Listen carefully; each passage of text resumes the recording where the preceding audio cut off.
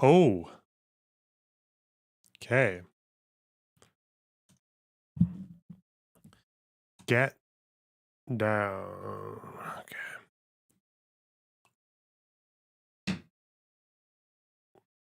What's up, guys? Boxeroonies.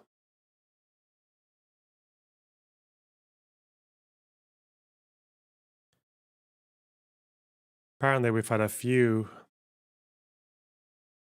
wacky developments in the news. We've had potential suicide. We've had two Pierce Morgan debates. We've had a Hassan tweet that makes absolutely no sense. Uh,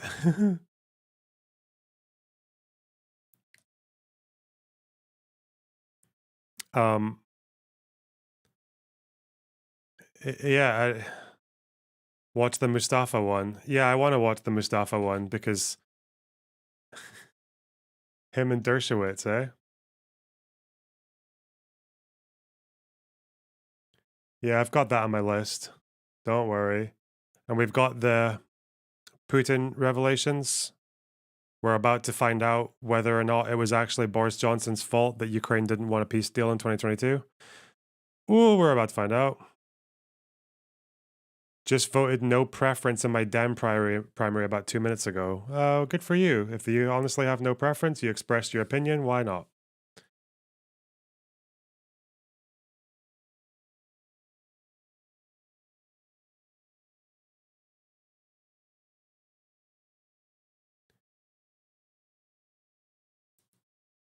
Cornerbox subreddit has. Oh yeah, my Reddit is actually weird. What the fuck? I don't know what's happening with my subreddit, guys, but there's a lot of like I don't think it's normal to have these kinds of ratios on every other Reddit post, right? I don't know why that is. I don't know what's happening. There are more people joining every day, but I don't know why people are what I'm trying to navigate what the fuck's happening. I don't I don't know if we need more mods. I don't know if we're getting brigaded. I don't know if this is just the amount of division that I sow in my community, probably because of the I feel like if you only watched my video essays about especially Israel Palestine, then maybe you would get a bit fucked over by the streams, but even though they don't really contradict each other, it's just more of like a focus thing. Just a reminder that if this is the Weimar Republic, don't be the KPD. It's not really ratios, it's just long discussions. Copy pasta on 15 different subreddits. Are you modding? Do you have mod privileges? I thought Aaron.com, do you not have mod privileges for this or what?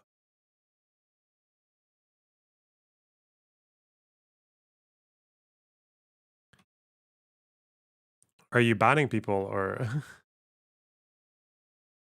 like okay, let's look at one of them. Let's just do an experiment. Is Holocaust denial becoming mainstream? Genuine question. The amount of unabashed anti Semitism and Holocaust denial I've been seeing in the last few weeks is starting to become scary.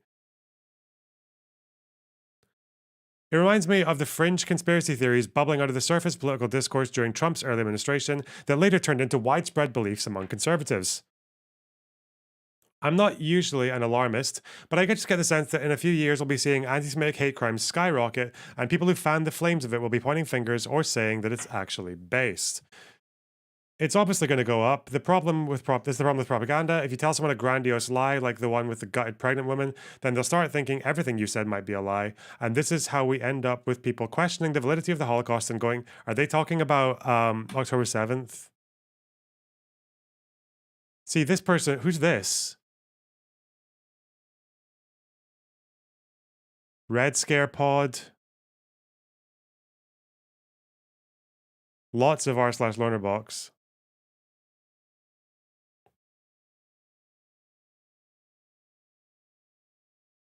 What the fuck is Red Scare? So this is like their other Reddit that they're, but this is all in a day. Who the fuck is this person? This is all 24 hours. I should ban this person for their own good. What the fuck? Okay, so yeah, they're very much a Red Scare. Who are these guys? When they say Red Scare, does that mean they're a communist sub or they're like an anti-communist sub? What the fuck is the Red Scare podcast? Ugh.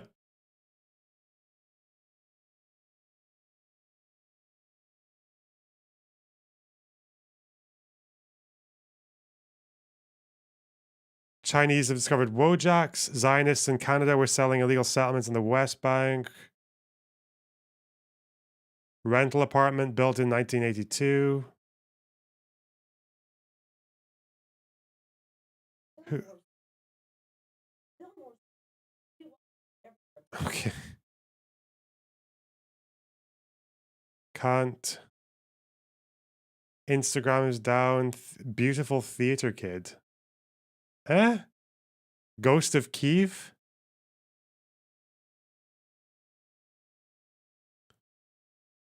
Whose podcast is this? Who the fuck is that? Let me hang on. I'm not really getting any impression of what the fuck these guys are or what they're about. Hang on. Red Scare podcast. Oh, it's her. Dasha.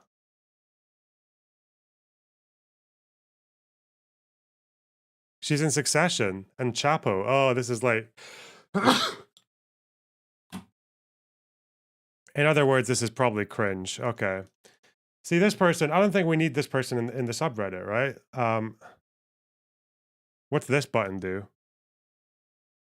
How do I fucking ban them? How do I wait, hang on. Let's learn this. All right, there we go. They can go. Violation. Cringe. Okay, good. Right. Correct. Israel doing evil shit and then hiding behind a shield of you can't criticize us because criticism of Israel or Zionism and anti-Semitic just gives fuel for the Nazis. Oh, it's Israel's fault that people are anti-Semitic. Okay, just look at who you're allowed to criticize. Would not be a refrain Nazis use all the time if Israel would just shut the fuck up and stop saying that any criticism. Okay, who's this person? Where you come from? 2007 Scape. David Pacman.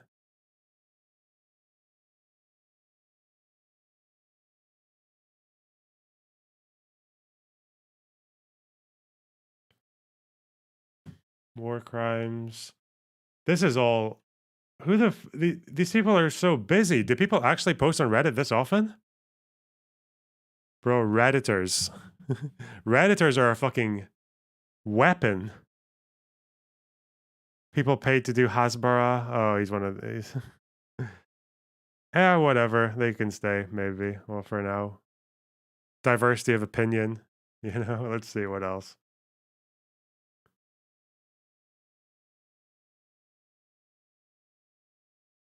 This person seems normal. People getting downvoted appropriate. Okay, let's see. Just look at who you're not allowed to criticize. So this person's banned. Okay, whatever. Are they actually banned? Yeah, they are.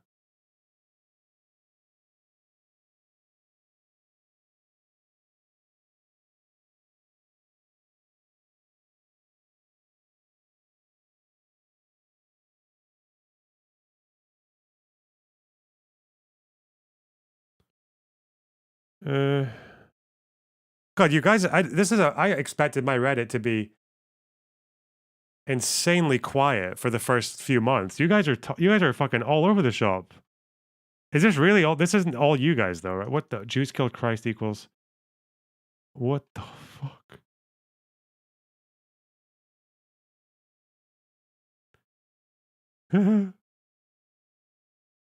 You guys are busy as shit.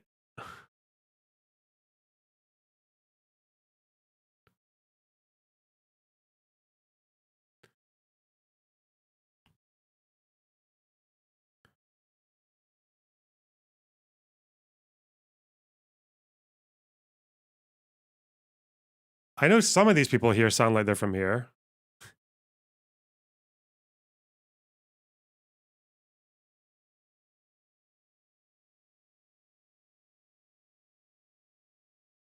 Why is this downvoted? 20% of US Gen Z don't believe in the Holocaust. It's already mainstream. I don't buy into many of those polls. They had a small sample. Oh, is this when people see a sample size of like 600 and they think it's invalid because they need a sample size of like 1,000,000 or some bullshit? I don't know. Okay. Interesting. It's not as bad as I thought, actually. I expected like massive brigading.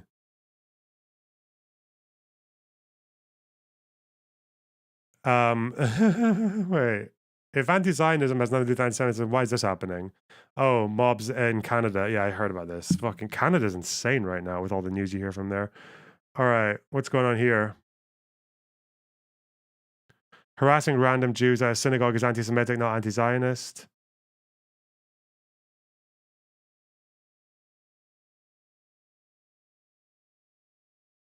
IDF soldier speaking event.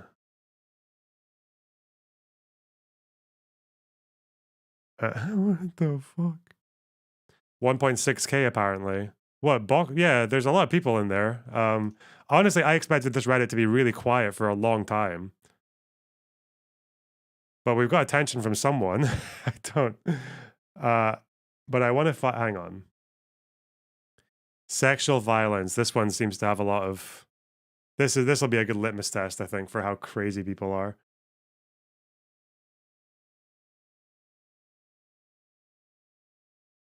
UN website.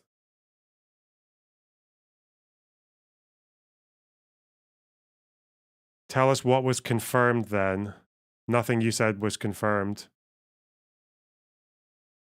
The mission team found naked bodies on Road 232. Is this not enough for you?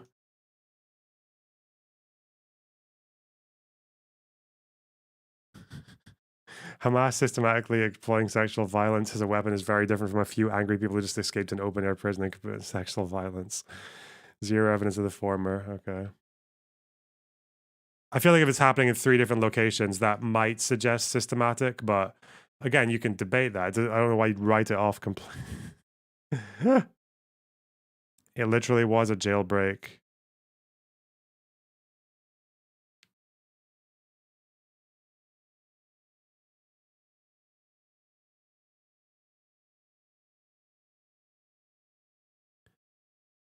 Just that it's not been confirmed.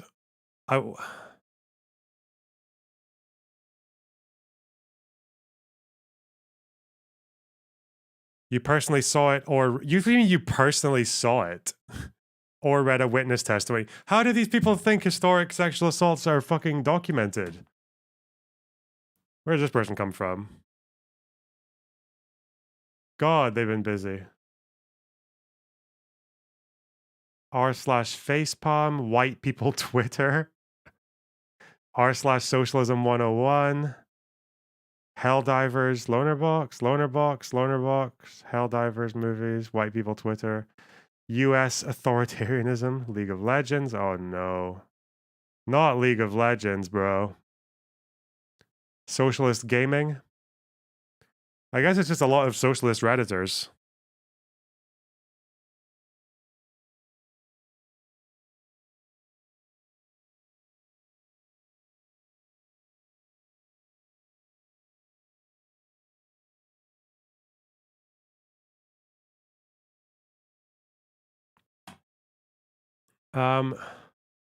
See, I'd probably ban this person as well, right? They're probably a lost cause. The argument, did you see it for yourself or whatever? Like, fuck off.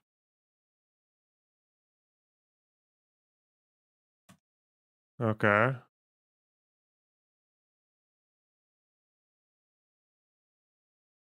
Uh,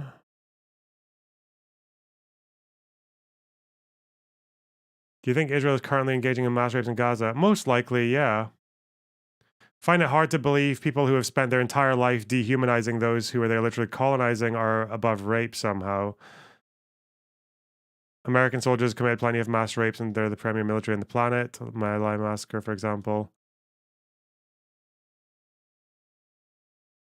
That's not very intuitive. Let's see.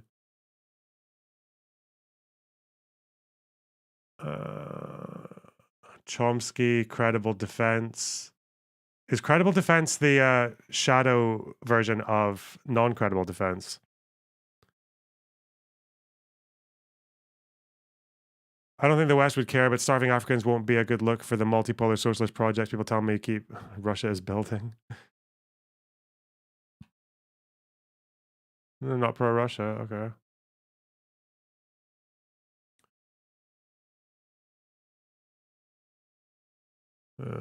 North Korea.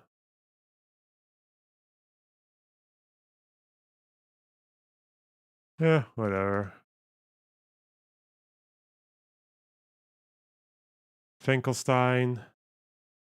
Dismantled.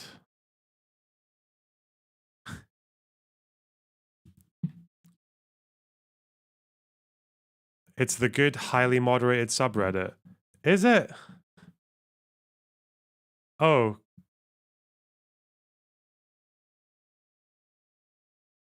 Non-credible defense is a bunch of Jewish nationalists. Are they?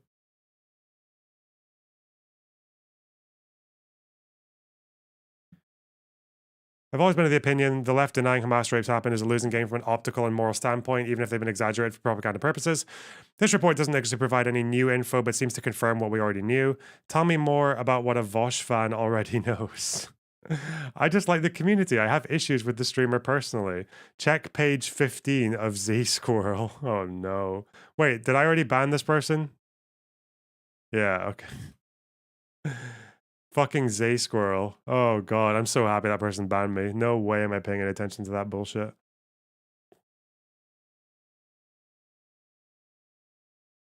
It seems like it's only a couple of people being extra cringe. I was expecting to see a bunch of like deprogram or whatever wankers in here, so this is actually okay. This isn't too bad. Okay, you guys keep up in the Reddit trenches, all right? This is oh god. I heard about this Kibbutz Beri rejecting one of the stories.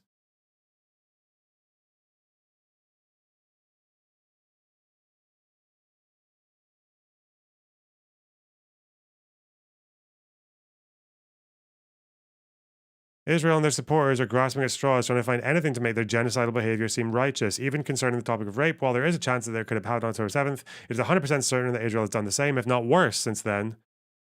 Okay, and certainly before many, many times, no punishment.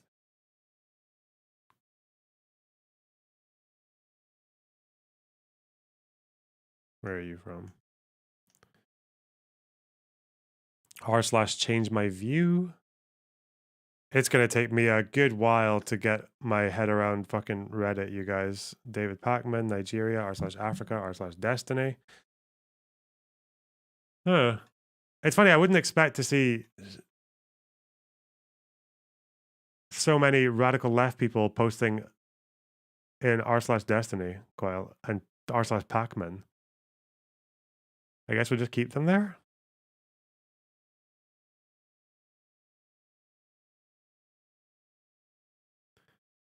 Uh,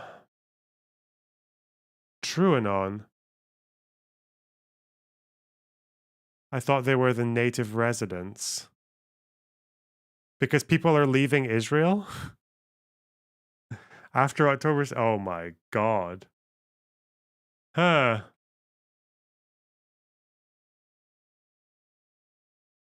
Flame fat. Okay.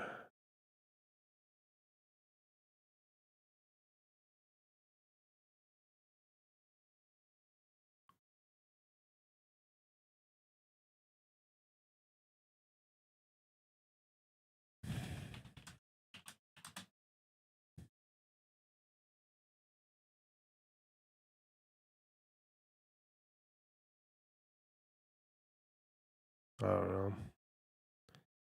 Is that racist? Okay. Uh, Congratulations, Bonalock, on becoming an official Noah Samson debunker. Huh?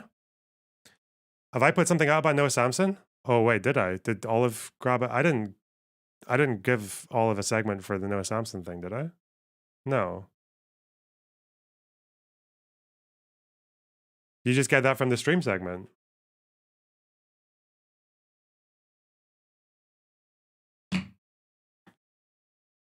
You should keep those freaks around. They're funny as fuck. Oh, I'll keep some.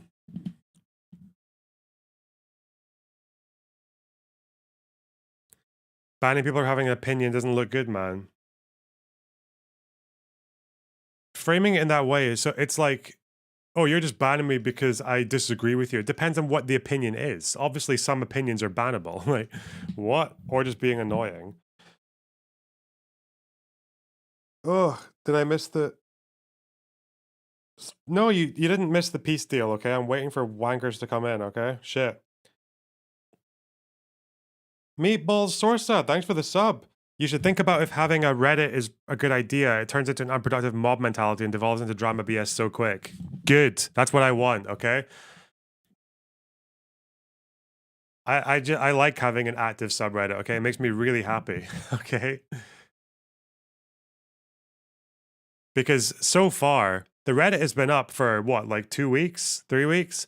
And we've already got like effort posts that have actually helped me quite a lot with my research. So, especially that one. And we got memes, okay?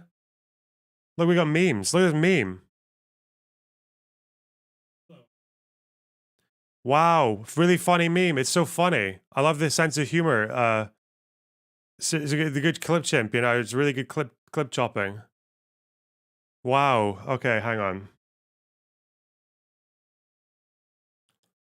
I love memes. Look, meme, because he looks like me, but he's not me. I liked Learner Box, then hated him, then I came back around. Okay, cute.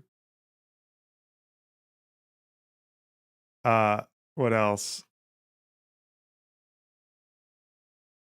Plausible. I learned so much from this post on reading about the plausibility standard and the ICJ and the different legal opinions surrounding that, and how, oh god, like how people who are clinging on to the current verdict of the ICJ, like the current stance of them, and just amplifying it so much harder than it actually than what was actually being said, like making so much more about than was actually said. This article I was meant to read, but I never actually got around to it. Maybe I'll put it up now.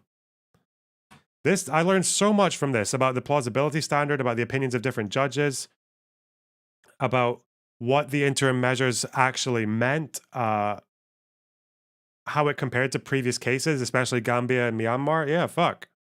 This was so interesting. This video. This video. Some opinions, even though I disagree with them. It is very purple, though. Yeah, I don't know. And hopefully the people who make these effort posts kind of feel something that their work is being recognized on the stream as well. I don't know. Maybe they don't give a fuck, but whatever. Why is it purple? I have no idea. I like the effort posts. Definitely need more memes, but you know. But yeah, I enjoy it. I'll look at it more often. I'll make more out of it. Would you ever do public debates in the future? What do you mean? Like I've never stopped doing public debates. Why would I do that? Debates are banging. Hang on. Animator Broman, thanks for the $2. Loner, there's an epidemic in Palestine, CNN Ligma. Okay. Short Stack Goblin, thanks for the 20 krona. Really appreciate that. Explain the title, Google is hard for me. What? Oh, we're about to see what Putin's peace deal is soon. Oh, live debate. What do you mean? Like in person? I don't do in person. Oh, yeah, of course. Why not? If I'm ever in the States again, or if I'm ever face to face with any cunt. Yeah. Short Stack Goblin.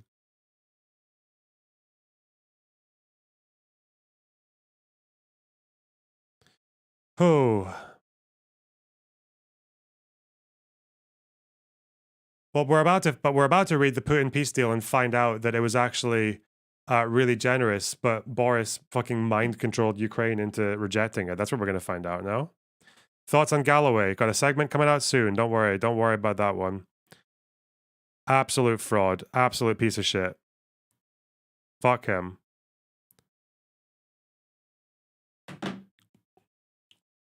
Mm. Whew, I had a good day though. Sorry, I had a good day. I went to the gym. I did some cardio, like an hour. That was good. I haven't done cardio in a while. Felt good. Then I took my mom out for lunch because it was her birthday coming up soon. So took her out for lunch at some Turkish place, a really good Turkish place. Holy shit! We got this like mixed kebab platter for two people, and like two little fucking tiny mountains of rice with a bunch of like lamb shish. It had like a beef chicken sort of thing. It had chicken shish. It had kofta. Oh god, it was so good. And they gave us so much free shit as well. They gave us like bread and tzatziki starters. Then they gave us like a Turkish tea at the end. They gave us so much. Fuck. Absolutely banging. And I got a bunch of kebab to take home as well. So I'll probably eat that on stream because I can just have it out of the box. God damn. Also, fuck you, Maruzzi, and all you American cucks. I did some more research into the difference between American and British pension plans and state pensions and things like that. And like I actually got the shit scared out of me, thinking like, wait, is it actually really weird for it to be like like early 30s and not have like a proper solid retirement scheme? Because Americans were freaking out. I'm like, no, what's actually happening is that you guys in the States are fucked. What an absolutely horrible fucking country. Oh my God. Compared to here, what the fuck? Like, I did some calculations into my national insurance payments that I've been doing since like 2016, and even just like the contributions that are automatically paid out of my pay slips when I used to work in a shop. And state pension, bro, fucking I'm dandy, okay? I'm fine. Like it could obviously be better. I could do stuff but my god. Like you guys in the state, you got nothing. Actually, you guys in America get fucking just you can actually turn too old to work in your mid 60s or early 70s and they just leave you on the streets to die if you don't have anything. My god.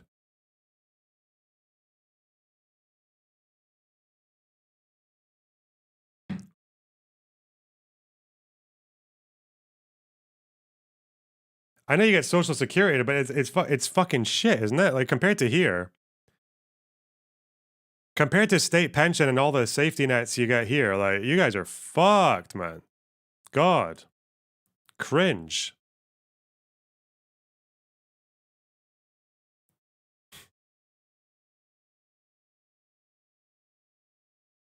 No, I'm fine. I'm fine. I could start doing stuff. I can start contributing a wee bit, but I don't need to contribute much at all to be fucking sound when I get old. Especially as someone who doesn't spend that much money anyway.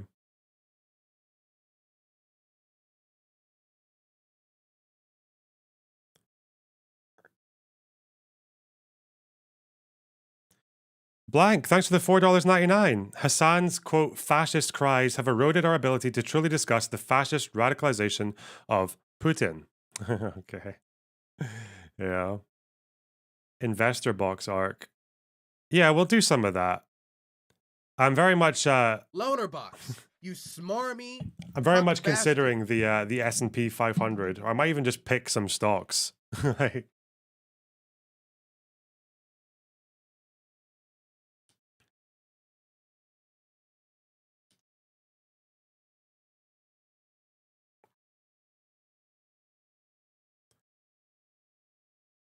but nah, don't worry about me, guys, okay? Maruzzi fucking bricking it in my invest in loaner stonk. True! Oh.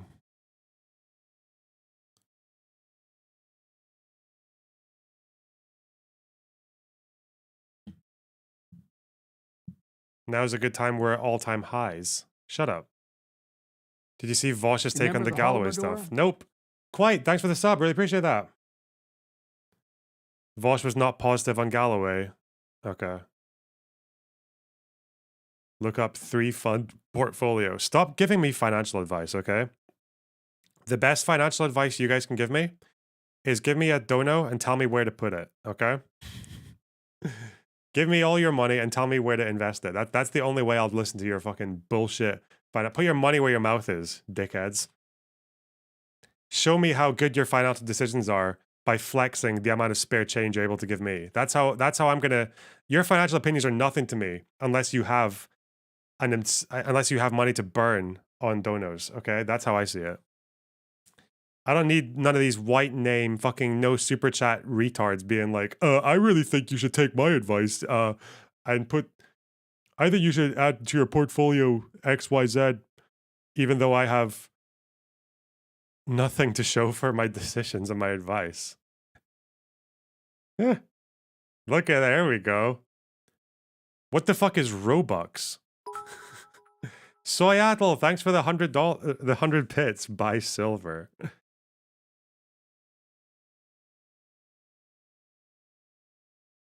Begging is cool. If you can beg with style, you're all right.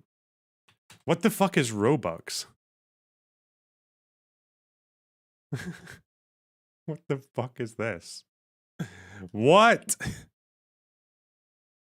The previous currency of Palestine. What? Bro, this looks like the most shady horseshit I've ever seen in my life. What? £100 for 10,000 packages. Oh, you can subscribe and you get more if you go for a monthly. Oh, that's clever. Damn. Loner box. Hang on. You smarmy cuck bastard. Invest in Robux. I am bad with money. Thanks, Dahlia. I really appreciate that. Loner box. You smarmy. Is there not a graph? bastard. Normally, if you put in something, you get a graph. Where's the fucking graph? How much is this bullshit worth right now? And what's happened to it over Loner time? box. You smarmy cuck bastard. Swan Star, thanks to £5.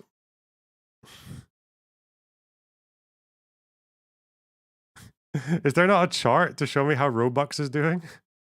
I don't know what.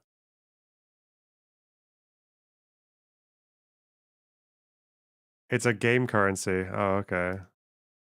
I see you guys are pulling my leg. Very good.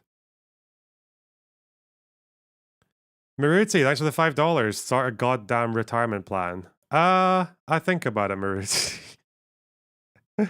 Well, we've got another few years.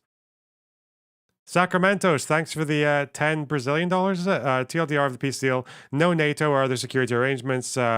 Rescinded the army to 80k men and limitations and the loss of Crimea and other eastern parts of Ukraine, but somehow EU was fine. Interesting. V2 Danman with the $9.99 for the Roblox fund. Robux, sorry. Loner Matthias box. Knutzen. You smarmy Nutzen. cuck bastard. Thanks for the tier 1 sub. Just by index funds. Okay. CPT Captain McLaren with the $4.99. Play Roblox Palestine Simulator now. Bastard. Okay. Okay. Listen, that was all very fucking valuable advice, okay?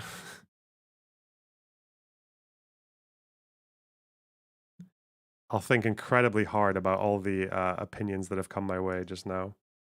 Literally just gamble. True.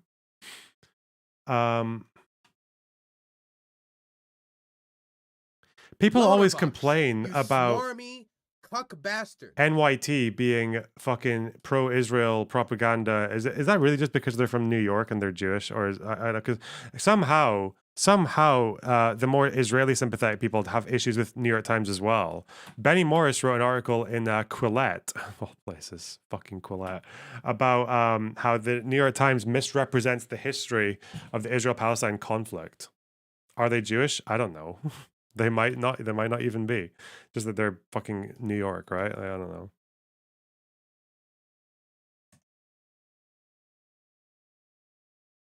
Loner box stop. What happened?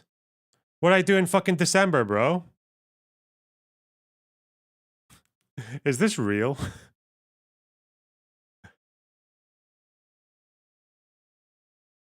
Huh. How has it existed since 2022, bro?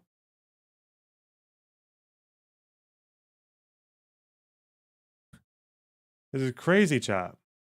Absolutely insane. 31 traders. Oh. Buy the dip. True.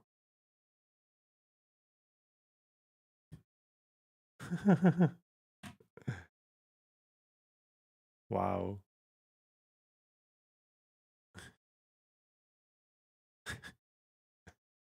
Okay. Pump the stock. I really should. Is it insider trading if you buy your own stock? Yeah, what can I? Yeah, because I could just pump and dump, couldn't I? I mean, I won't. That's very unethical, but the Lorner box is fair. What the fuck's happening? It's moving. What the? Why did it just move? It just moved. What happened?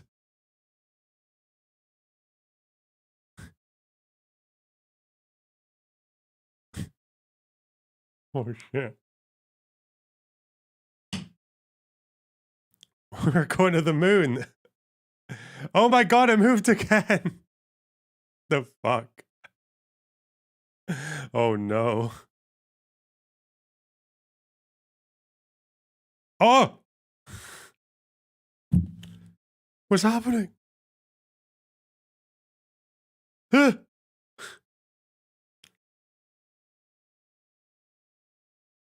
Holy shit. There's something wrong with this, right? There's definitely a law being broken here. The fuck? What's happening? Shall I just get a separate window and just have it in the top? Oh god, oh no. It's crashing.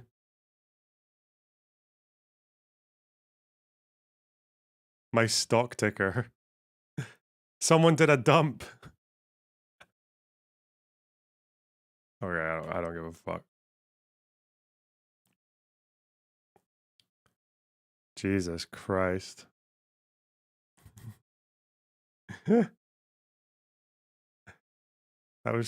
Stocks are fun. I might actually become a gambling addict now. It's the most fun I've had in years.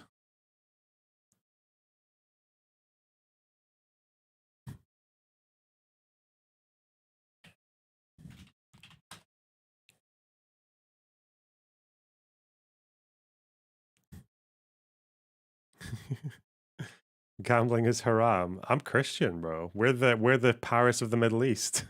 Copium will still be. Lebanon can still be the Paris of the Middle East, right? It's not impossible. They would just need to deport like 4 million people. What's wrong with that? So we can have black and white pictures of people drinking coffees outdoors on the little round tables.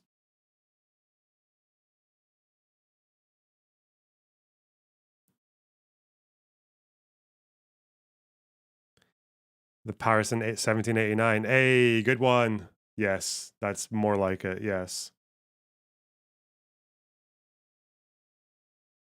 What are you actually waffling about? Oh, so okay, I'll tell you guys the story. Okay, this is why Lebanese Christians are kind of insane, okay? Give you the whole story, start to finish. So Lebanon was a part of the Ottoman Empire, okay?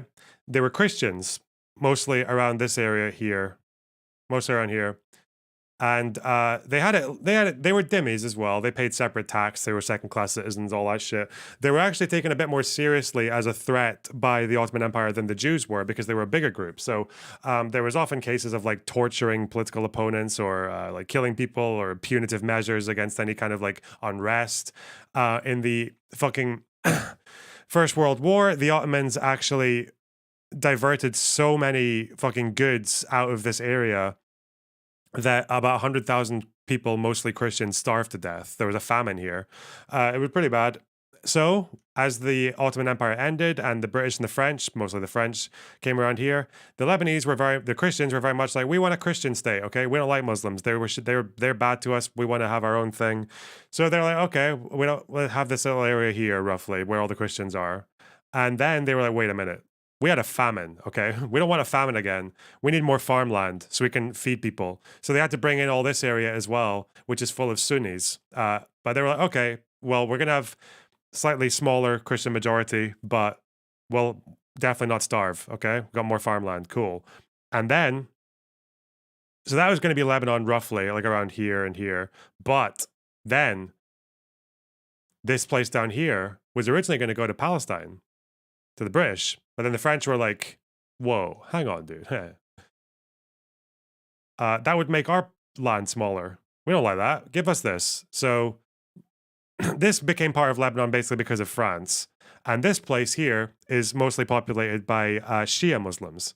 So they came into the Lebanese state as well. So now you've got a much more balanced demographic makeup of like Shia, Christian, Sunni, some Druze and all that other shit. But like those are the three main groups. And the Christians still have their majority, and and the whole thing is like there's a multicultural society here that basically needs to sustain itself. And at some point in the 50s, there's like some conflict, but they kind of come to this idea that they're going to have a more or less three-way demographic balance where the Christians always get the presidency, the Sunnis always get the prime minister, and the Shias, the fucked ones, basically get the Speaker of the House. And the Shiites basically suffered quite a bit under this regime. They were the poor people. They were kind of like neglected by the state in a lot of ways. They felt like politically alienated. And then in 48, especially when you have a bunch of Muslims from Palestine coming up to here as well, living as refugees, they are not allowed into the Lebanese state, partly because of Arab unity over right of return, but also because Lebanese people just didn't want more Muslims fucking their demographic balance. So the inevitable conclusion, unfortunately, is that you get sectarian tension, build-ups. The PLO, when they get kicked out of Jordan, they all come here as well, and they start to build like a kind of mini state within a state. They launch attacks at Israel. Israel hits back here with reprisals. Christians get mad. There's a whole bunch of tension and conflict. And there's basically a civil war in 75 between the Christians, the Muslims. The Syrians have always had interest in here because the Sunni population here kind of wants to be part of Syria. So Syria has like a bit like reasonable mandate to come in here and do their shit. And then fucking Beirut gets split with a fucking green line down here. All the Christians run this way to be safe. All the Muslims and leftists and all that, they come this way to be safe. And then there's a whole bunch of massacres, probably more massacres in a single civil war than you'll see in any other fucking civil war for a country of this size. Yeah, it's pretty brutal. And now Lebanon's just basically fucked because everyone, like, then Hezbollah emerges out of that war over here. The Christians are fucking insane and they resort to insanely fucking brutal tactics and massacres and all other kinds of things to try and keep their demographic hold over things. They're still insanely butthurt about losing their majority from the 70s onwards to, first of all, to Shia refugees in the south and to Palestinians, and then to Syrian refugees. Yeah, they're just all grumpy as fuck. And then there's like basically two armies, one of them being Hezbollah down here, and then the Lebanese army. Yeah, it's just Syria occupies them for like fucking 25 years. Like Israel occupies this area for 15 years. Yeah, okay. So yeah, Lebanon's just kind of fucked. It's just all they had to do was get along. Cringe.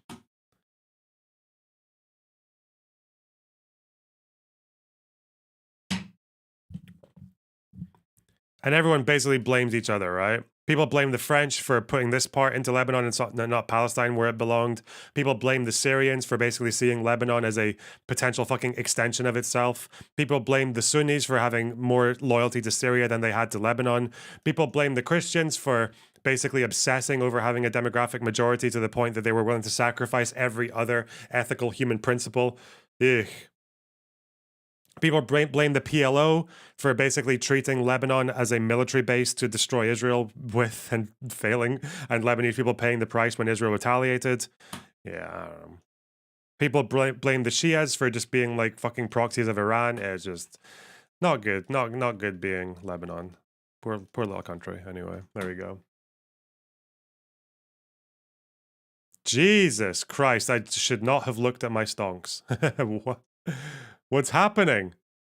We're not an all-time low, are we? There's no way. No, we're not. Okay. That's just the we're fine. Okay. We are not at an all-time low. We're actually doing all right. Okay. Fuck. Bro, Kelly Jean is pretty volatile.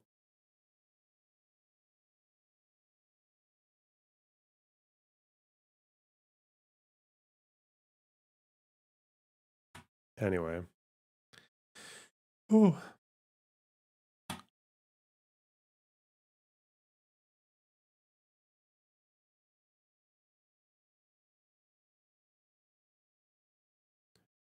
What do we do next? Does anyone want to know more about Lebanon? I think Lebanon's probably fine. Do you understand now, Borg? Do you see where I'm coming from? Tammy, thanks for the 500 rupees. I really appreciate that. I ultimately fell for the bait, but here you go. Hope you have a lovely evening, QT. Oh, thanks very much. Wow, sorry. Jesse Irwin, thanks for the 5 Canadian. Do you think Israel would have been like that if there wasn't transfer and partition? Obviously not advocating. I'm just reminded of the Benny Morris quote. Would have been like what?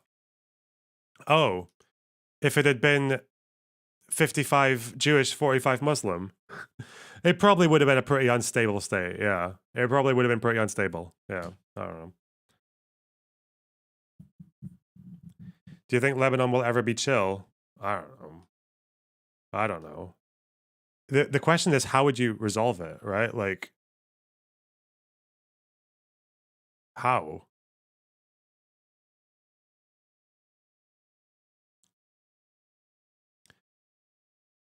But this is why I don't like it when people accuse other people in this area of being like ethnostaters, because at the end of the day, demographics in the Middle East actually matter quite a lot. Like, because this is how it's been like since the Ottomans, basically. It's like sectarian violence has always been a fucking horrible issue in the Middle East.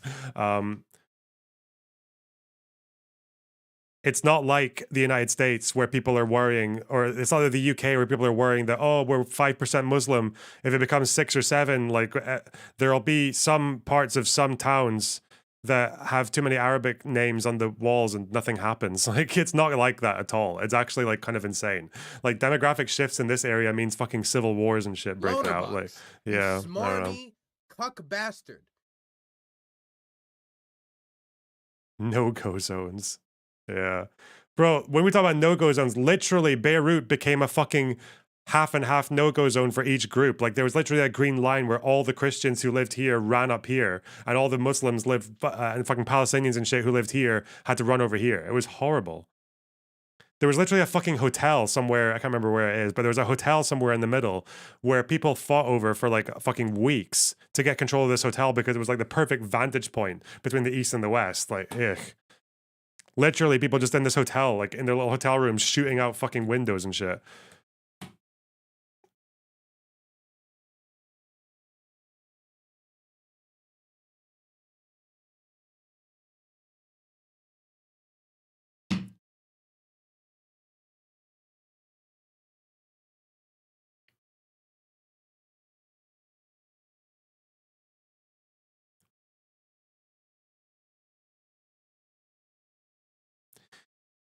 All right.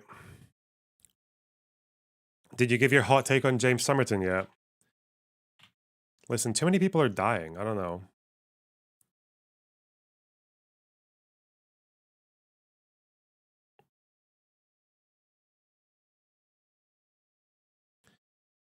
Uh,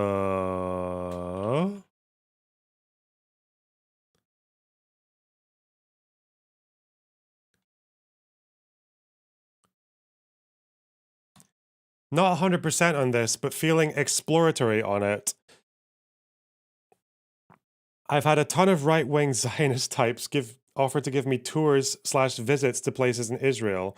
Are there any orgs or NGOs or anything else that do something similar to visit the West Bank? Bro.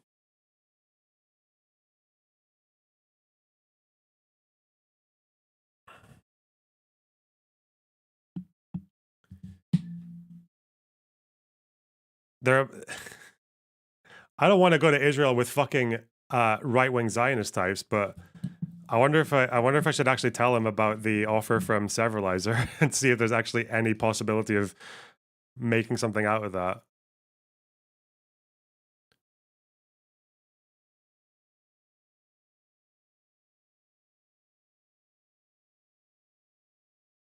What the fuck? Why did Sundowner send me this? Google Saber and Shatila and see if you still won't take a side. I don't need to Google it. My dad was deep in the camp. So your dad slaughtered Lebanese women and children. Palestine. Bro. Oh, God. Lebanese Christians, bro. Fuck me.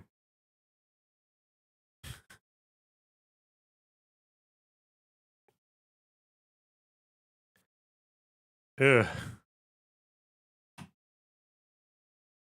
Life imitates art, eh?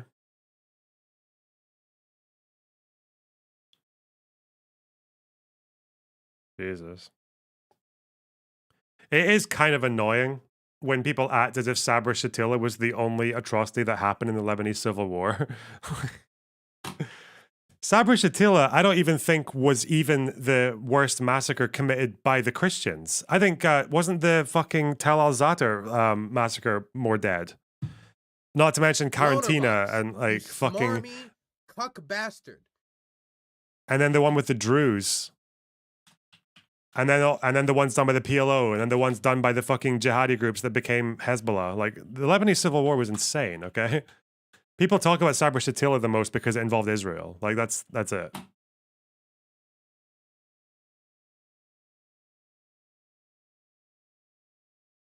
We did Demore, I think. Yeah, you did. Yes, you personally, Sundowner. I got your number.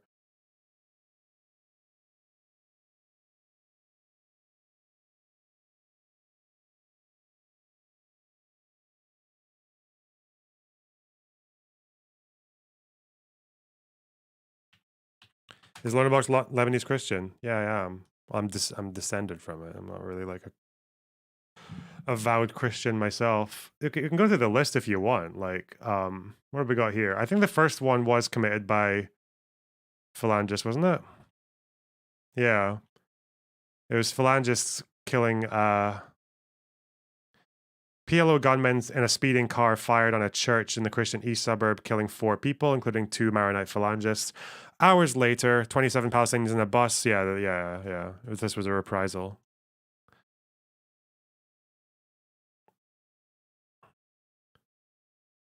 Then we got Black Thursday. This was before the, close to the Green Line. All of their genitals mutilated. And the victims here were Christians. Palestinians, Black Thursday. This was, again, Palestinians and Syrians killing Christians. This was Phalangists killing Muslims and Druze. This was, there's 300 dead as well, 300 to 350.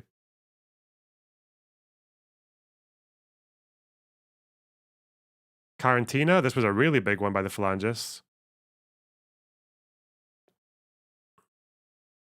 Then Damour, PLO against Christians. Then Lebanese National Movement against Christians. This was the Pan-Arab dudes, the pro-Syrian people.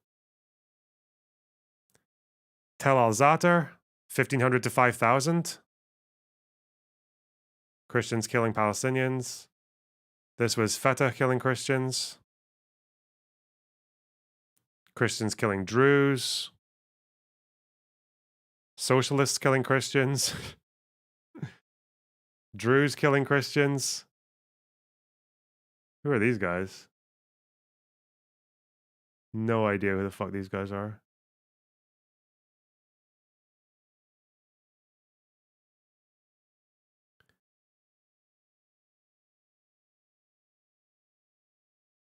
Christians killing Christians. If this is Shamoun, he was a Christian dude, wasn't he? Yeah.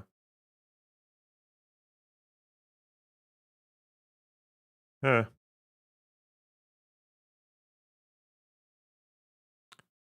Then you get to 1990.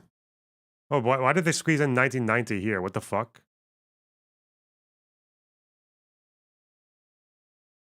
Oh, Sabra Shatila, there you go. IDF and Lebanese forces killing Palestinians and Lebanese Shiites.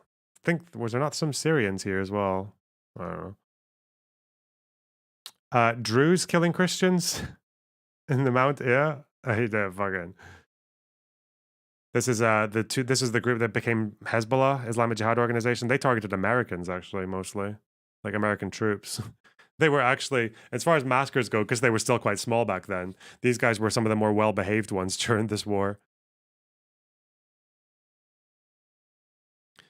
No cell phone in sight. Only Lebanese man living in the moment. True. All right. Syrians and Shiite militias killing Palestinians. 3,000.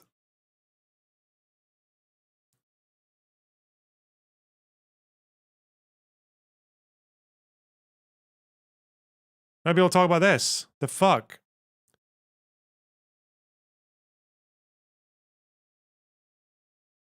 Syrians killing Lebanese.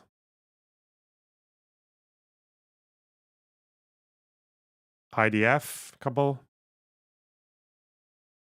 This is a big one. War of the Camps. Was War of the Camps counted as a massacre though? Oh, yeah, this lasted a few years. That's why it wasn't just like a singular event.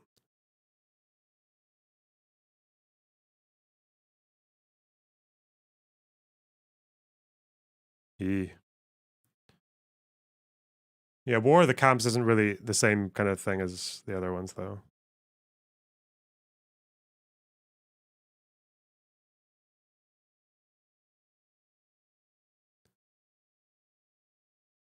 But yeah, I'm just I'm just saying. It was pretty rough out there.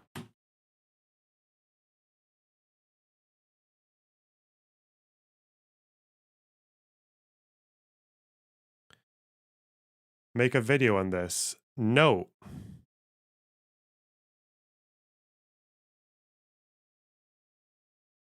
Tel al-Zatar was a battle as well. Yeah, but I think most of the people who died in that were still civilians now.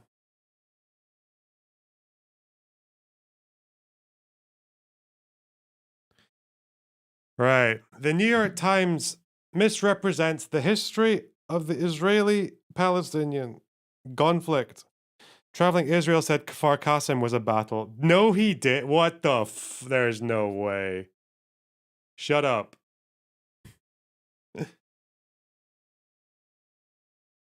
There's no way. New York Times taking fucking triangular assaults. Let's see what Mr. Morris has to say. Ugh.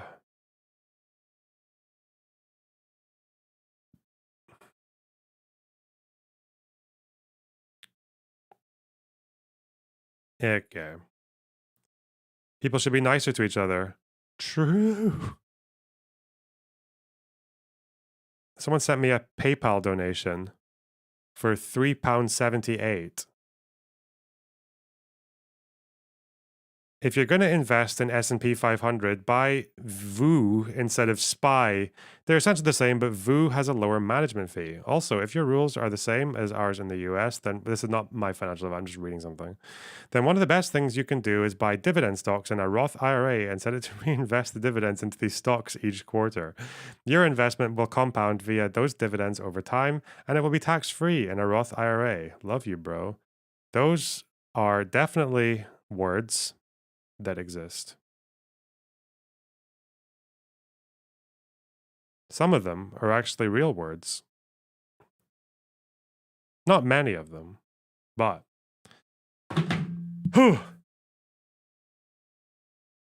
Ulcer Spy, thanks for the $2. We need more info on the Lebanese three-way loaner box. Shut up. It wasn't a fucking three-way. All right. Benny Morris, a welter.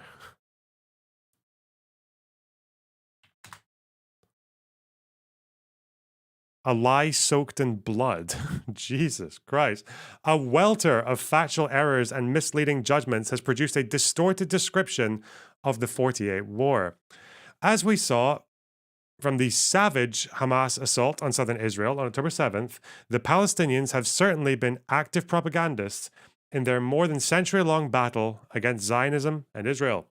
But the New York Times would have it otherwise. Indeed, the underlying narrative in their magazine piece of 6th of February 2024, The Israeli-Palestinian Conflict in the Long Shadow of 48, is that the Palestinians have always Loner lacked box, agency you and have no smarmy responsibility cuck for anything that has bastard. befallen them over the decades. This plus a welter. How many welters? Bro, of factual errors and misleading judgments has produced a seriously distorted description of the history of the First Arab-Israeli War and its origins. I think he means welter in like turbulent. Whatever. Okay. Invest in welters. I might just. They're everywhere, and they're growing. Welter white. True. Ow. The Times article consists of a lengthy discussion between Arab and Jewish scholars, 3 ostensibly from each side, and comments and clarifications and misclarifications by Emily Bazelon, the NYT staff writer who moderated the dialogue and put the piece together.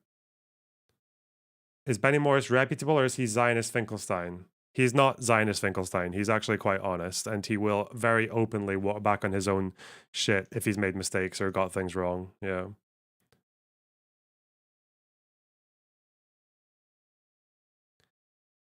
His politics is a little bit, and I say a little, it's very clearly kind of Islamophobic. Like, he does not like Muslims. No. But as far as his history goes, he's decent. He's very honest. That's why people like Puerto Rico can only say he's a liberal Zionist. Like, that's all they got. People who are anti-Zionist actually quote his stuff all the time to try and make their case. The problem is that they only ever quote one half of the story that he tells, the same way that right-wing Zionists only ever quote one half of his story as well. He is very much butchered by propagandists who quote his stuff. Anyway. 5 of the 6 people involved can hardly be deemed experts on either the Arab-Israeli conflict or the 48 war. Only one, Itamar Rabinovich, a former Israeli ambassador to Washington, has published works of some relevance. The Road Not Taken, 1991, on the clandestine post-48 Arab-Israeli peace talks, and The War for Lebanon on the Israel-PLO war of the early 80s. During the discussion, the 3 Arab panelists, Nadim Bawalsa, an associate editor of the Journal of Palestine Studies, Lena Daleshe, who is writing a book on Nazareth in the 40s and 50s, and Salim Tamari, a sociologist from Zir Beit University in the West Bank, almost uniformly toe the PLO brackets or Hamas line, which is indistinguishable from propaganda. Oh no. Uh-oh. The drift of the Times article is that the innocent Arabs of Palestine just sat back and watched as suffering victims as the Zionists, Israel, and some international actors, principally Great Britain, did their worst. This is pure nonsense. Throughout the 1920s, 30s, and 40s, Palestine's Arabs consistently rejected all proposals for political compromise and flatly demanded all of Palestine from the river to the sea. And they did not restrict their activities to roundtable discussions. In April 20, May 1921, and August 1929, Arab mobs whose passions had been whipped up by religious and political leaders attacked their Jewish neighbors and passers-by in Jerusalem, Jaffa, Hebron, and Safad, killing dozens in what amounted to a succession of pogroms. The New York Times studiously avoids this words, referring to them only as assaults. This is pure nonsense in his own paragraph. Yeah, he's very snarky and smarmy and probably a cuck bastard. Yes. Emily Bazelon informs the readers that the first bout of violence took place when the 1920 Muslim Nebi Musa riots festivities in Jerusalem turned into a deadly riot in which 5 Jews and 4 Arabs were killed. Neither she nor any of the panelists mentioned that an Arab mob attacked, murdered, and wounded Jews, or that the crowd of perpetrators chanted Nashrab Dam al Yahud, we will drink the blood of the Jews. Nor does she tell us that the crowd shouted, Muhammad's religion was born with the sword, according to eyewitness Khalil al-Sakakini, a Christian Arab educator. After 3 days of rampage and despoliation, British Mandate security forces finally restored order, killing all or most of the 4 Arabs Bazelon mentions in the process. The findings of the subsequent British investigation are included in the July 1920 Palin report, which states, all the evidence goes to show that these Arab attacks were of a cowardly and treacherous description, mostly against old men, women, and children, frequently in the back.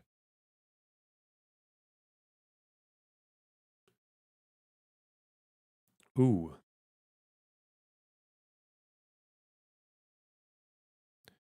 During the May 21 pogroms, which encompassed Jaffa, Hadera, Rehovot, and Petah Tikva. Oh, this is where one of our viewers is from, isn't it? Hadera. Dozens of Jews were killed and women were raped. In the efforts to restore peace, British security forces killed dozens of the attackers. Leading contemporary Zionist journalist Itamar Ben Avi wrote, the Islamic wave and stormy seas will eventually break loose, and if we don't set a dike... a what? They will flood us with their wrath. Tel Aviv in all her splendor will be wiped out. A what? Set up a what? In the 1920s Middle East. Risque. Okay. Gotcha. All right.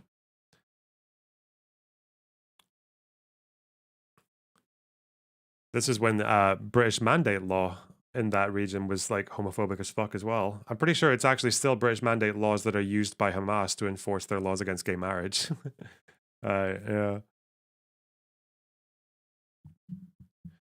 The August 1929 riots were deliberately incited by the Mufti of Jerusalem, the country's senior Muslim cleric, Hajj Muhammad Amin al Husseini, who was soon to emerge as the leader of the Palestine National Arab Movement. He had his aides told the Arab masses that the Jews intended to destroy Al Aqsa Mosque on the Temple Mount and build a third Jewish temple on the site, and that they had violated the honor of Islam and raped the women and murdered widows and babies. The resultant riots started in Jerusalem and quickly spread throughout Palestine. Dozens of Jews were massacred and many Jewish women were raped in the area around Jerusalem and in Hebron and Safad. Is it Safad or Safad?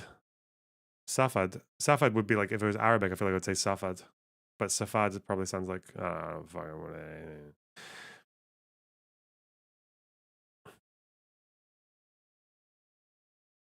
The British High Commissioner, John Chancellor, condemned the atrocious acts committed by bodies of ruthless and bloodthirsty evildoers, God, upon defenseless members of the Jewish population with acts of unspeakable savagery. The British Shaw Commission, which investigated the multiple pogroms, concurred. Bazelon's comment that in 1929 the Palestinians rebelled against the British and violence first broke out over control of the holy sites in Jerusalem. Throughout the New York Times piece, Bazelon uses the phrase violence broke out instead of explicitly stating that the Arabs assaulted the Jews, though she does concede that in 1929 Jews were massacred in Hebron and Safed. Safed. Safed. Okay. Or Safed. I think it's Safed. Fuck you. All right. The Canadian Derek Penciller, of Harvard University, one of the 3 Jewish panelists, explains that Muslims thought that the Jews were planning to take over the Temple Mount and recommends to readers Israeli historian Hillel Cohen's book, Year Zero of the Arab-Israeli Conflict, 1929, which argues that the Jews and the Arabs were equally to blame for the violence of that year. Oh, Pape says this is... No, Pape actually says that the British were to blame for 29, and he falsely quotes the Shaw Commission to say so. Oh, God. And he gives it like 1 sentence in his book. Bruh. Most sane Muslims, by the way. LeMayo. Okay, Marky Mark, you can fuck off. Sorry, hang on.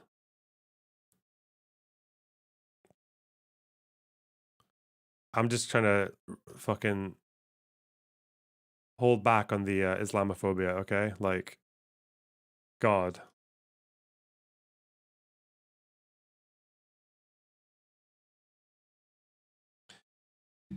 Ugh.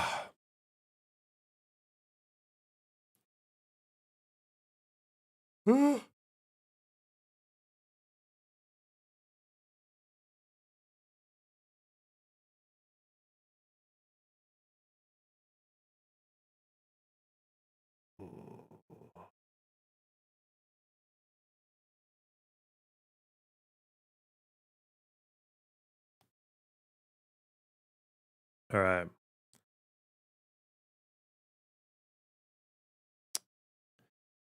Indeed, Cohen writes that Jews, not Arabs, initiated the cycle of murders in Jerusalem that set off the countrywide violence. Penzler's sympathies seem clear here and elsewhere, and when he remarks that many Zionists wanted to believe that they represented progress, the implication being that he thinks otherwise. Did you see Laserpig when you met Dylan? Yeah. Yeah, I met Laserpig. Yeah, he's cool. He's funny. He's just the same as he is in his videos. Yeah. Um, The panelists then discussed the crucial years 1936 and 39 when the Arabs rebelled against the British. The Arabs liked to call the previous bout of violence of 29 a rebellion, though it wasn't. And the British, partly in response, eventually switched from supporting Zionism to supporting the Arabs. In November 1936, during a pause in the fighting, the British sent the Peel Commission to investigate matters and propose a solution. The commission, composed of eminent jurists, diplomats, and academics, recommended that the British abandon the mandate and that Palestine be partitioned into two states, a Jewish state on 17% of the land and an Arab state on most of the rest. The British were to retain Jerusalem and Bethlehem together with a thin corridor to the Mediterranean. Penzler admits that the Palestinians rejected partition out of hand. This is true, but he adds, the Zionists split over the proposal. Some opposed partition, more pragmatic Zionists accepted partition in principle, but rejected the 70% share as they desired a larger state. This is a misleading attempt to project even-handedness. The inexpert reader is left with the impression that neither the Zionists nor the Arabs endorsed the proposed compromise. In fact, against the backdrop of the Arab revolt and the looming threat of the Holocaust in Europe, the representatives of the Zionist movement, led by David Ben-Gurion and Chaim Weizmann, abandoned their traditional claim to all of Palestine and resigned themselves to partition, although they did hope to negotiate a greater share of Palestine to be earmarked for Jewish statehood. As Weizmann once put it, because of the acute need for a safe haven for European Jewry, the movement would accept a state even the size of a tablecloth. Well, you're not going to you're not going to squeeze them all into it. Come on. Come on.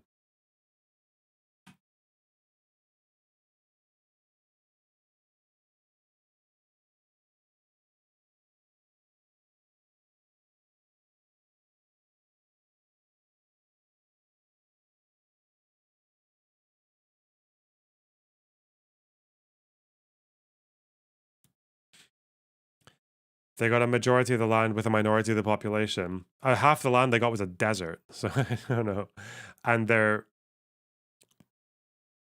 state was 55% Jewish, whereas the Arab state was 99% Arab. So it's like, I don't know. I feel like the UN, I feel like they did what they could. There was no way in 48, regardless of how unethical you think the Jewish movement there was before 48, the fact was that you had 37% of the population living here.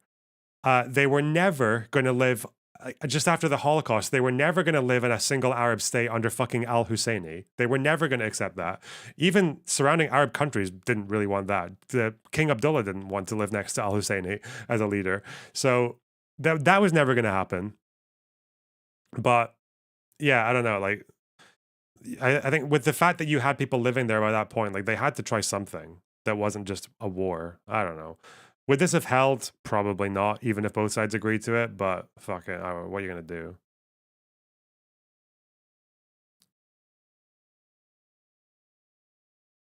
Can you go through why the UN didn't let in Arab voices and Palestinian voices into the UN discussions?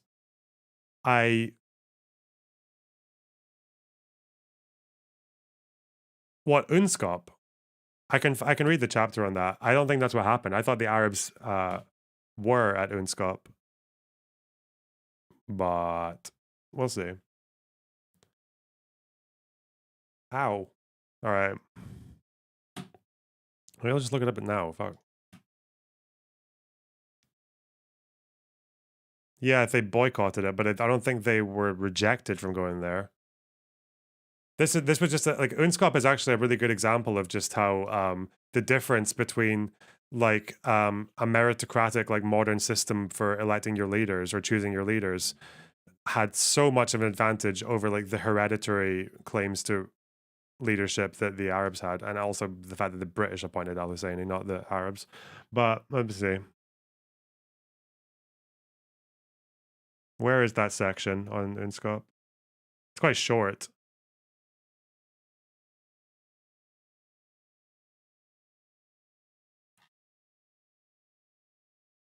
Uh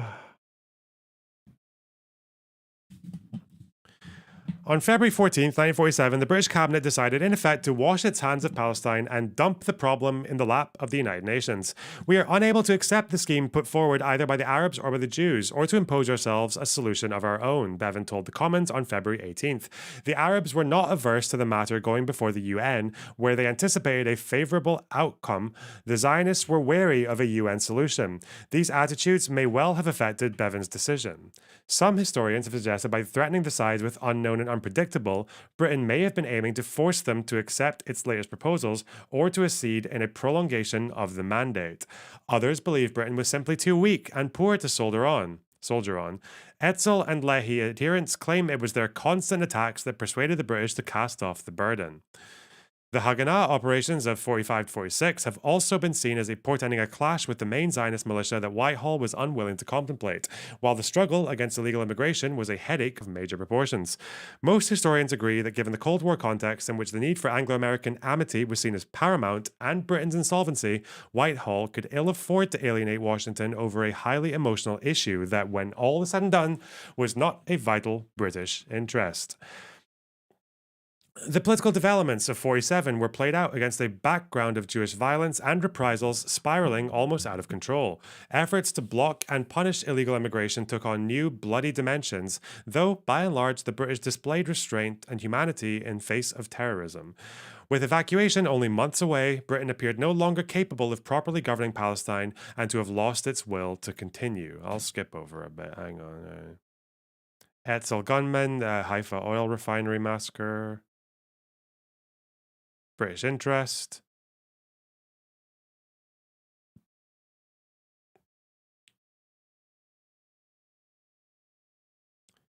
The British had by now dumped the problem into the lap of the UN.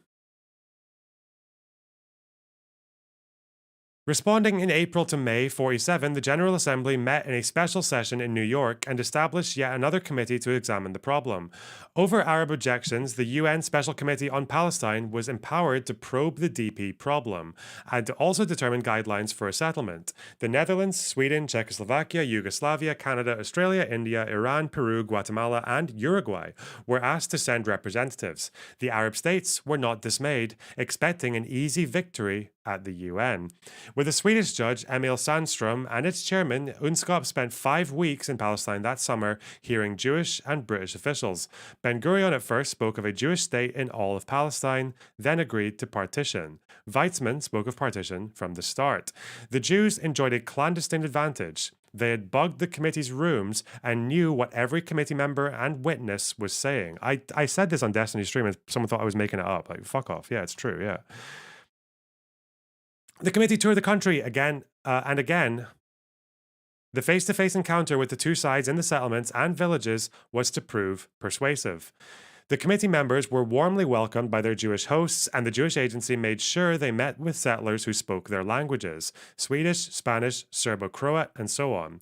The Arabs, on the other hand, everywhere greeted them with sourness, suspicion, or aggressiveness. The committee was impressed by the cleanliness and development in the Jewish areas, and conversely by the dirt and backwardness of the Arab villages and towns.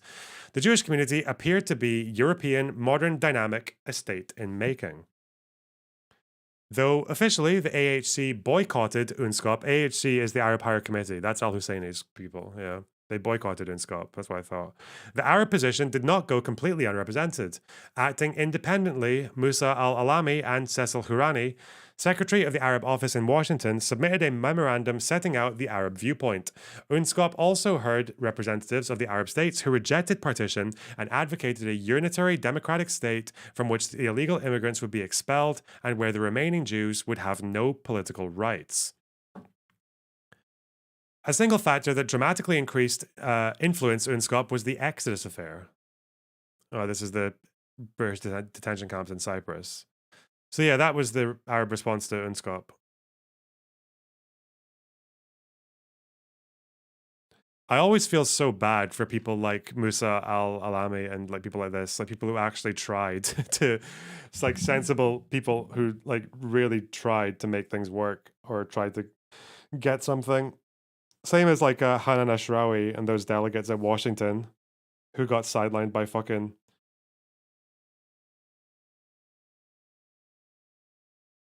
Arafat.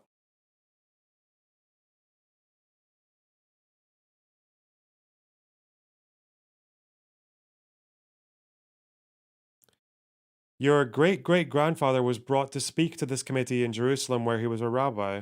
Holy shit.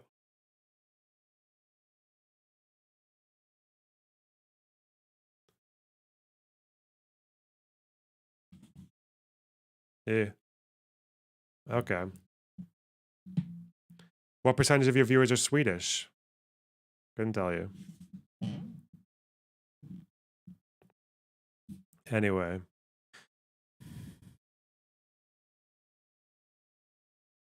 The New York Times describes the 48 War in the same euphemistic terms as the Arab attacks of 1920, 21, and 29.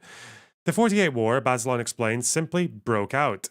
This is an obfuscation. What actually happened is that the Arabs of Palestine and the surrounding Arab states rejected the UN partition proposal of November 29th, 1947, Resolution 181, and the following day, militiamen/terrorists ambushed two Jewish buses near Tel Aviv, and snipers fired at Jewish passers-by in Tel Aviv and Jerusalem, thus Loaderbox, initiating you the civil war smarmy between the Jews and Arabs cuck of bastard. Palestine. Yo Lona, sorry for shit posting up in your chat. New to streaming and don't know etiquette. You rock. Oh, thanks for the $10. Really appreciate that. How did you shitpost? I don't know. I didn't notice. But thanks for the donor. I really appreciate it. I will say, this attack was not likely to be a response to the partition plan. I think this was a reprisal for a Jewish attack on an Arab village like a few days earlier. But it did still start the civil war, so it's still seen as the start of the civil war, even though it wasn't for the same reason. Anyway, in May 48, following the Palestinian failure to halt the establishment of a Jewish state, the armies of the neighboring Arab states invaded the country. A similar distortion of the historical record informs the experts' discussion of the international context of the conflict. Blame is laid at every doorstep except that of the Arabs. The British, who ruled Palestine from 1917 to 18 until mid-May 48, are portrayed as gung-ho pro-Zionists and Arab bashers. The reality was more nuanced. True, in November 1917, London issued the Balfour Declaration, which expressed support for the establishment of a Jewish national home in Palestine. But during the first years of British control, the rulers were frankly hostile towards the Zionist enterprise, and in the years that followed, while they protected the Zionist enterprise, albeit avoiding any explicit endorsement of Jewish statehood. The British sporadically curbed Jewish immigration to Palestine. This is true as well. Like when also like especially in 38, 39, like Chamberlain literally said, if we're going to offend anyone between the Arabs and the Jews, it's going to be the Jews. We're going to offend like the kind of oscillating attitude that Britain had towards Zionism is probably worth knowing. Yeah, I don't know. They generally did commit to Balfour throughout, though, even though they disagreed on what it meant, or they weren't clear on what it meant. Who knows? In 1938 to 39, the British definitively switched sides. They turned against Zionism and supported Arab majority rule over Palestine, as presaged in the White Paper of May 1939. This remained British policy until the last days of the Mandate. Even as World War II was raging, the British naval blockade prevented Jews from escaping the Holocaust in Europe and reaching Palestine's shores. London stopped supporting Jewish statehood and abstained from the crucial November 47 vote on partition. In the 48 War, the British supported the Arabs in various ways, including by supplying them with arms, continuing the anti-Jewish blockade of the country's shores until mid-May 48, and threatening to intervene directly against the IDF in the south. Oh yeah, they also threatened to step up arms to the Arabs at this point because they were worried that the Israelis were going to advance too far towards the Suez Canal. Though it is true that the Mandate government in Jerusalem and the withdrawing British troops generally behaved even handedly, a fact misrepresented in both Israeli and Palestinian historiography. True. When did they threatened? They didn't actually do it. They threatened when they thought Israel was advancing to when Israel blocked off Gaza from the north and the south. When they circled Gaza and cut off Rafah from Egypt, they the British were warning that they would step up arms to the Arabs. They didn't actually do it, I don't think, but they warned because they didn't want the Zionists to move towards the Suez Canal. They were worried that the Zionists would charge into Sinai and take over the Suez.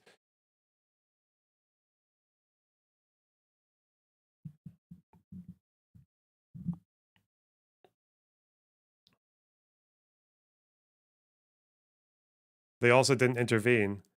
No, they did intervene in Jaffa, though, against the Etzel. They actually fought fairly roughly against Etzel. Irgun, whatever you want to call them.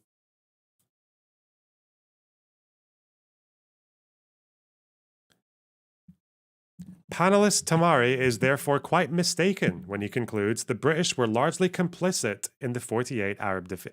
It's so interesting when you look at the contrast between the actual history and when you listen to people like Sean or fucking Second Thought and all that saying that Israel was like a British colony. Oh, God.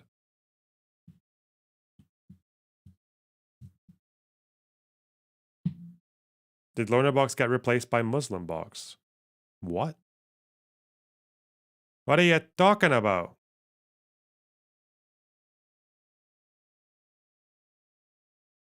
Is there something about the UK and the US forcing countries like Greece to vote in favor of partition? The US did. I don't think the British did. The US pressured Greece and Liberia with embargo threats. Yeah. I think it was like a cobalt embargo on Liberia. Oh, fucking yeah, the US did put some pressure. So they did offer political support, but when you look at when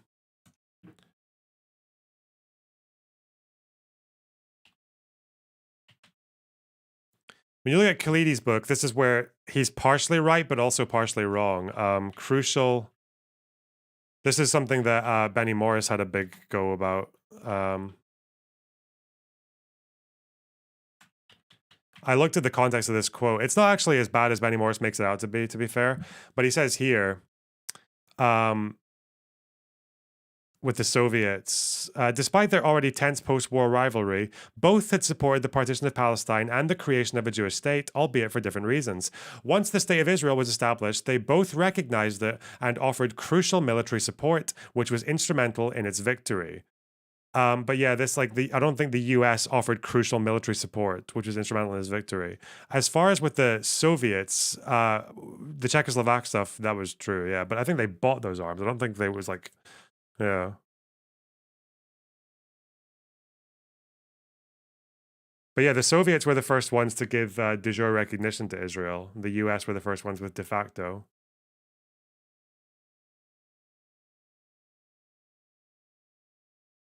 But no, the US didn't offer crucial military support to Israel when the state was established. I think his source for this is Avi Schleim, no? But I don't think Avi Schleim ever said that.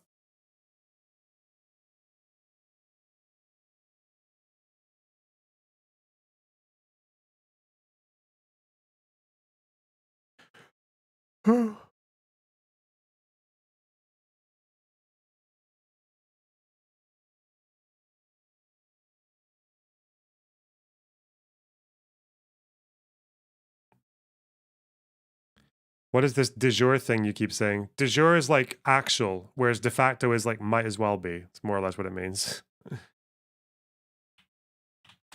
Ehue.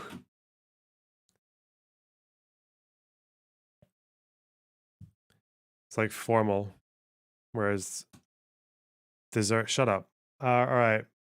But the article's worst historical distortions concern the events surrounding the Second World War. Peninsula claims that between 9,000 and 12,000 Palestinians fought for the Allied forces in World War II. In fact, as far as I know, it is doubtful whether any Palestine Arabs actually fought during the war, though perhaps some 6,000 of Palestine's 1.2 million Arabs signed up with the British and served as cooks, drivers, or guards in British installations in Palestine. By comparison, around 28,000 of Palestine's Jews, out of a population of around 500,000, joined the British Army, and many of them actually fought in North Africa and Italy in 41 to 45. It means by law, literally. Okay, cool. Sorry. I'm retarded. De jure is legal, de facto is real case. Okay. What do I know? This talk of Palestine Arabs fighting alongside the British is at best misleading. Palestine's Arabs, like most of the Middle East Arabs, would have preferred a Nazi German victory and the defeat of the Western democracies. The British were seen as the common enemy of the Germans and Palestinians. As Sakakini, the Palestinian nationalist, relates in a diary entry of 41, the Arabs of Palestine had rejoiced when the British bastion at Tobruk fell to the Germans. And not only the Palestinians rejoiced, but the whole Arab world.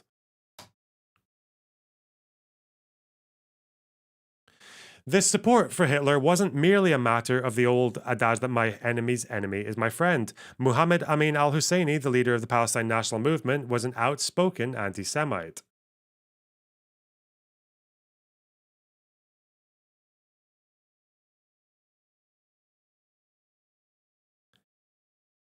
He aided the 1941 pro Nazi revolt in Baghdad. When it collapsed, he fled to Berlin, where he spent the rest of the war years enjoying a handsome salary for his work as a Nazi propagandist and a recruiter of Balkan Muslims for the SS.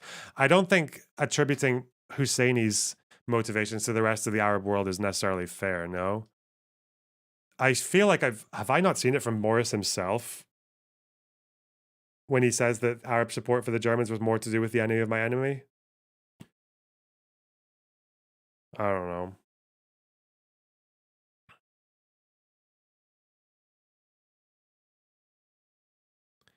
Which is still, if you're far left, there's no excuses for supporting Nazis. But, like, yeah, unless you're brown, apparently. Fuck me. But who knows? Anyway. Palestine's Arabs thus assisted in the destruction of European Jewry in two ways. They successfully pressured the British into closing the gates of Palestine to European Jews fleeing the Holocaust, and they supported Germany's efforts to win the war. In radio broadcasts from Berlin, Husseini called on the Arab world to rebel against Britain and kill the Jews.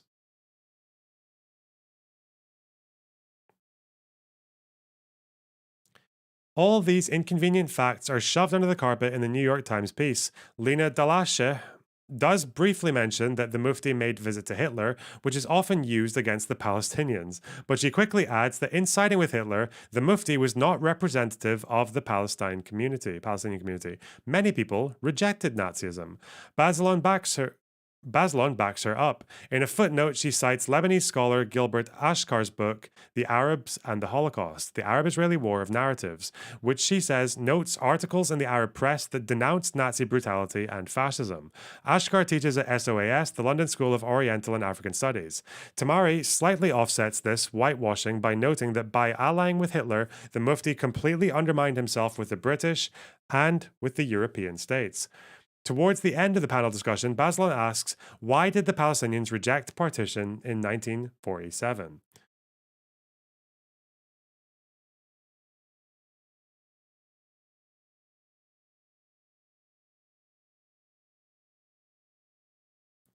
He quotes the Philistine newspaper, except when it addresses the Nazis for some reason.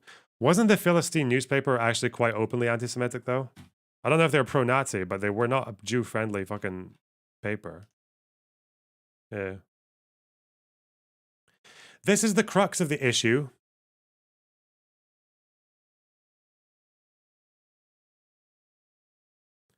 This level of revisionism is wild. The English had just as many way more racist views than anyone else. What the fuck are you talking about, Puerto Rico musicians? What? What do you mean?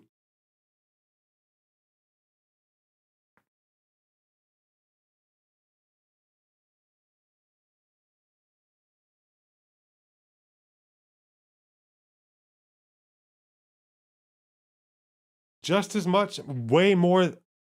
than anyone else. Just as many, way more. Which one is it? Then who? The Nazis? Overall, they were anti-Nazi. Okay, I didn't know that.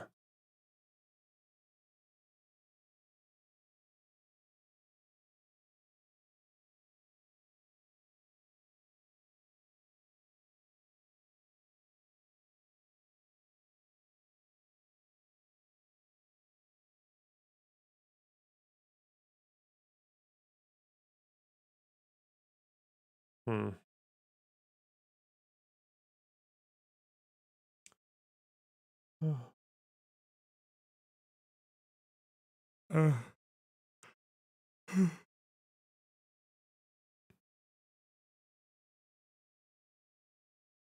Towards the end of the panel discussion, Bazelon asks, why did the Palestinians reject partition in 47? This is the crux of the issue, since their rejection of partition then is arguably the reason why the Palestinians do not have a state to this day. The panelists offer a variety of misleading answers. Abigail Jacobson, a historian at Tel Aviv University and one of the 3 Jewish participants, argues that the Palestinians could not accept a resolution that earmarked 55% of Palestine for the Jews, who only comprised a third of the country's population, while the Arabs, 2/3 of the population, were only awarded 45% of the land. If you were a Palestinian, she asks her readers, would you accept this offer? But Jacobson forgets that most of the land assigned to the Jewish state was barren wasteland in the Negev desert. She also elides the basic truth, which is that the real reason the Palestinian leadership opposed the resolution was that they opposed the grant of any part of Palestine, no matter how small a percentage of the land, to Jewish sovereignty. In their view, all of Palestine, every inch, belonged solely to the Palestinian Arabs. Jacobson argues that the Palestinian national movement was ready to accept the Jews as a minority within an Arab state. That is correct, but the point is that they were only willing to accept them as such. Tamari takes an even more misleading tack by arguing that while partition was certainly rejected by much of the Palestinian leadership, at least half the Palestinian political class favored it, an assertion for which there is not a shred of evidence. He says that the Defense Party, headed by the Nashashibis and the Palestinian Federation of Labor, both favored partition. But in fact, the Nashashibis did not support partition, and the Palestinian Federation of Labor was a completely insignificant body, if it actually ever existed beyond a heading on stationery.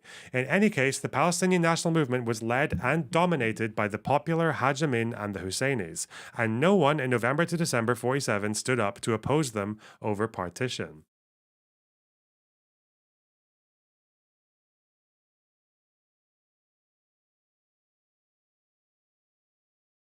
Finally, the article's meagre treatment of the 48 War is itself fraught with errors. Take Bazelon's introductory paragraph describing the war's second half. Her first sentence is correct. On May 14th, Israel declared itself a state. But then she adds, the next day the British began leaving, and Egypt, Syria, Lebanon, and Iraq attacked the new state, later joined by Jordan. This sentence contains no less than 3 basic errors. Firstly, the British had already begun their staggered withdrawal from Palestine in December 47 and had lowered the Union Jack on 14th, not 15th of May, though some small British units remained in the north of the country until the end of June 48. Secondly, Lebanon never attacked Israel. Based. I thought Lebanon took one village, although it's debatable whether it was actually their army that did it or not just irregulars. Fuck me. And thirdly, Jordan participated in the pan-Arab invasion of 15th of May rather than joining later. Okay? Fucking Lebanon, bro.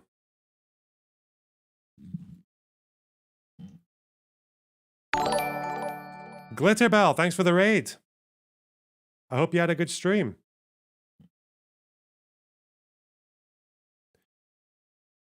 Lebanon never entered the... Lebanon did nothing.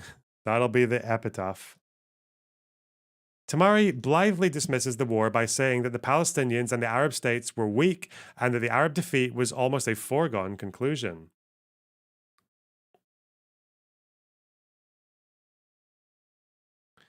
But this only seems true in retrospect. In May 48, the American and British intelligence services predicted an Arab victory, and the acting chief of staff of the main Jewish militia, the Haganah, Yigal Yadin, who became the acting chief of the general staff of the IDF, told a worried gathering of Zionist leaders that there was a 50-50 chance of defeat.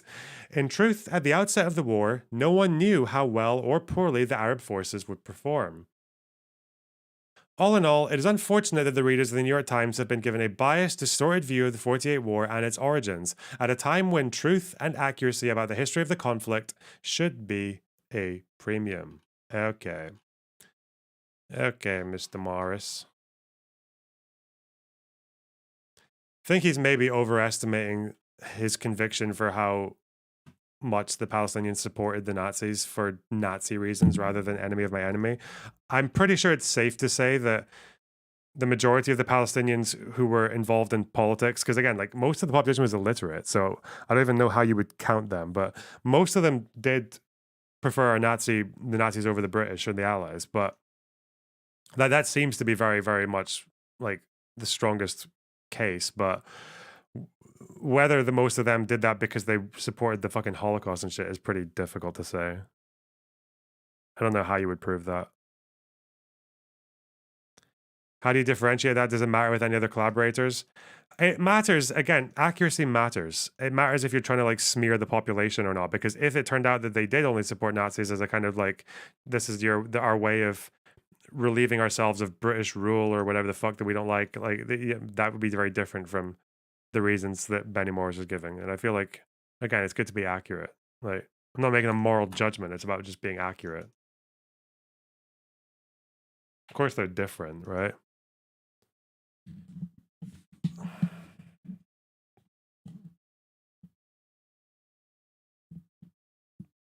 Ooh.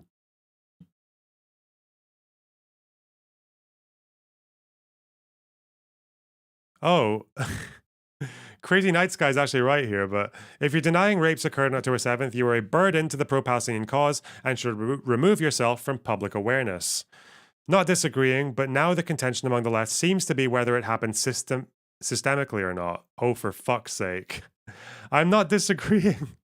I'm just saying this thing seems to be evolving to the next point of contention.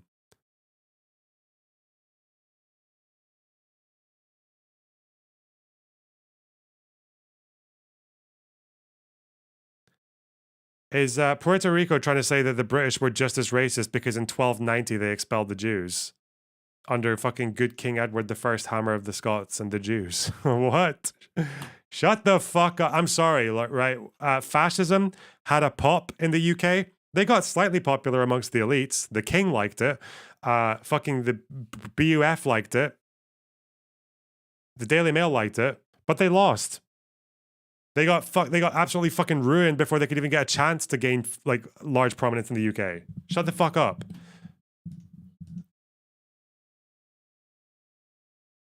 Because the UK, you know what we are above everything else? We're libs. We are massive, the most cuck libs.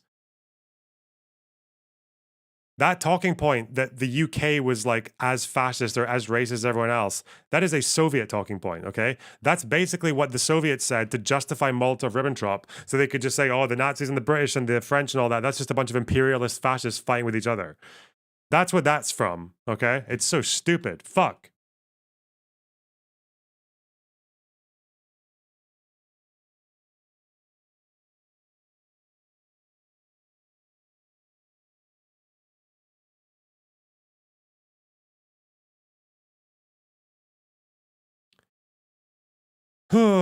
It's all fascism. Shut the fuck up. I hate you, people.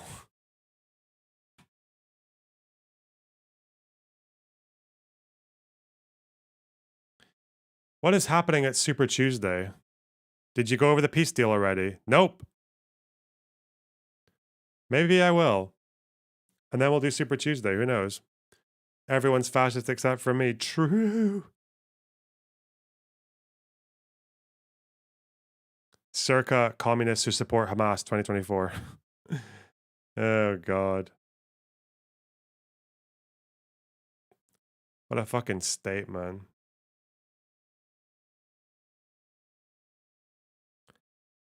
Bunch of states primaries. I figured that. Listen, where's my Robux fucking contribution happening though? I haven't had one for a while. Fuck. Do I need to get this stupid dono bar up again? You absolute degenerate cringe scumlords. Hang on. Where's this article? We're going to do this one next. We've waited too long. We're going to do the peace deal, okay? I love peace deals that are unacceptable.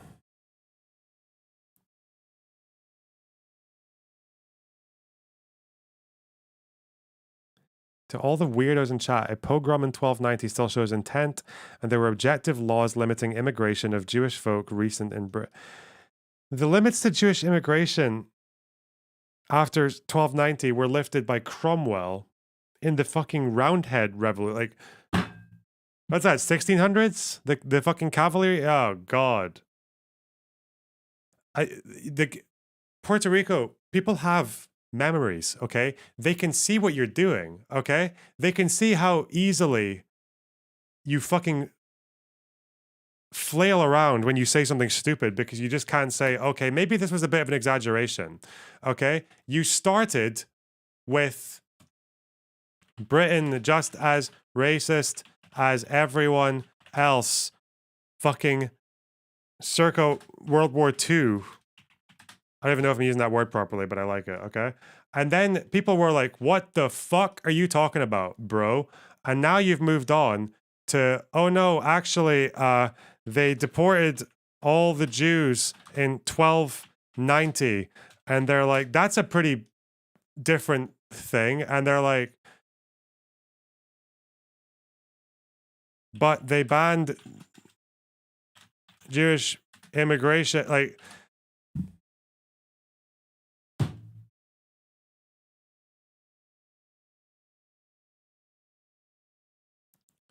I don't know why you're trying to fucking divert from this, okay? It's okay to say this is a fucking retarded statement and just move on. I should really move this somewhere like down here because you're like digging, you know? What about Doncaster? Stop. Like, this is the hole that you just keep on going further and further down.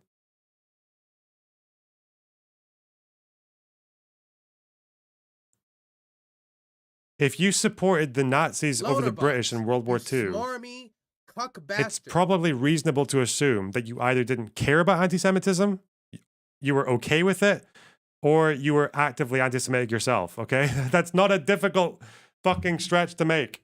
That's not a difficult assumption to make.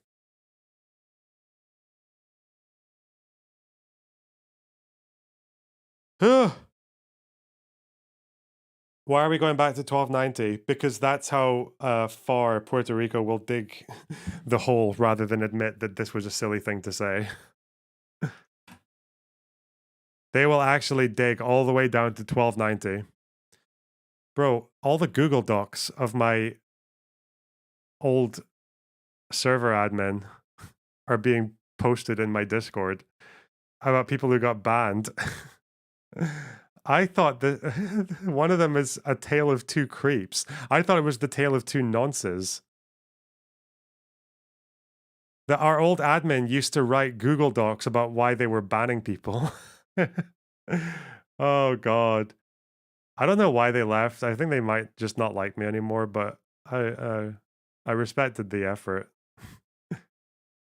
I'll say it. Best admin in Discord history. Anyway. Loner box, you smarmy cuck bastard. For the Robux fund. Whoa. Upstate Trash, thanks for the $5. You should do a music stream while also doing something vaguely related to politics. How? Like both at the same time? Also, maybe. Ignotus, thanks for the $20 for the Robux fund. Hey, wow, I really appreciate that. What a generous dono. Holy shit. Much better than all the shitty cuck donos that are below $20. Jesus Christ. Right, so no, I do actually have music to do. I have music to work on. I have to fine tune one of my songs, so I'll probably do that after the peace deal thing. Just have a chill evening out of it. Just step it back a bit.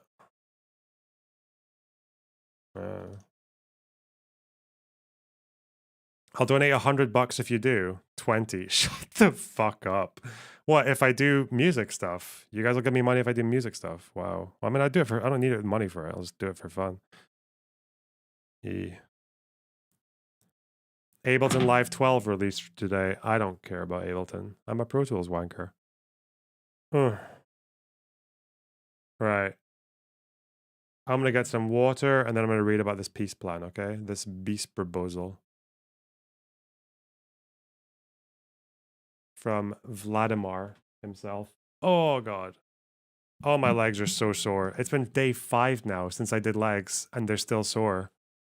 What the fuck, man? Come on. Right, 1 minute. Un momento.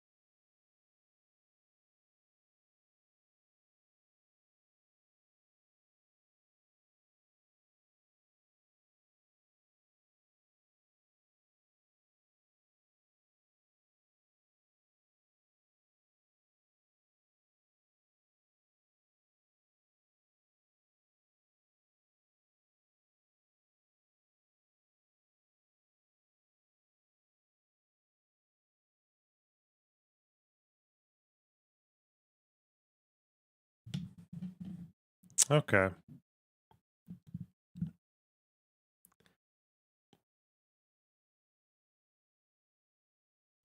What do you do for legs at the gym?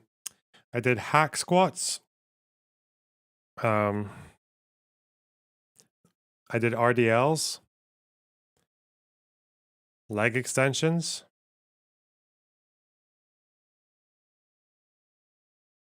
That was enough. That was plenty. It's not the squats, your legs are just sore from the daily toils of the hardest job in the world. True. So heckin' true, bro.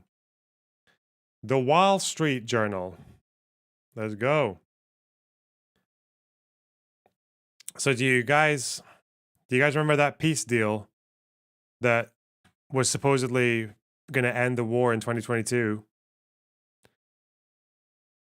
That was ended because Boris Johnson said so, and definitely not because the terms were horrible, that Russia wasn't accepting anything that Ukraine wanted, and that the Ukrainians discovered that after they liberated Bucha, hundreds of people were massacred and left to rot in the streets.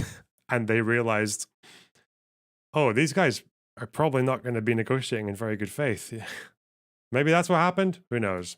Let's find out, because it turns out the document from 2022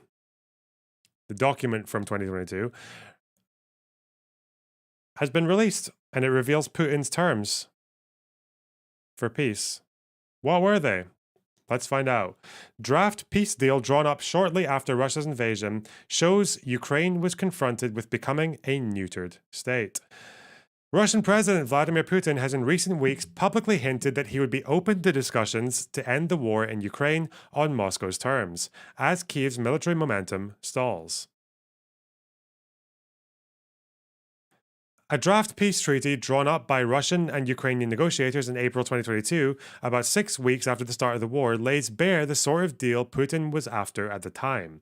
Western officials and analysts say that the Kremlin clings to its original objectives after 2 years of fighting: turn Ukraine into a neutered state permanently vulnerable to Russian military aggression. The terms Russia seeks now are likely to be even more severe, obviously because they annexed extra territories. They annexed Donetsk, Luhansk, Kherson, and Zaporizhia after this as well. So, yeah. While the broad outlines of the ultimately unsuccessful peace negotiations have been disclosed, the full 17-page document, which was viewed by the Wall Street Journal and others familiar with the negotiations, has not been made public. The document, dated April 15th, 2022, sketches how negotiators on both sides sought to end the fighting by agreeing to turn Ukraine into a permanently neutral state that doesn't participate in military blocs, bar the country from rebuilding its military with Western support, and leave Crimea under de facto Russian control. Ultimately, no deal was agreed upon. The scale of Russian war crimes in Ukraine became apparent, Ukraine's military fortunes improved, and the West poured in weapons to bolster Kyiv. Today, Ukraine says it won't start peace talks until Russia removes troops from its country. 2 years of conflict have hardened Ukrainian public opinion against any kind of peace deal, and Ukrainian President Volodymyr Zelensky has warned that any cessation of hostilities would simply allow Russia to rearm and better attack Ukraine further down the line. Analysts say a military victory for either side looks increasingly out of reach. The document shows the deep concessions negotiators on both the Russian and Ukrainian sides were considering as Kyiv struggled in the early weeks of the war. For Russia, it was a moment when it realized Ukrainian defenses had caught its troops off guard. But it also serves as a reminder of the compromise that Russia might try to force Ukraine to swallow if Western military support dries up and Russia makes significant territorial gains. The draft treaty states that Ukraine, while being allowed to pursue European Union membership, wouldn't be allowed to join military alliances such as the North Atlantic Treaty Organization. Because again, I think some people said Varoufakis and some other far left people said that Ukraine could figure out a deal which involves them not joining NATO but having some kind of military reassurance from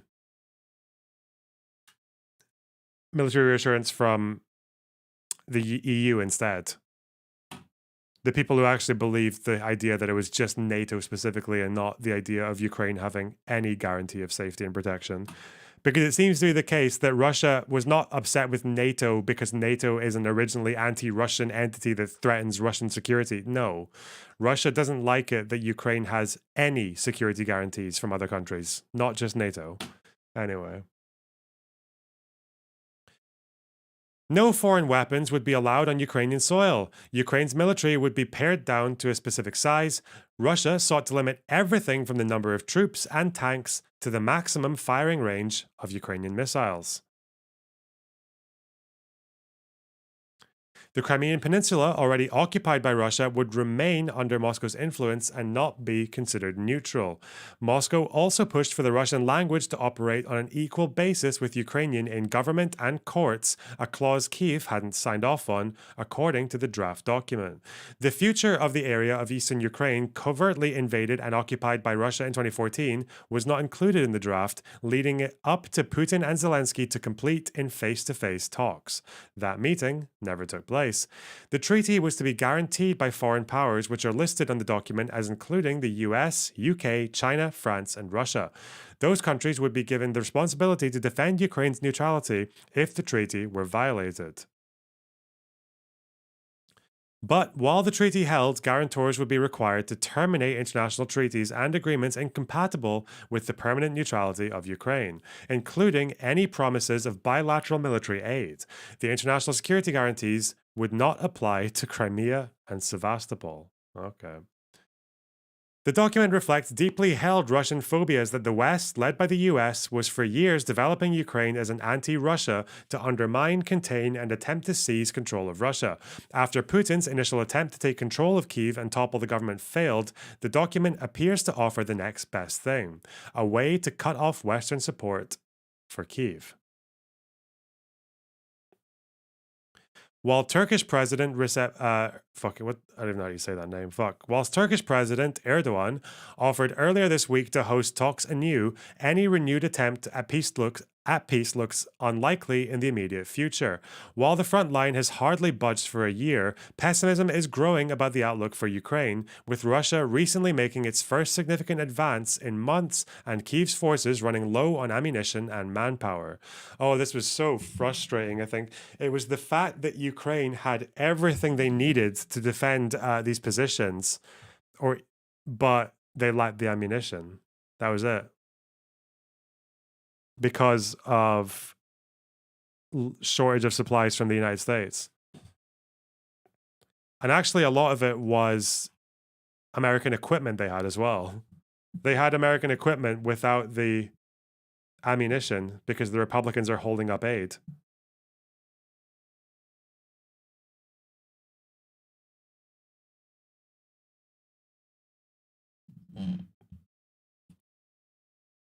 Oof.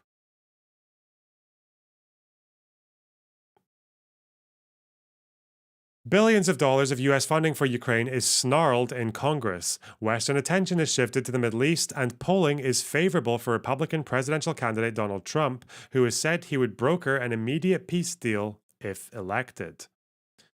Putin told talk show host Tucker Carlson recently that he was ready for dialogue, and some former Kremlin officials say they have put out feelers in recent months to explore halting the conflict along existing front lines. The Russian president has argued that Ukraine balked at a first chance at peace under Western pressure. This is again, so many of these early peace talks right at the beginning of the war, from February to April and May, it was mostly low-level delegates doing these talks with no authority to commit to anything. And then when it started to step up, literally, people like Lavrov would go out publicly and say that Ukraine's terms were unacceptable, that Ukraine were asking for too much, and that they were never going to back down. And Putin, as these negotiations were happening, still kept on saying that the special military operation was going according to plan. I don't know how anyone can consider this a good faith negotiation effort from Russia. Like it just wasn't. And then obviously, whilst these negotiations were happening, one of the things Ukraine was asking for was to secure humanitarian corridors for people to flee cities. And Russia wasn't granting it. They were not, even that as negotiations, Russia wasn't even agreeing to humanitarian corridors. And then when Bucha happens, before Boris visits Ukraine, I think it became pretty clear that if they couldn't even secure a humanitarian corridor, and that one of these towns that was occupied by Russia was literally just the victim of one of the worst massacres in Europe since the Yugoslav wars, then yeah, the person you're negotiating with is not actually negotiating. They're just doing it for show whilst they want to conquer more territory.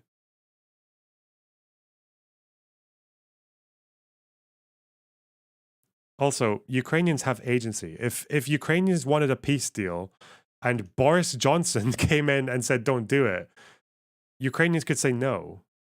They don't have to listen to Boris Johnson. It's just the denial of agency is so gross with that argument. It makes me so fucking mad. Ugh. At a June 17th, 2023 meeting with several African leaders, Putin displayed a document that he said had been initialed by the head of Kyiv's negotiating team. The draft, he said, had 18 articles with appendices stipulating the number of military personnel and armored vehicles. The Kyiv government, as their masters usually do, threw it all on the trash heap of history, Putin said. They rejected it.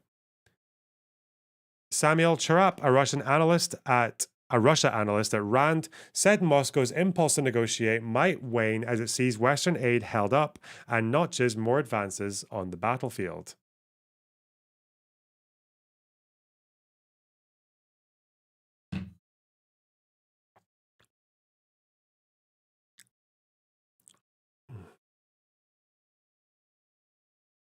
Western officials warn that despite 2 years of costly fighting, Putin maintains his maximalist goals in Ukraine, which includes engineering regime change in Kyiv to ensure a state that does the Kremlin's bidding.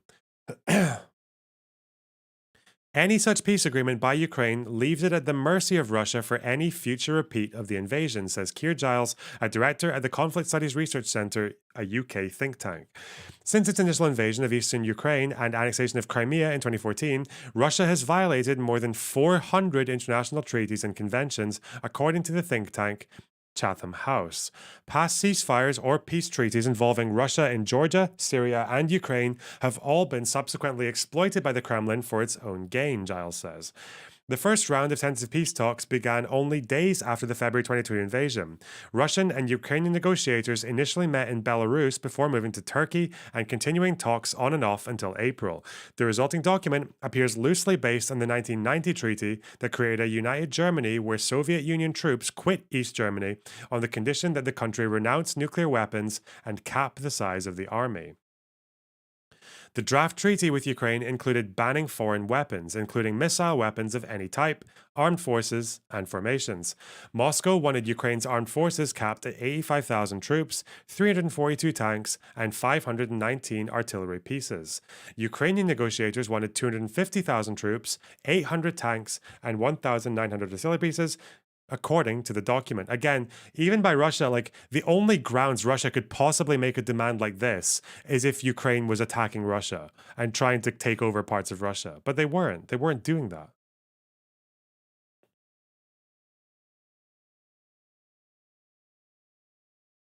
Russia wanted to have the range of Ukrainian missiles capped at 40 kilometers, about 25 miles.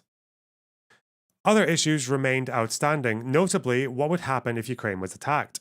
Russia wanted all guarantor states to agree on a response, meaning a unified response was unlikely if Russia itself was the aggressor.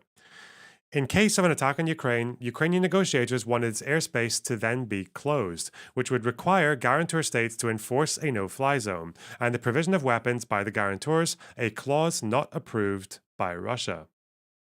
Russia wanted to add Belarus as guarantor, Ukraine wanted to add Turkey. Ukrainian negotiators italicized text indicating they refused to discuss a Russian clause requesting Kyiv withdraw claims for it to come under the jurisdiction of the ICC, which prosecutes war crimes according to the document. What the fuck? They also wouldn't ratify a clause to cancel all mutual sanctions. Negotiations continued even over Zoom, but they eventually stopped altogether in June 2022. Yeah, these were terms of surrender. Like, I really hope, I really hope no one is still treating this as a serious peace offering by Russia. I really hope this puts the Boris Johnson thing in the grave. But I guess the problem is that people who used to make that argument just don't, they're not looking at Russia and Ukraine anymore. They've gotten bored of it. So it's funny that that talking point, like that lie, basically served its purpose.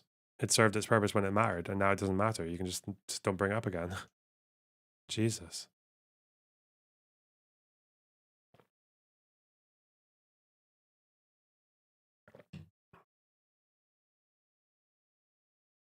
Funny how that happens. Anyway.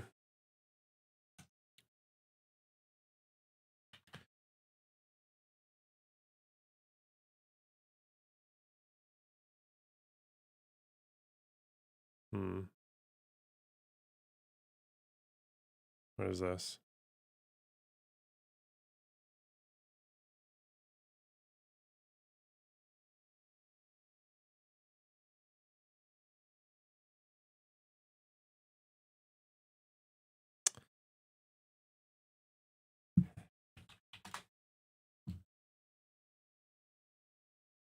Someone put a meme up.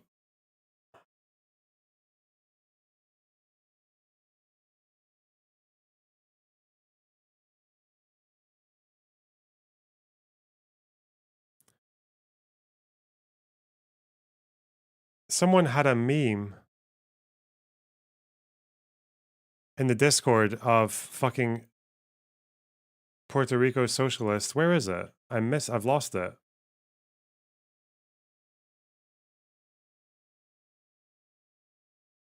Where is it? Could someone tag me in it again? Whoever did that in the Discord? I want to see where it, where is it? Fuck. Oh no.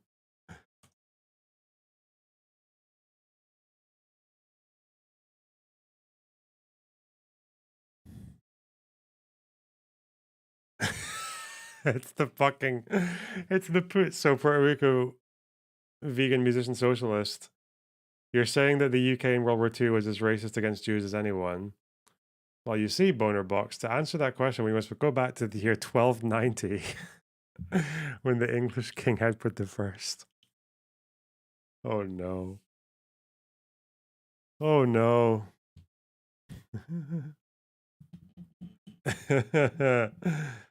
Jesus. What an insanely nerdy meme. Also, why are people making fun of me in this picture? I know I look autistic as fuck. I think I look normal there, though.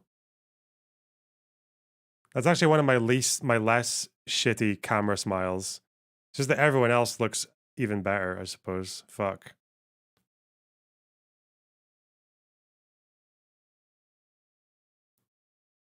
Grinch smile. I do have a very wide mouth. I can't help it, though. What? What? I can't go halfway. If I do a half smile, I look worse. You look like the odd man out. What? Because I'm like on the edge. I don't know. You guys are too fucking. I guess I can smirk.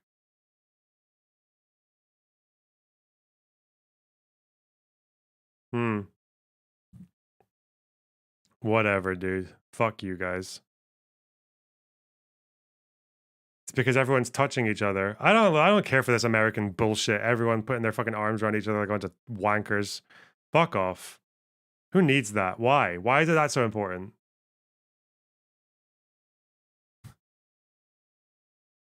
You got that autism distance in all my photos. Yeah. I don't know. Just like we're next to each other. Why this? Why is this important? Who the fuck needs to see? Because it's a photograph, right? Who needs to see your fucking hand sticking out over there? Like, why? And this, like, wow, look at that. Who's the red hat lady? That's Jasmine Jafar, the OnlyFans lady, who's also a lawyer. She calls herself the 304 lawyer, or I think Fresh and Fit call her that. I don't know. Autism distance. Shut up.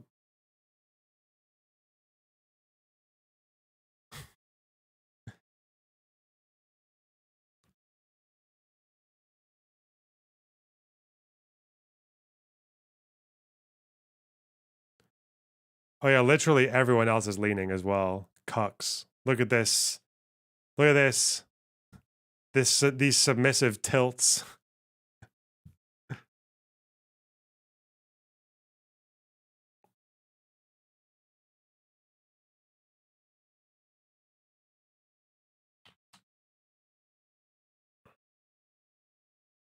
You guys don't put your arms around each other. I mean, maybe we do, but I just don't take photos very often. I don't like them. I don't like photos. I'm barely used to seeing my face on there on the camera, like on the Streamlabs screen. Don't need it really. You look photoshopped in. Fuck off.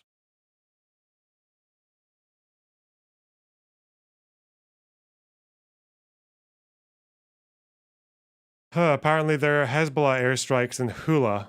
That's north. That's way north. That's where there was a massacre once. 4 civilians were killed in Israeli airstrikes. Oh, southern Lebanon's, yeah, okay, yeah, that's where there was, yeah.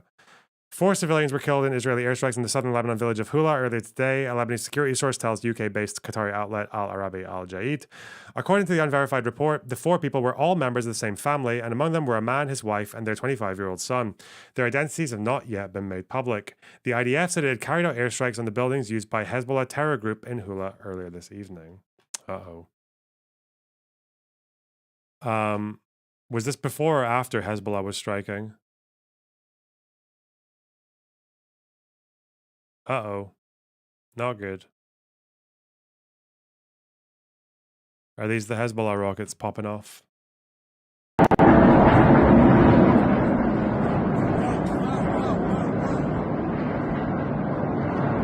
That is a lot of, it's a lot of them.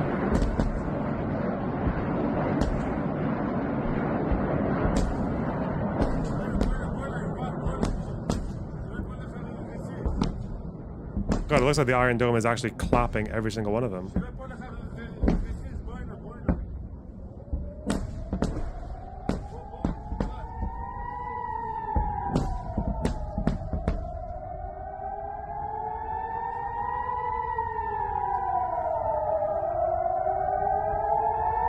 Wow.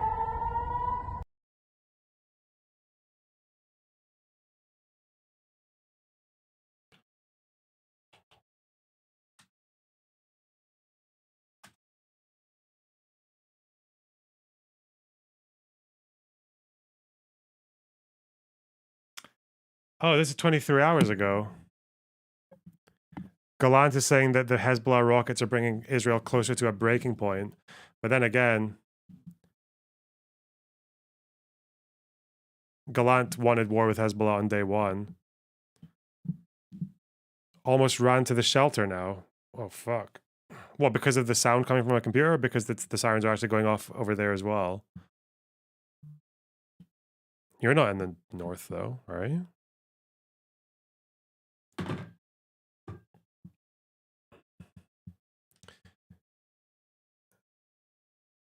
Hamas fired rockets as well. Yesterday. How are they still... How are they still firing rockets, bro? From where? Sirens in Sderot. That's the south. Yeah, this would have been Hamas. Or PIJ. There's no evidence to confirm the coordination of rocket fire. Simultaneous attacks. 6 communities in northern Israel. Sderot was evacuated. Around 50% of the residents have returned.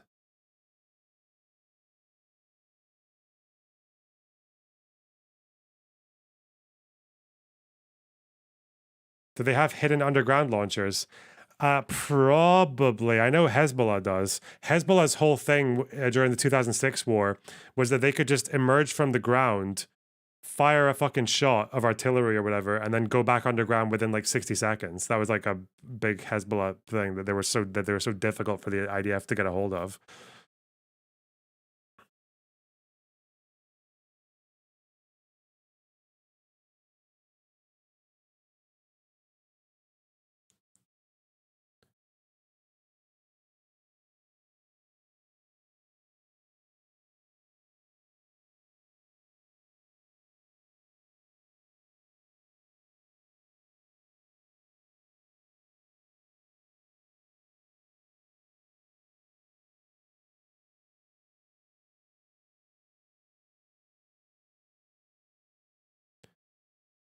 Hezbollah targeted on March 4th. Hezbollah targeted the community of Moshav Margaliot in northern Israel, killing 1 person and wounding 9. Several of the wounded were seriously injured. The attack targeted foreign agricultural workers in many small Israeli communities along the border with Gaza, and also along with Lebanon. Foreign workers make up many or some of the field hands. The March 4th killing of the foreign worker illustrates the danger the workers continue to be in. For many agricultural communities near the border, the choice is between employing workers and sending some residents to return, or abandoning crops and animals such as chickens and cows.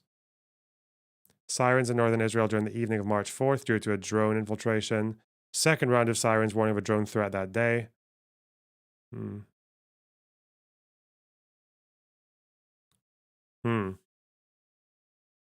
Are you going to watch the Channel 4 Hamas interview? Does Hezbollah listen to Tehran directly? I don't know. I don't think they do. I don't think it's... Or they might, but just we don't know. Stop. Okay. You know what? Actually, fuck yes. This is actually me at all the parties. This is me. Yeah, I don't care. Fuck you, okay? What? Look at it. What's this guy doing? This fucking pedo pervert rapist over here. See that? That's an awkward smile. That's her smiling to fucking make sure he doesn't assault her, okay? And her, I don't know, she's like, they're in a relationship, but they fucking hate each other, okay? I'm here, fuck you, okay? I like it. I'm standing tall, not squinting like these dipshits.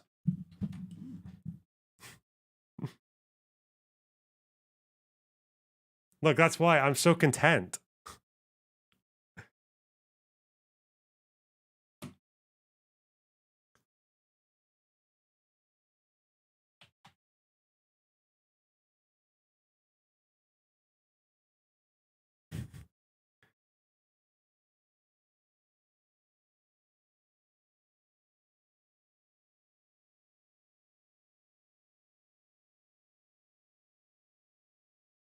Bro, Lycan is so aggressive. Are there any orgs or anything similar to visit the West Bank? Why, yes, actually. This organization will give you a tour of some beautiful places in the West Bank. And it's a fucking settlement advertisement. Oh no. In fucking Ariel, of all places. Damn. Lycan coming in hot.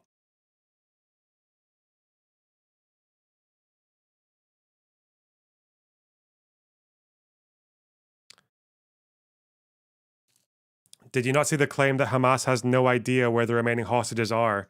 I feel like that's probably the only rational reason they would have. That's probably the only rational excuse Hamas would have for not wanting to accept a ceasefire is that they can't give hostages back because they don't know where they are. Because I think it's almost, it's quite likely that some people were just kidnapped by civilians. That is actually quite possible. Yeah. And Hamas doesn't actually know where they are. Or some of them died in strikes. And they don't know where they are either. Ugh.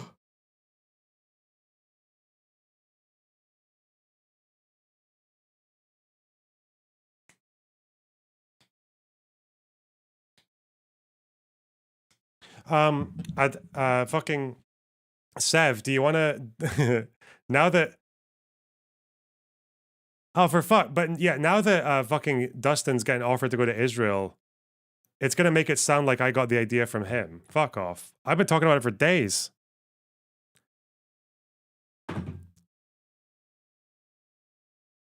I don't know, Sev. Do you have any ideas? Now that there might be 2 streamers getting fucking invites to Israel? I don't want to hang out with right-wing Zionists though. I don't that's not as like not an organization. Maybe we can talk to 1 or 2, but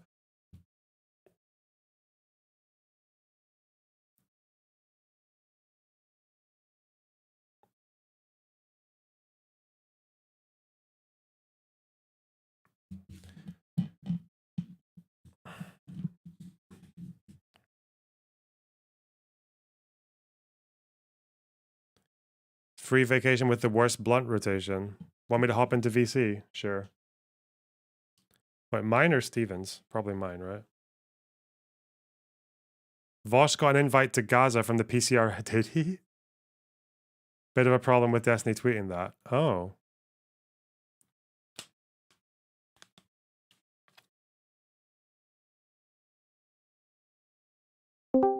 Hello. Hello. All right. So not the way I worded that is weird. Not that I have personally a problem with Destiny tweeting that. It's a bit of a problem because, like, you know, he debated with like Benny Morris. He's talked to Benny Morris, so Israelis are aware of him now. He's probably gonna get offered a paid trip to Israel by like an org. There is organizations that take you into the West Bank, but I would not suggest him going to the West Bank right now. Like the tensions are high. Also, why is your mic like? Are you using your webcam mic? Am I? Wait, hang on. Oh, okay, now you're fine. You just sounded muffled as fuck earlier. Interesting. Like, but what would you guys like to do in Israel? Like, are you trying? Do you want to go into the West Bank? That's it. I don't know. I'd need a plan to go there. And the only thing I can think of right now is some fucking soy Jubilee-esque, getting Israelis and Palestinians fucking together and just talking like for like an hour, maybe just discussing different issues or contentions, and basically being like, you know what, at the end of the day, two states probably not going to happen, so might as well try to, or I don't know, just encouraging dialogue, because I feel Uh, like it's something, it's I not mean, nothing. I don't know. I mean, Fuck. I've done that like fucking, I don't know, a dozen or so times where I just like made up with Jewish people, but now like those Jewish people are now like my group of friends, obviously. Mhm. Uh, so no, like it's possible, but like you still have to like do so. You can't just come to Israel to just talk to a bunch of like every fucking street has Jews and Arabs. Like you're not just gonna come No, but do if you like, that. if you film it, right, like if you make it for content to just try and be like, Oh, I don't know, there might be something to be like, oh, there were these streamers covering the war and they ended up like gathering a community of like, because the fact that I don't know if it would be interesting to like other people outside of the space that like this, for example, is a community where there's like a Palestinian and a fucking like a Jordanian Palestinian and like a Palestinian Americans and like an Israeli living next like 20 minutes away from the Palestinian, and they like met online through this community and shit like that, and like I don't know, I think maybe some people might find that interesting. Like, I have no fucking idea. Who knows? I mean, considering people like find Corey stuff like that Canadian Jewish guy, Hmm. uh, like interesting, you probably find like a crowd for it. Also, CPL, I didn't say I've made up with Jewish people. I said I've met up, met, MET. Yeah. The fuck does that? What the fuck does made up with Jewish people mean? Anyway, but no, like if you guys come here, like obviously I have a car, I can fucking drive, use like here and there. Like if you want to obviously visit uh, like notable areas in Israel, for example, like Haifa, where like the big Baha'i garden is. That's like also pretty cool place.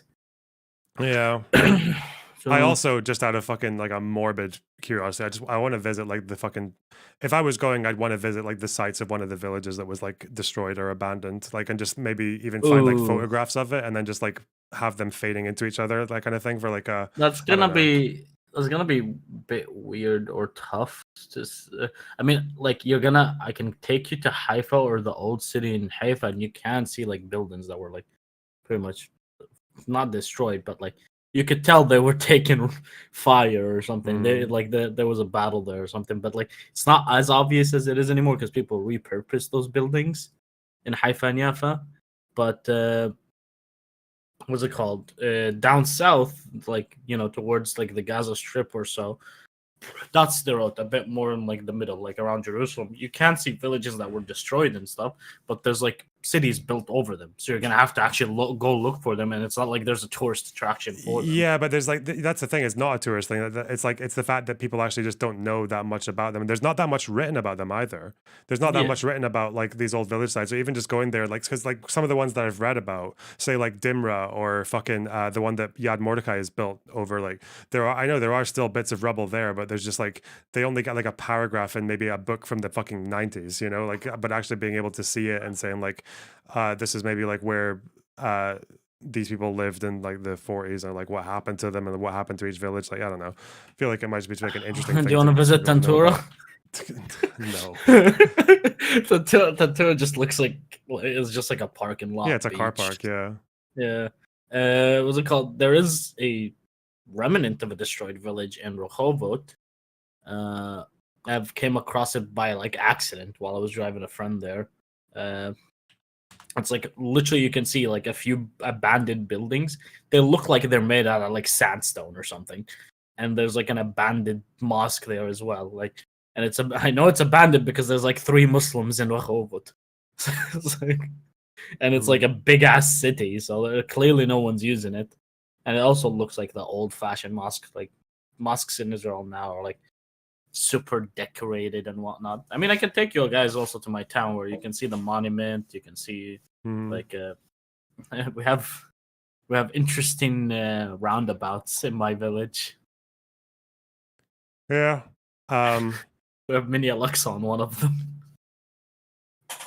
Yeah. Fuck it, man. Like, I don't That's know. it. I'm Like, just like there's definitely a few things I'd probably be like that you could do with it, but I would have to have like a pretty solid plan for Yeah, I what I mean, was doing there. if you're gonna come, well, first off, the problem is if Destiny, if you go with Destiny, you are most likely going to meet up with like right wing Zionist people.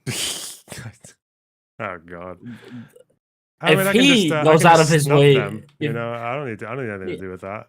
I know, but I'm saying if he goes out of his way not to meet up with them, then like that would be great. Like I don't care like hanging out with fucking like right wing Zionists or not. Like it doesn't really fucking matter to me. You just don't want to, right? I mean, I'd feel weird getting invited by right wings because they don't represent my values at all. Like, yeah, I feel like getting invited there by them. Nah, fuck that. Like that's just not what I'm interested in. I mean, just say you're being invited by me. It's like, Yeah, well, you're safe. bro. These videos. Only are difference is you crazy. won't pay for me, but that's fine. You know, I can I manage mean, that. of course I will pay for it. I'm the oppressed one here. True. What's it called? We could take it. Actually, I don't know if. Since you're Christian, well, kind of Christian. You're like not really religious, right? No, not really. Do you have an interest in like I'd be Christian interested to sites? see like Nazareth, just because the history of that town and like just like the mere chance that people weren't expelled from there as well because of that one Canadian dude. Like, yeah, that's a really interesting story to me. I mean, I can easily take it to Nazareth. I think Bethlehem is the problem. Yeah, because it's in West Bank. Yeah. I know I can go there. It's just like, I don't like you never really know when something's gonna happen in the West Bank. Like there was an Mhm. incident when my sister was in Nablus, and then she suddenly just started hearing gunshots, and the store was like, "Why are you afraid?" She's like, "What the fuck do you mean? There's gunshots?" She's like, "Yeah, it's like that's like a weekly occurrence." It's like fucking, like they're so used to it. Yeah. I don't know. I think what's it like for fucking is there much I'm guessing after since October 7th, there's probably been a lot more inter-ethnic tension within Israel, right? Between Arabs and Jews. Has there been?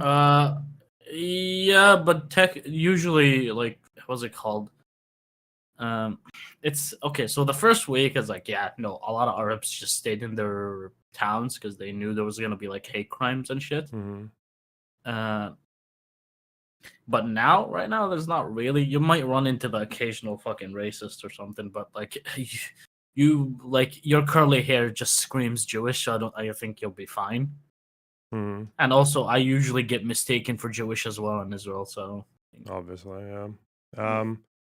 Yeah, I don't know. As far as like that's just something I'm interested in anyways, like encouraging dialogue. Like I like it that somehow this community's managed to keep like Israelis and Palestinians talking to each other after this long because normally people get frustrated and they just want to go to a place where people agree with them. So Yeah, that's kind I of some, and mean, yeah, and I think it's important also going forward, right? It's like even if you're talking two states or one state, like there's going to need to be some kind of like dialogue and mutual understanding that's encouraged even just at like the everyday level. Yeah, I don't know. well, maybe I wouldn't suggest encouraging dialogue with like right wingers right now. They're Yeah, I know, probably but not that's very why tolerant. it's got to be people who are interested in it, like setting an example, right? Yeah, and also keep in mind people that like if you're thinking about people that aren't like online, they're not gonna speak English from the most part. Hmm. Like keep in mind, like it is still a massive minority that from Israel and Palestine that speaks English that you guys get to interact with. Yeah, I know. Like And again, majority of them, you take what you're given, right? Like, yeah. yeah. So no, if you and Destiny plan on something, I could probably set you up. Well, yeah, but to be clear, With... like the Destiny thing has nothing to do with me. This is just like it Yeah, just no, of happens to be course, that I've but seen him talk about it, and we've been talking about it for a few days. But yeah, I'll yeah, see what he no. says. If there's any chance of like an If overlap. it's cool, it's gonna be cool if you both come there. Yeah. You're gonna come into the airport. Destiny's not gonna get questioned, and then you're gonna get questioned. Oh God. Yeah. I do suggest like if you do come by yourself and not with Destiny to go through Jordan, you're still gonna like get like IDF treatment and whatnot, but actually no, that's even a bigger hassle to go through Jordan. So just like take your risk and I mean, then get going. those are all fine details. The main thing is actually just finding a good reason, is having a good reason to go. But yeah, I'll think about it. I'll see what Okay. comes up. Also, share. Destiny is not gonna get questioned. Can you name an Arab country Destiny visited before? Like, has he ever been to an Arab country? Does he have an Arab name? His blue eyes don't. He has blue eyes, right? He looks a bit shabby, I guess, but no, he did. Yeah, he'll be It fine. does, Cher. You know it does. If you've been to an Arab, they like. How can you say it has nothing to do with that when like one of the main questions they ask you when they interrogate you is like, "Why were you in this country? Why were you in this country?" Actually, he does have a lot of Taliban memes on his social media history. Oh shit! Yeah, okay. That might get him questioned. Yeah, your social media also matters if if they're aware of it. Yeah. No, I also know what I'm saying, shit. Like, but to be fair, your experience is Jewish. My experience is not Jewish. So Yeah, well, I don't think I've ever not been randomly selected at an airport. Yeah, who knows? You have two people that want to talk to you about this, apparently. It's fine. Let me see. Yeah, I don't know. One thing at a time. Anyway, no, like just let me know. I've like if you guys are worried about transport and shit, there's a public transport. It's pretty easy. You have an app for it, and if you don't want to do transport, I can just fucking drive you. Yeah. Okay. Chat you. Cool. All right. Take care, man. Hello, Glitterbell.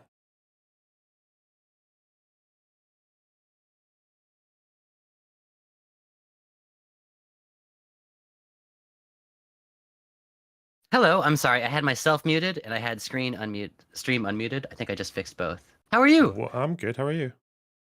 I'm doing good. Okay. I have a question about this. I think we talked about this earlier, but I feel like it keeps coming up, and I'm just kind of interested in your thoughts on it. So, to me, it looks like Hezbollah in the north, the Houthi out of Yemen, and Hamas out of Gaza are all three being used to harass Israel. It seems like each area is populated by a very desperate community with limited access to resources, and that foreign actors are exchanging resources for like marshal services against Israel. The Hezbollah and Hamas was directly aggressing, right? It seems like some of the Houthi missiles I think were aimed at Israel. I don't know for sure, but they've clearly connected their actions with this existing campaign started by the attack on October 7th by Hamas. Given that they share a target and they share a funding source, it seems to me like we are looking at a single campaign that's being waged out of three different desperate communities that may have individual differences in their motivations, but the way they're being used by the third party, to me, appears to be basically the same. Does that make sense? Yeah, it's hard to say though, because the connections between Iran and all these different groups is very varied. So Iran has a lot more to do with Hezbollah than they have to do with Hamas, because Hamas are Sunni, right? They also take a lot of their funding from Qatar. So it's hard to tell how close Iran is to Hamas compared to Hezbollah, and if they're close at all. I don't think there's any evidence so far that Iran had anything to do with October 7th, for example. I thought that there was evidence of Iranian arms being used by Hamas. And I should say that what I know is at best a subset of what you know, because I've learned a lot about this region from you. Oh, we know they get arms from Iran. Yeah, we know they get. Yeah, we know they get arms from Iran, but whether or not the Iran knew about the attack, I think, is just completely up in the air. I don't think there's any evidence for it. Okay, so we understand that. We have evidence that Iran is supplying them militarily. We don't have evidence that Iran is directing their military actions. Is that a fair characterization? I'm trying as far as I know, yeah. Okay. Because it seems to me that I read an article last week, and I'm gonna do my best to. I don't have it linked on hand, but I believe that the Iranian Ministry of Culture did an interior poll that found that about 85% of the population does not want to have a or 85% of the population wants to have a secular government In Iran. in Iran. Okay. That the current theocracy is deeply unpopular by the vast majority of the Iranian population. I could Google it, or somebody in chat could Google it and either scream that I'm wrong or whatever. But I can't. But okay. So for the way I'm looking at it, is it's sort of, and maybe I'm wrong, but it feels like Iran is probably. I mean, 85% is really unpopular. That's fucking bad, right? It doesn't feel like anybody on the left is talking about this apparent, like, real desire for a replacement secular government that is actively being reported by the theocratic government, which is wild to me. Like, they're even admitting it. That seems like the type of thing that we should have a lot of interest in. And if the theocratic government that's trying to hold on to power is creating regional hostilities by agitating desperate communities in concert in order to direct attention sort of away from itself at Israel, if we want to help Gazans, which I want to help Gazans, I think it should be a priority. I almost wonder if there isn't value in upstreaming the source of this violence at what appears to be a fairly weak totalitarian theocratic government that's bolstering radical Islamist fighters at the time that it's seeing mass protest against the morality police and the hijab laws, and so anyways, I'm wondering if there may be value in kind of pointing that's a thought. Do you have any thoughts on that? I guess. I mean, it might be. I know that Iran is not very popular for their regime, but whether or not their position on Israel enjoys support is harder to say, right? Because it could be actually that the population, like it was, like it could be the case that they actually want Iran to go harder on Israel, right? It's hard to say. I suppose that's true, but it also feels like if they're in the process of replacing a theocracy with a new secular government, that would probably take up a lot of bandwidth. It might be difficult for them to simultaneously undergo that transition and keep supplying. You gotta be like, it's like, true, but also like that seems like that'd be a lot of work. Why don't we just back that and be like, hey, look, women should have rights in Iran, and it doesn't seem like they want to be run by theocrats. Yeah, well, I mean, I know people in America, like there are foreign policy people in America who have spoken about trying to help Iranian protesters overthrow their regime, but I think we're a long way away from that. I don't know what you would do that's not like Iraq war level fucking intervention. Give them fucking Starlink, maybe? Who knows? I mean, it seems like the left is willing to do really batshit crazy stuff for Gaza, right? Like, so why, if that's on the table now, then like, why not support feminist secular because they don't give a fuck about women's issues. They don't care about any of that. They only care about they care about the regimes that oppose America. That's their first principle. So is there a way that we can force them to say that rather than us say it for them? Because I kind of agree with you, but it's also like if we keep pushing the conversation towards like, hey, look, you're concerned about the starvation in Gaza. It turns out that in Yemen, there's been really high levels of fucking famine for like a long time based on a conflict with some of these same kind of backers and players shucking and jiving. So it's like, if you're worried about this one, you should definitely be worried about this one too, right? Like, so what are you saying? We push like the BDS leftists to support funds to Iran instead, to the protesters in Iran. Why not? Yeah, I don't know. Like they're down for it. Like if they're game, like. Yeah, they'll call it imperialism and it'll be incoherent. But again, I don't even know why you need to argue with these people at all. They don't have any fucking influence. Yeah, who cares what they call it? It's like they call the Western Hemisphere the imperial core, and then they back two imperialist nations: Chinese imperialist expansion and Russian imperialist expansion. So they're just doing double speak. We might as well put them in positions where we actually demonstrate the incoherence of their position to inspire some cognitive dissonance in a few of them. I guess that's my. It feels like we're like. Sometimes I worry that we're carving arguments around their insanity. Interesting. When it's like we could just be like, hey, what you're saying is fucking stupid. Gay rights and women's rights are our priority. So as people who care about and democratic participation in government and self-governance, which Israel, not a great democracy, the only partial democracy in the Middle East. Is it got real problems? Absolutely. I hate Likud. It's weird that I know the name of fucking there's parties in democracies that are so bad I know their name. That's obviously shitty. Hmm.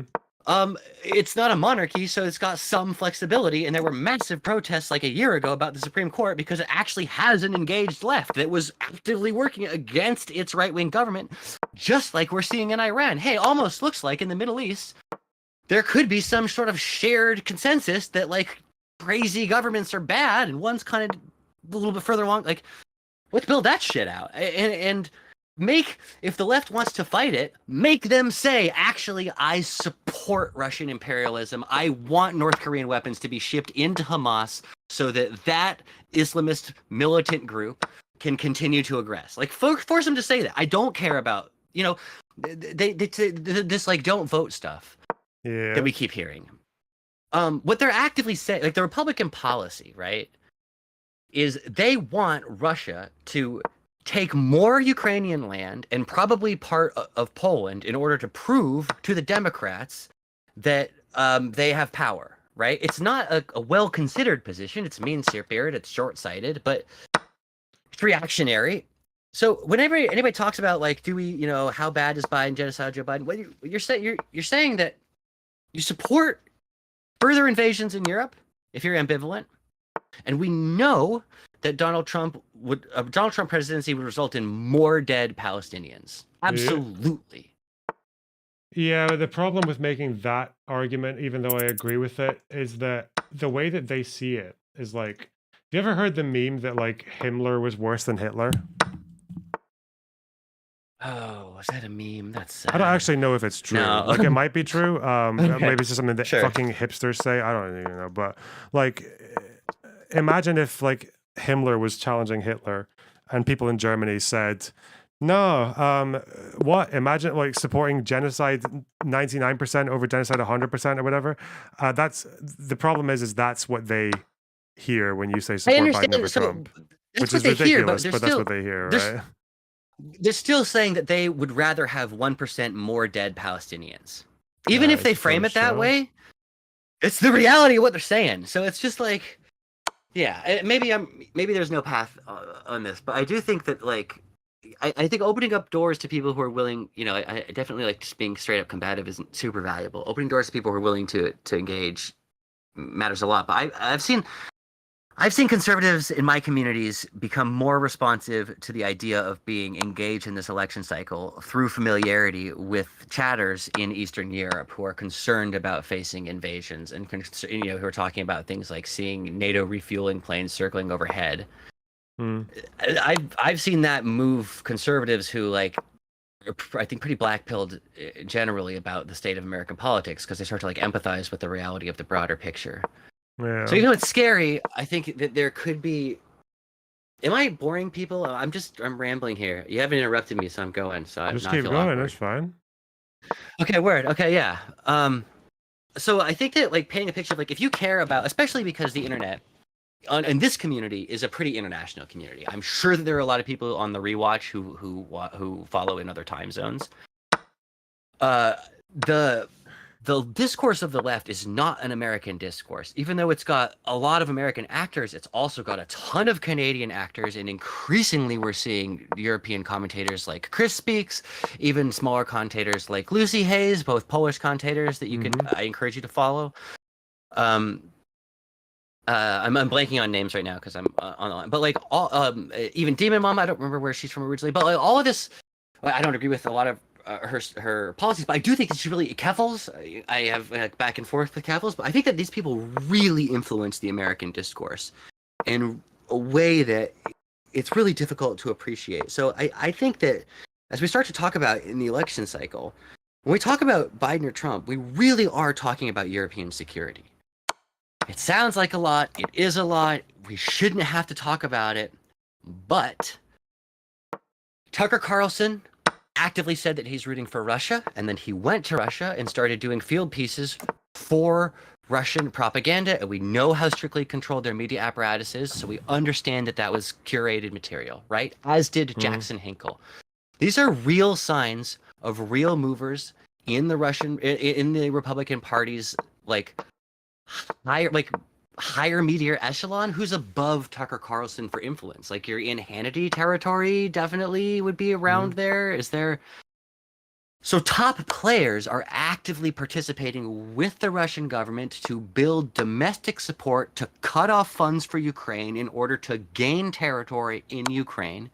And their mouthpiece in the form of Donald Trump is now agitating for the US to disengage and support Russian annexation of NATO territories. Yeah. That's the platform. It's pretty fucked, isn't it? It is pretty fucked. It's also something I think people have really had a hard time of like wrapping their heads around. Like, no, that's actually it now. Like that is where we are. Anybody who's unsure, anybody genocidal Joe Biden, all of that talk is like, that's really cute. You're trading Eastern Europe and you're trading Palestinian lives. Whenever people try to make lib a slur so that they can pour shit on the Democratic Party, now there's things that are a problem with it. But still, what they're doing is they're decreasing domestic support for Eastern Europe, and they're decreasing domestic support for Palestine, and they're decreasing domestic support for LGBTQ rights globally. Okay. It's weird. It's a bad situation to be in. I think that's the situation that we're in. That's okay. That's your thoughts? I think that's a pretty strong case. I can get on board with it. I really appreciate the work you do. So thank you for keeping up, and I appreciate your community. I think you've got fucking everybody click like if you haven't clicked like yet. This is True. Dude does good work. Good advice. You click it. It's free. Click it. Okay, I'll Doesn't get out. cost you anything. Thank you for the Okay. Thank you for the time. Take care. Peace.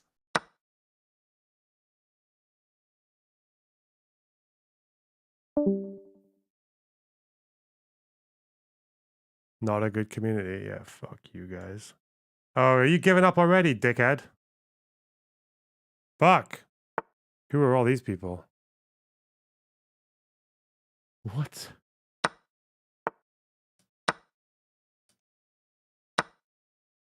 It's a little bit sticky here because of this.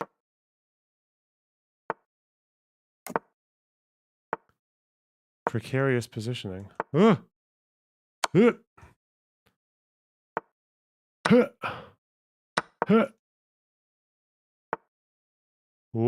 not this.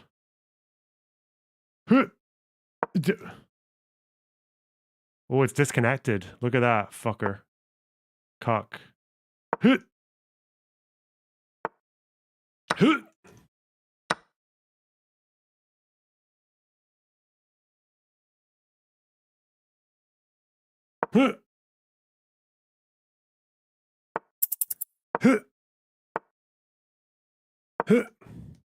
don't know what's going on there. Whoops.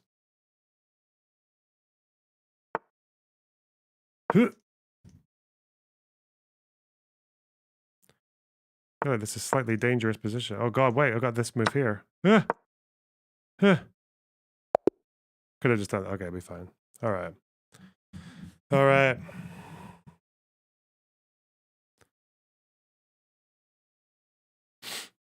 What was I going to look at? Interview or Super Tuesday? Or go home? By which I mean,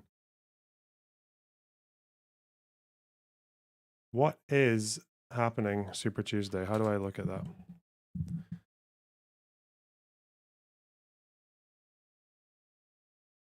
What is the Super Tuesday news?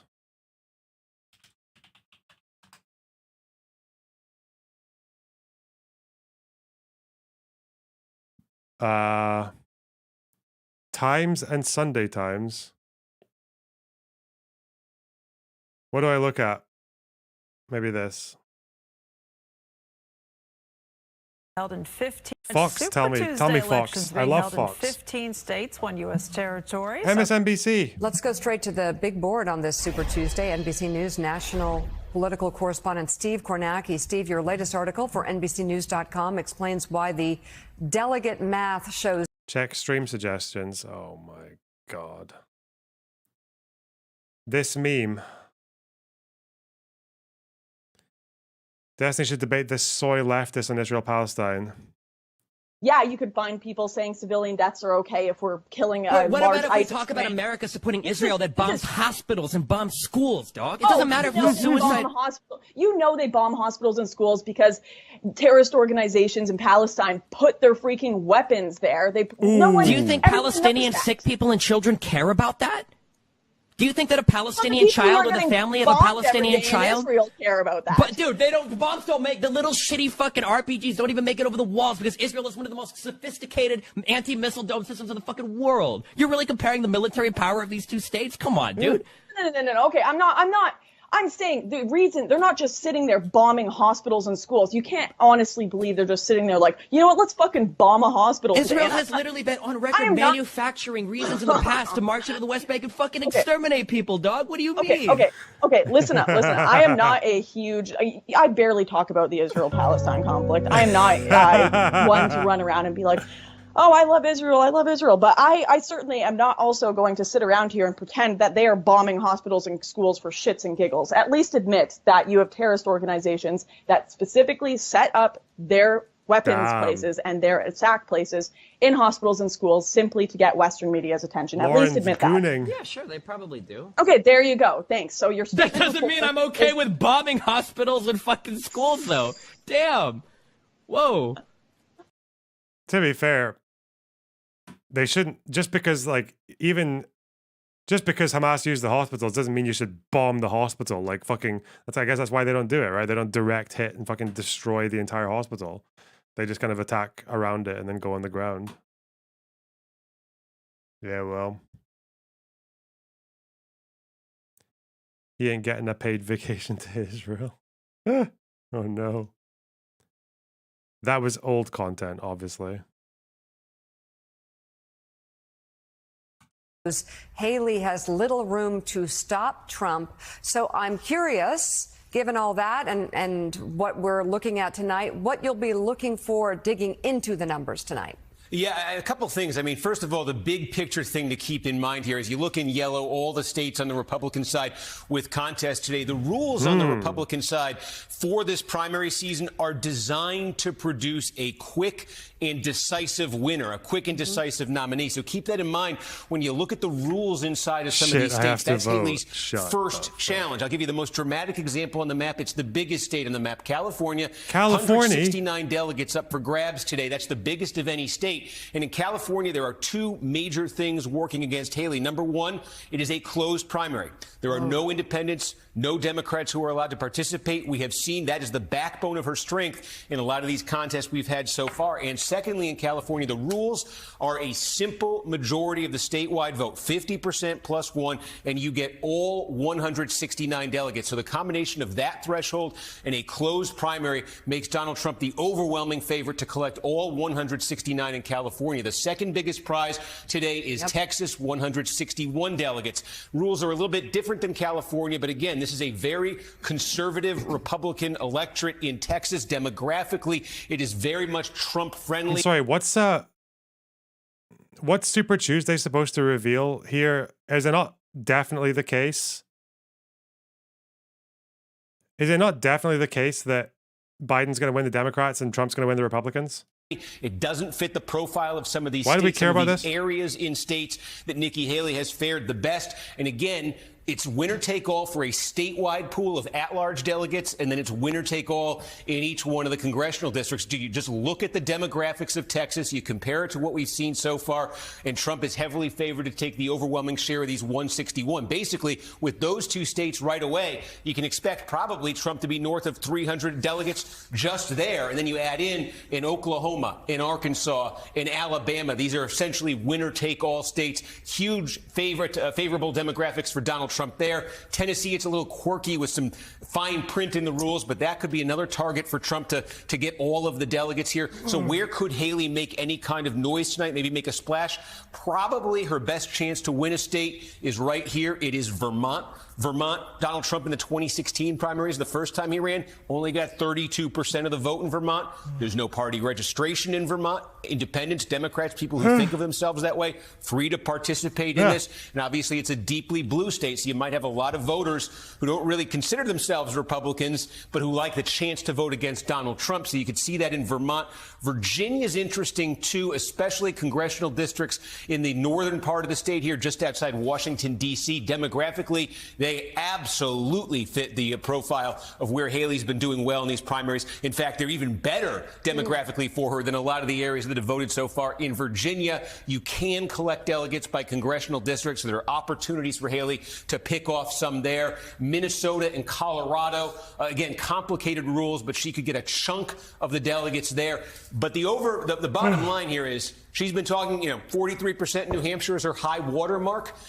If you're getting 43% across the board tonight, that is going to translate into very few delegates. And meanwhile, Donald Trump, that lead he has right now over Haley, he could be near 1,000 delegates if it breaks, sort of as I'm showing here. If it breaks that way, he could be near 1,000 delegates by the end of tonight, with 1215 the magic number. And of course, the Haley campaign has pledged that she'd stay in through Super Tuesday. That's today.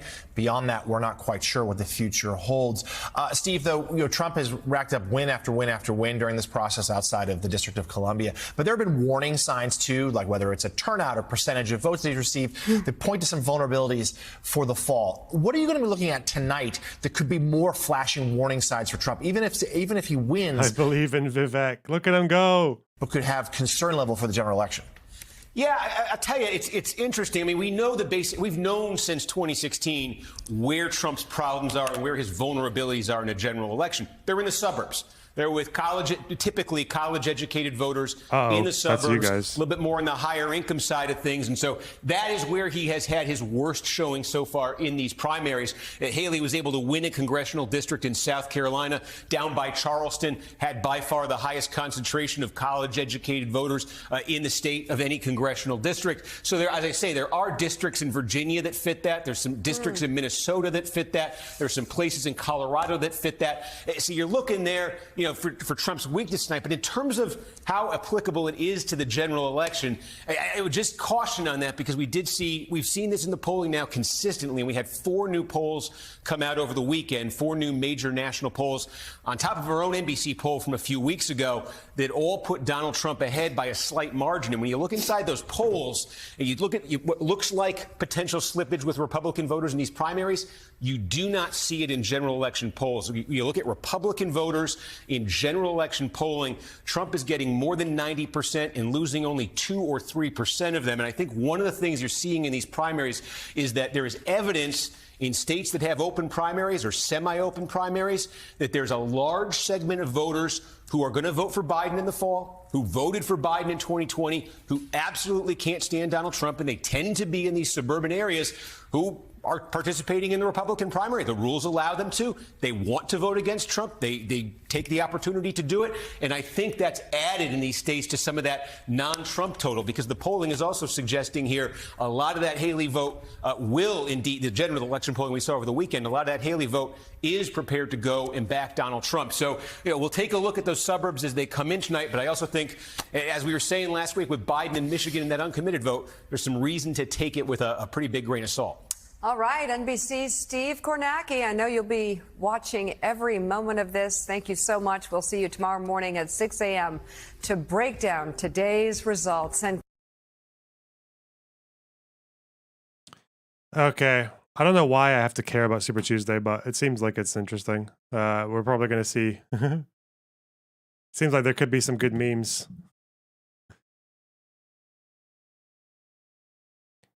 I ended up voting Biden, but it felt weird.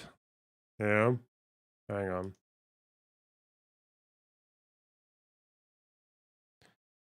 What is Dustin doing right now? I might bother him about 2 things, Super Tuesday and the Israel thing. Every now and then I'll retry them because I hear like, oh, your taste buds change every 7 years. Maybe they're good now to me. And they're just not good. Corn tortillas suck. They're smaller. They fall apart too easily. Okay, he's not doing anything interesting. Let's go. He needs saving.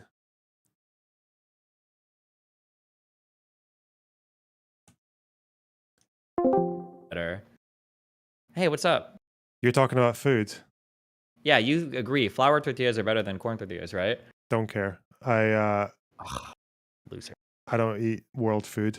Anyway. Are you really going to go to Israel? so I've been getting invited for maybe the past couple of weeks. I just need a good reason to go, like some kind of fucking content thing, or just just something to actually do when I'm there that's like valuable, rather than just being a fucking tourist, you know. There's like a surprising number of people in my audience who are from that area, and they all live like fairly close together. There's like an Israeli and a Palestinian who both live in Israel, like within 20 minutes of each other, and like one of them lives in one of the old villages where a famous massacre happened in the 50s and shit. So I don't know.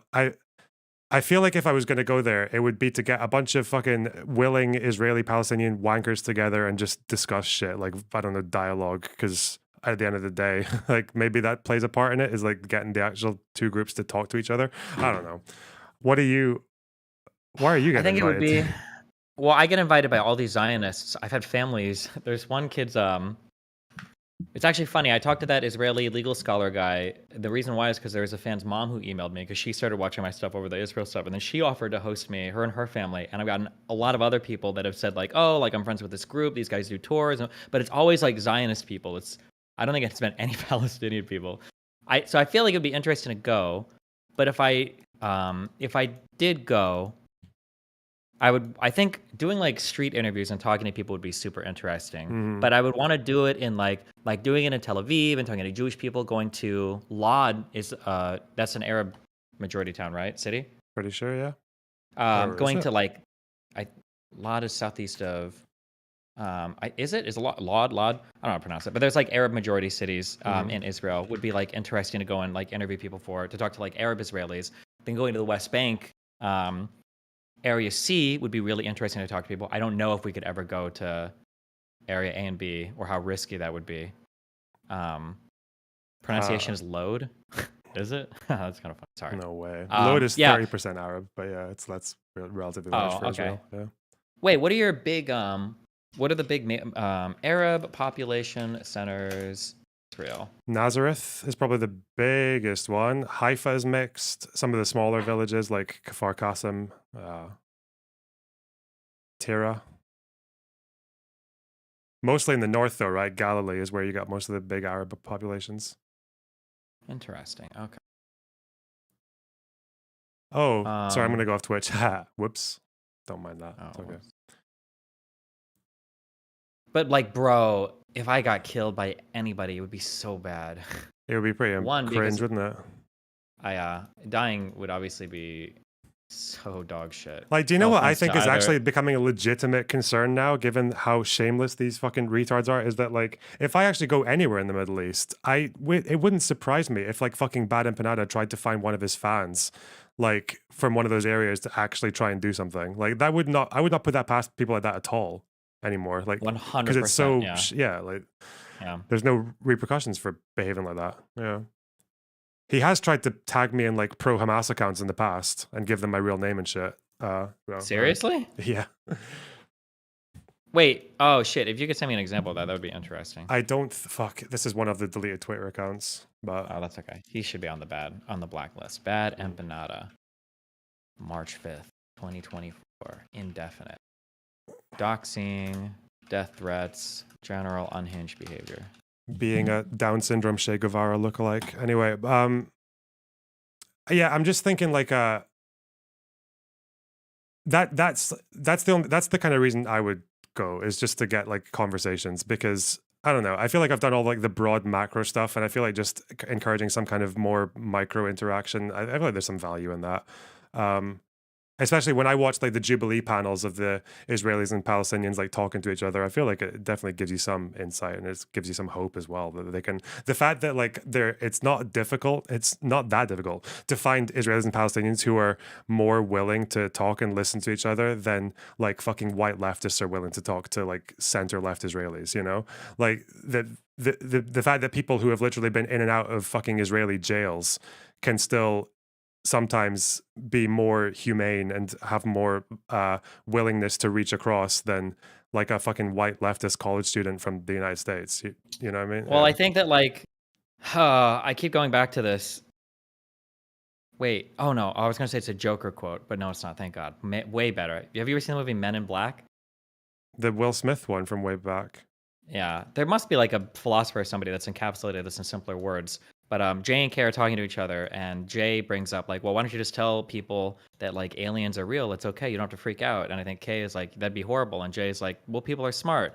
And then Kay says something like, a person is smart, but people are stupid. I think that group dynamics change people significantly. I think you can take almost any individual, like 99% of any individual. I'm doing some tabula rasa shit, okay, blank slate. I think you take almost any individual when you start talking to them, get them to understand and be pretty reasonable. But when you have people in big groups, it's just a whole different monster. So Yeah, I know it doesn't that's surprise me that you could get a bunch of people. I bet you could even theoretically get like Hamas people and fucking, settlers together and have conversations. It'd be rough, but like one-on-one, I think you could do it. But the groups of people just make everything unhinged. that's also because I've heard of. Do you know Corey Gill Schuster? Whatever the fuck he's called, the Canadian dude who does the street interviews in Israel and Palestine. He says one of the big issues is that even people who are willing to talk become unwilling because they're worried about their family seeing their face in one of these videos and like the kind of taboo about that, right? Yeah. So Yeah, that's kind of an that kind issue. of goes into the whole. I think that like social pressures dictate a lot of our belief systems.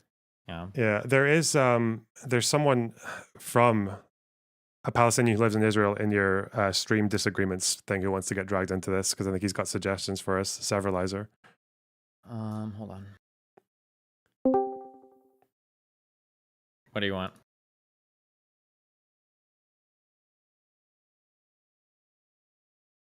Oh my god, is he slow for the first time ever? He's always got something to say. Hold There on, we I go. got this. I was just taken aback by his like, "What do you want?" It's like very sorry. American type behavior. It is. So first off, I am looking for an org that can take you around the West Bank if you're interested in that. Although I wouldn't suggest it at this current time because the tensions are high. That's the best time to do it. No, it's not. Jesus. Not if you value your life. There's plenty of villages you can visit within Israel that like are pretty fucking safe. We should go full Sasha Baron Cohen or whatever. We can like brown face and like speak fake Arabic. I bet we could blend right in. If we did it, it would be epic content if we didn't die, Loner Box. You got the curly hair and everything. I mean, there is Well, that here, Saluki guy who got away with it, so. Yeah, but he actually looks Arab and he's Iraqi Jewish. He And can he can pronounce talk Arabic. words. Yeah. I'm not. Yeah. I'm not even fucking no. Okay, so all right, Destiny. Just so you know, you can't be doing your anti-Muslim stuff within like Arab villages because the majority of them are Muslim. Yeah, thanks. I didn't know that, dude. Just like how I go to Well, restaurants and I yeah. scream the N-word at black people. Like, thank you so much. Do you have any other Hey, like some people cultural do. like clarifications you want to make for me? Like, thanks, bud.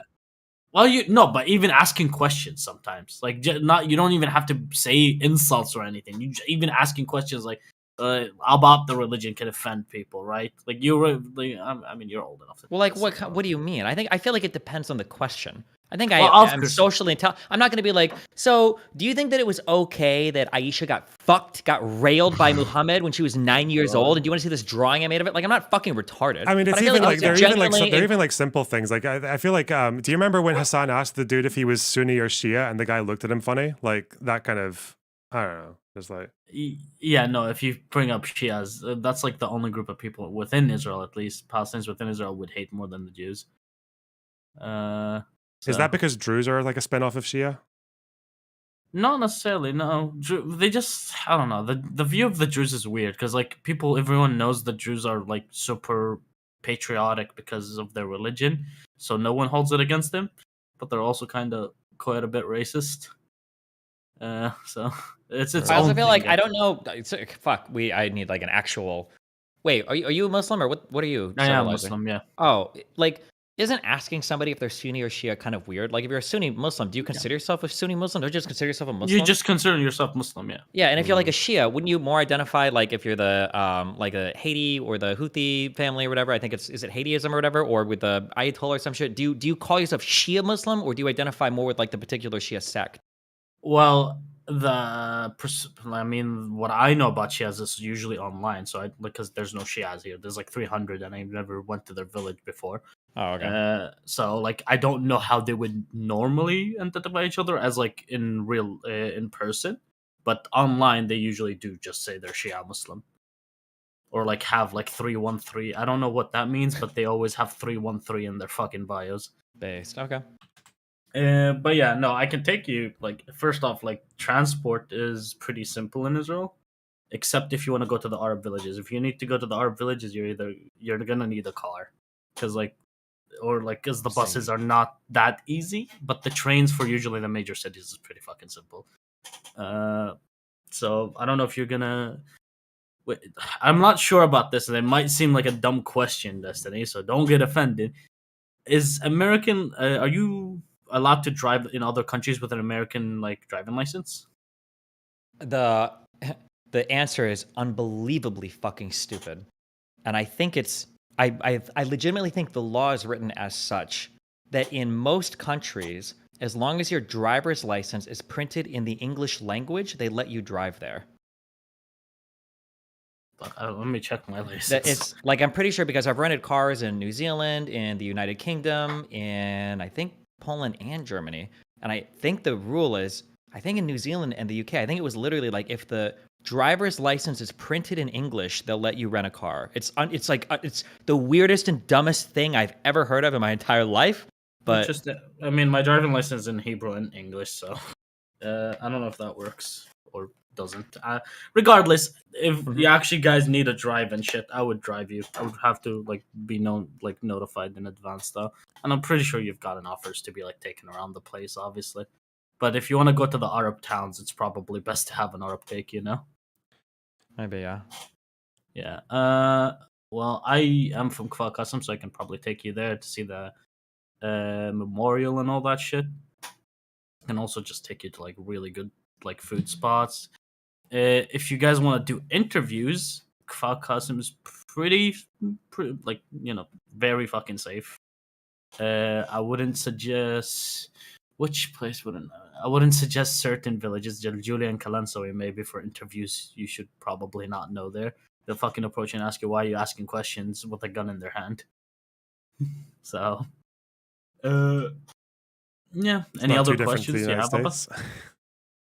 I mean, yeah, it's just like bad areas. It's not necessarily because it's like an Arab town. Well, Like, wait, I hold mean, on, wait. What was that comparison? Hold on, wait. Say that again. What were you just I'm saying? joking. He said people talk Oh, like okay. having guns and shit like that. Yeah. Oh, okay, yeah. Well, One no, the thing that you guns have to here be are really illegal. careful of. One thing you have to be super careful of. I say this a lot. Is that like it's bad to call things a genocide or starvation or blah blah blah because when things are actually happening, it's hard to identify that as such. A lot of people say shit like, "Oh, the United States is so dangerous, gun violence everywhere, blah blah blah blah blah." That's not actually true at all. Like generally, that's just not the case. You're not usually getting shot in random places. Even if you go to like places like Chicago and LA, even if you're in bad neighborhoods, you're generally not just getting randomly fucking shot and shit. So when some people say that like, oh yeah, like this place is really dangerous, like LA, sometimes I have to do a big reality check. It's like, well, when you say really dangerous, what do you mean by that? Because there's a lot of weird places in LA you can go, and you're probably fine as long as you're not doing retarded shit. Well, I will say that, like, compared to fucking Europe, like a dangerous area in like Western Europe compared to a dangerous place in America is pretty like night and day, now, right? Like, yeah. In terms of how they look in the overall amount of violence, yeah, that's true. But like the majority of the violence in the United States is going to be like gang-related stuff. Like most people aren't just going to roll up and like blast some random fucking dude because why the fuck would you do that? That's like unhinged. Of course not. Yeah. No, of course not. That's not like usually. Even if you're walking around town, the people wouldn't just approach you. The reality is they shoot each other like most of the time for like fucking crime families and whatnot, or like feuds and shit. It's not like they're gonna fucking approach a guy they don't know and shoot. It's just like if you're going around asking questions with like a camera and shit, people might be like, "What the fuck is he doing?" Do you think I could get on one of Traveling Israel's tours and then bait him into a debate? Oh my just, like, take the hood God. off and. I would love that. That would be the best content you could have. To be fair, he'd probably be quite nice in person. Who knows? Just They maybe usually slightly are. annoying. Yeah, you could find That would be people the saying best content you could come up with if you come to Israel. Actually, that would be. What, ambushing a fucking random a tour guide in his homeland? Yeah. Jesus. It was, I don't know what his reaction would be. That would be like Steven Crowder levels of fucking cringe. Like he does shit like that. Yeah. Do you have any ideas of what you want? Can you what else imagine do you want to do, Destiny? setting up a change my mind in like Area B? Jesus Christ. Change my mind. It should be called Judea and Samaria. Wow. Change my mind. The settlements are good. Oh my god. You definitely get shot at or thrown rocks. You at. could probably do Change My Mind in Tel Aviv, no? Yeah. And Tel Aviv, yeah. We're gonna get killed by the Tel Avivian femboys. We'll be fine. The thing is, Destiny, if I'm going, I need a white person with me because I'm gonna get interrogated to fuck. Like, with Oh my god, Loner, shut up! You're whiter than me, boner box. That's yeah, not but about they're gonna his see my skin name on my color. passport, motherfucker. And my name is exclusively Lebanese. It's not like even just a broadly Arab name. It's like a pretty. Oh wait, what's your specific. last name? Don't say I'm it. gonna tell it Box. Bin Box. Well, you could also like Then- type it to me, okay? Yeah, hang Jesus. on, Or I'll you tell don't you have my- to if type you're in my not. name. You don't have to if you're not. Did I not tell you? You comfortable. got get my name when I was there? Did I just forget to tell you? I mean, I'm sure I thought I it's somewhere. introduced just- myself as. I don't usually super log shit about people until I feel like they're trying to backstab Well, that's me. my Then I name. I start just recording DM'd it to you. everything. Okay. Oof. Yeah, you're gonna be in the vehicle. Be an way IDF behind agent. me, Okay. Yeah. Roleplay that reaction. Jesus Christ. It's okay. Cheryl said she has connections in the airport. She might get you out of it. I definitely don't have connections like that because I am Arab, so good luck with that. Can't help you there. Can just fucking drive you places. What other plans do you have to do? Okay, there, hold like, on. to stay? If boner box, okay. If you legitimately had an interest in this, okay, this would be in my brain what I would broadly think about. Okay, is that it would probably be for a week. I think a week is a good amount of time. Maybe a few days longer. Not 2 weeks, because fuck that. And not like 3 or 4 days, because what the fuck. It would probably be about a week, anywhere from 7 to 10 days. It would be cool to visit a big Jewish majority population center, a big Arab majority population center in Israel proper. And then if there are like, just to like ask people questions on the street and stuff, I think would be super interesting. We'd probably draw some attention because we'd have cameras with us, so people would step up and talk and blah, blah, blah. We'd have to make sure that there are like, if there's stupid like permit rules or something, we would have to make sure that that's okay. We wouldn't want to show up with a camera guy and then have like a fucking IDF soldier, take our shit and tell us we can't do that. I don't think there's rules like that as far as I'm aware. You might not think it, yeah, but I have to 100% clear it because it'd be a huge waste of time and money to show up and then it's all fucked. So those two things would happen. There would have to be a visit to Jerusalem. There would have to be some like engagement with like the Temple Mount. So talking to people coming in and out of like, I don't know, fucking Al-Aqsa or Temple Mount. I don't know what parts we're allowed to go in or not. That would be super interesting because there's like a lot of conflict in Jerusalem between like the residents and the citizens and everything. And then some type of conversations on the West Bank would be really interesting too. I don't know where we can go or what's like safe or not safe, but talking to settlers and Arabs would be really interesting. Also, we would have to develop a consistent list of questions before going. Like I would want like a standard 10 or 20 questions that we would ask people, or maybe we'd have like short form interview versus long form interview. So like for a short form, like what are like 4 random questions we ask people? And then like for a long form, maybe like here's like 10 topics that I want people to go deep in on, so that if we were to make a long form video coming back, we could say like, oh, like here's views of this, and you can kind of like organize it based on questions and stuff would be nice. We would have to have, I personally, for me, I would have to reach out to, or no, I don't have to pursue this, but I would want to talk to like people that have been in the business of fixing before down there. So like who's somebody that has experience escorting people through these areas, that has experience escorting, namely Westerners and stuff through these areas, preferably people that have dealt with like e-celebs or celebs or something before, so they've got experience dealing with. I'm already relatively looking popular into blah, that blah, for blah, you. blah. Yeah, like even that, then- if I can get a hold of that fucking Corey guy, that would be really good because he's actually done that extensively, like already. Sure, yeah, somebody with experience there. And then I would say if we could angle that into a final conversation before leaving with fucking Netanyahu, that would be based, but I don't think that would ever happen. Even if I would ask Lex, there's no way that I could get a conversation or that we could talk to him. Being able to angle that into some sort of conversation with a popular Israeli Knesset member or government member or somebody would be super based, but I don't know how high up we could get there. Apostate, what's up? I was just listening. I know you guys. Wait, can you? Your microphone is committing jihad on this conversation right now. Can you Oh, boost this by like shit. 7,000%? Holy shit! How about an ex-Knesset member, Destiny? Like the more notoriety or the positions in government would be interesting. So like people that were part of.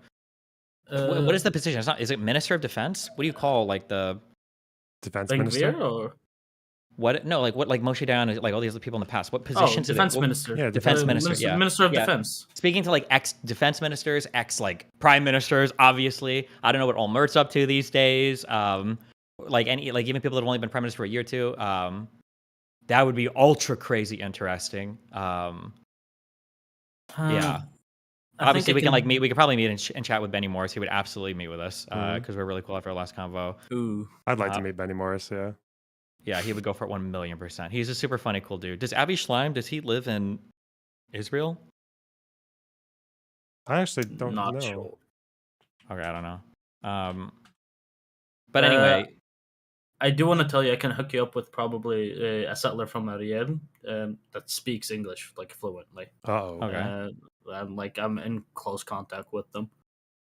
If you want, like, to talk to a settler, there is also Palestinians within that group that, like, from the West Bank that you can also talk to. Okay. I would prefer if I do this, and if we do set this up, it would have to be off stream. It has to be. I would probably only trust people that are in the business of fixing, because I Hey, is wouldn't it better trust now? anybody through social media. No offense. Not that you would. Yeah, it's good. Oh, Not no, that I of don't trust you course. personally, but I don't want like some fucking weird hit through some social media to like actually fucking kill me or or both. Oh no, Yeah. yeah, I understand. Well, that's why I'm looking for an actual organization like you can get in contact with regarding the West Bank. I'm asking like some of my leftist Jewish friends within Sure. Israel that do know these organizations. Steven, Yeah, what's up, apostate? so I just came back from Israel, like 2 weeks ago or so. I was there for Oh like 10 shit. days. Where do you live uh, again? Well, I'm in America. Oh, okay. Do you ever say what state you're from? I'm just curious. You don't have to. I don't Yeah, no, Illinois. know. Oh, Jesus. Okay, gotcha. Okay, so you went to Israel. Okay, cool. Yeah, go ahead. Yeah, I went there. I was just wondering how long. You said you want to go there for like a week or so. If we went, it would probably be, I would imagine, like 7 to 10 days, depending on what our itinerary is. Yeah. Yeah, I would try to keep it to make it longer, not underestimate the time that you will spend there in Israel trying to get around and interview a bunch of people and make a bunch of content. It is. I thought I could get everything done within just a few days, like within 7, 8 days or so, and I just spent the whole time running around back and forth and so on. So I would plan for more time than that. Things are a little bit spontaneous and unplanned in Israel. It's an interesting culture, and just traveling there will be a little bit. It will take a lot of your time. I can help you with all the stuff that you just mentioned. If you want to stay in touch with me, I can connect you to some people to go higher and higher up that ladder. Yeah. Loanerbox is. Do you have a Lebanese citizenship? No. I have a British good, good, passport okay. with They no wouldn't be Lebanese able to stamps on come it. here if they did. He's got a British passport, and then he's got papers from Hezbollah. That's it. Yeah. Again, sorry, I They hope stopped social me media for a long background time checks there. aren't part of the fucking airport thing. So just that was a joke. I want to actually ask both of you, Lona Bros and Dusty, would you be interested in like meeting the organization standing together?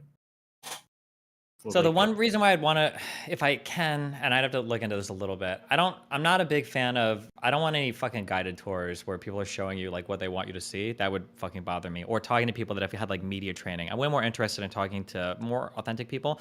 That is loaded. I'm not trying to say that like these organizations are all bad or whatever, but like I don't want like a Zionist sponsored tour of fucking Israel. I don't want like a Palestinian rights group tour of Israel. Like I think it would be more interesting to get a little bit closer to the ground than with whatever organizations want us to see.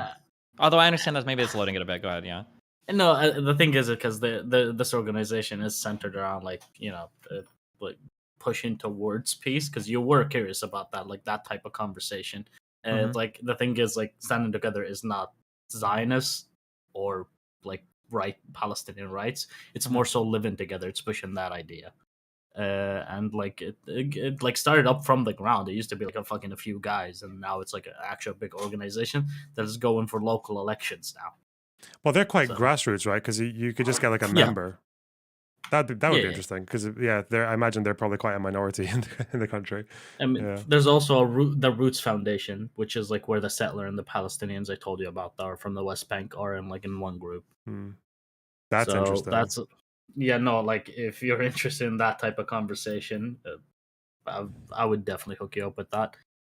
I met with them like several times, and I think some of them have like the lady I told you about does tours for Ariel for people that are like from abroad if they come to Ariel. Avi Schleim lives in the UK. Of course he does. He also married the great granddaughter of David Lloyd George. Nice. What the fuck? The prime minister at the time of the Balfour Declaration. want to move anyway. Crazy. Hold on, I was texting Alexa real quick.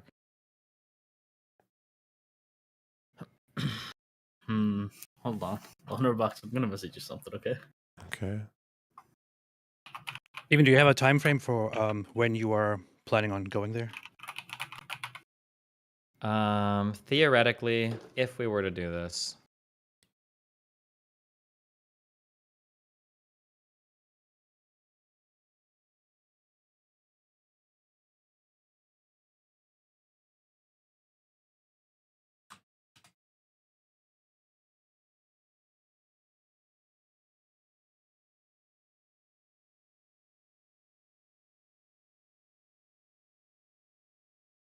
this month is pretty chill for me. Next month, I feel like we'd probably do it in April. I would. I think you mentioned you want to go to the West Bank and visit some Palestinian sites. Like the dream, it would be super fascinating and interesting to talk to people in area A or B. But one, I don't know how much English they speak, so would it all be translated, which would kind of suck. I don't like. Definitely don't come this month. Yeah, sure. But I mean, if you could, that would be like. Well, Ramadan's those until months are the most. Ramadan's It's until the Ramadan. 9th. Yeah. So yeah. Don't go during Ramadan, especially not right now. That's it's not that. It's like people are also gonna be like irritated because they're Sure. fasting. Yeah, but it would also be interesting to grab somebody because if there are people that like if you're in area C, can you grab somebody from area A and B and bring them over for an interview? That would be interesting. If you're in area C, you want to bring someone from area B, he'd have to go through a checkpoint. But well, sure. I mean, he can. It's just probably like the time estimates would probably be unpredictable. It's not really ethical to compensate people for interviews, is it? I mean, you're probably gonna have to like see if someone's like that wants to do it, like previously. If you go into an area interview, people obviously like you don't compensate anyone for it. But someone's like that, like he's coming to meet you. You have to like talk to them way before they agree with you. Obviously, most of the time it's not ethical to actually give them money for the interview. It's weird. So I don't like here right now. That's why I'm saying like the West Bank. It is best to like go with an organization because they are like they know what's like going on. When can you like cross this checkpoint? When this place is shut down? When you can't? When like that's why I don't know. Like the regular person, the person that like lives here wouldn't know when this place is allowed to go through or this place isn't. That's why an org is probably for the best. Okay, interesting. Especially right now, because why are people in chat talking about Hassan coming? Hassan's not going to. Do you think that if we did this, because Loner, I feel like in the grand binary of Israel Palestine, I feel like I'm not trying to impugn you, but I feel like you fall a little bit on the Israeli side compared to like where the total spectrum is right now. Is there a third person that we could grab that's like a little bit more on the other side? That isn't unhinged and insane? I would prefer you don't bring someone like that. Why? Because it's gonna garner a lot of attention. People like that usually would refuse to travel to Israel. Yeah, that's the thing. Is that I know people who people who wouldn't want to go to Israel or just couldn't. People are saying Beast Process. I don't think Beast Process wants to go to fucking Israel right now, if ever. Karantos. Well, why do you think he would get? He's not gonna get killed by like an Israeli citizen, right? No, but he's a guy who's been to the fucking West Bank recently and shit like that. Is that even allowed? If you've been to the West Bank recently, can you go to? You can. It's just like I don't like we don't know what his ID is, what citizenship he's carrying, what passport. That's what like usually matters. He's probably gonna get if he has got a green ID. He needs a permit to be in Israel, and I don't think permits are common now, right now at least. God, I don't think I could do it. I don't think you would want to, but I can see bringing Karantos would be. What would be wrong with that? You guys serious? Maybe it would just him interviewing people in Tel Aviv with his fucking mask on and everything. Well, It's a Somalian fucking Burns, right? crazy Dylan? Muslim guy. Although Dylan's not too far off from me, so yeah. Don't you have a chef that's like kind of pro-Palestine? Well, like Yeah, but I'm him. thinking like a Palestinian person or somebody with like a little bit more tie. Well, President Kratos Sunday. isn't exactly Palestinian. He's just like Well, no, but he's at least like a Muslim, strong right? Muslim, right? Or purportedly is. Uh, I wonder if anyone in my Lebanese family, because there are some very pro-Palestinian ones in there, but they've all got They are Lebanese very stamps careful on their right now. passports. Yeah. They're very careful with the security right now, especially at this time. Like when I went there, it was my first time going to Israel. Just because of my appearance and my name, especially my name, they had me waiting in the security line for I don't know, for half an hour or more.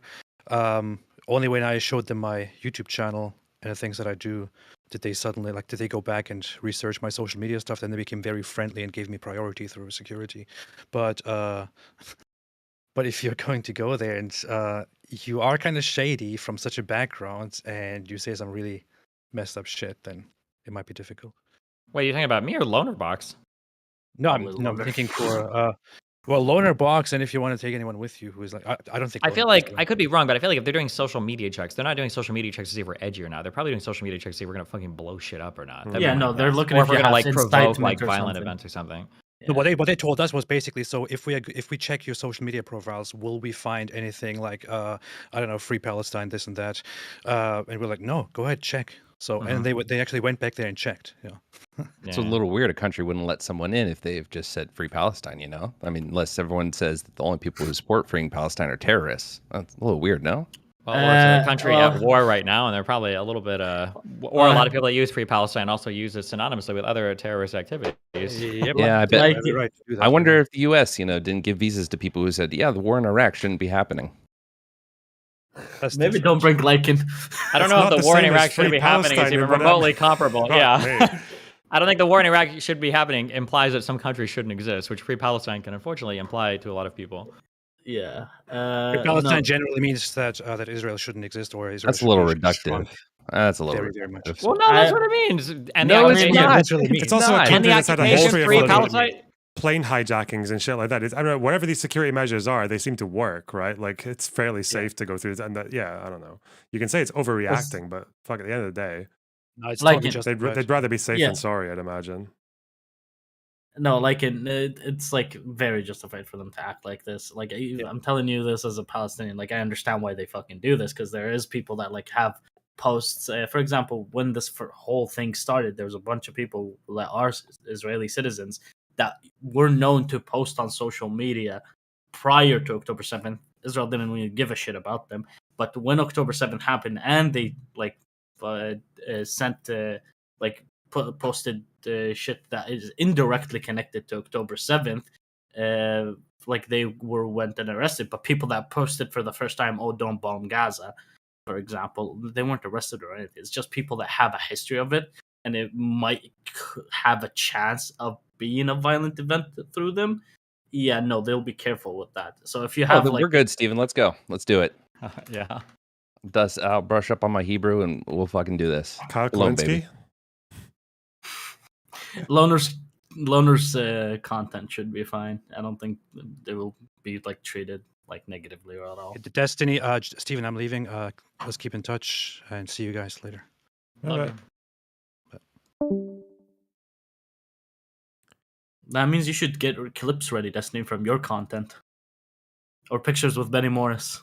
I mean, just send him the clip of you saying that you should glass Gaza. I mean, that'll do it. God. Nah, definitely don't do that because that's also interpreted as incitement.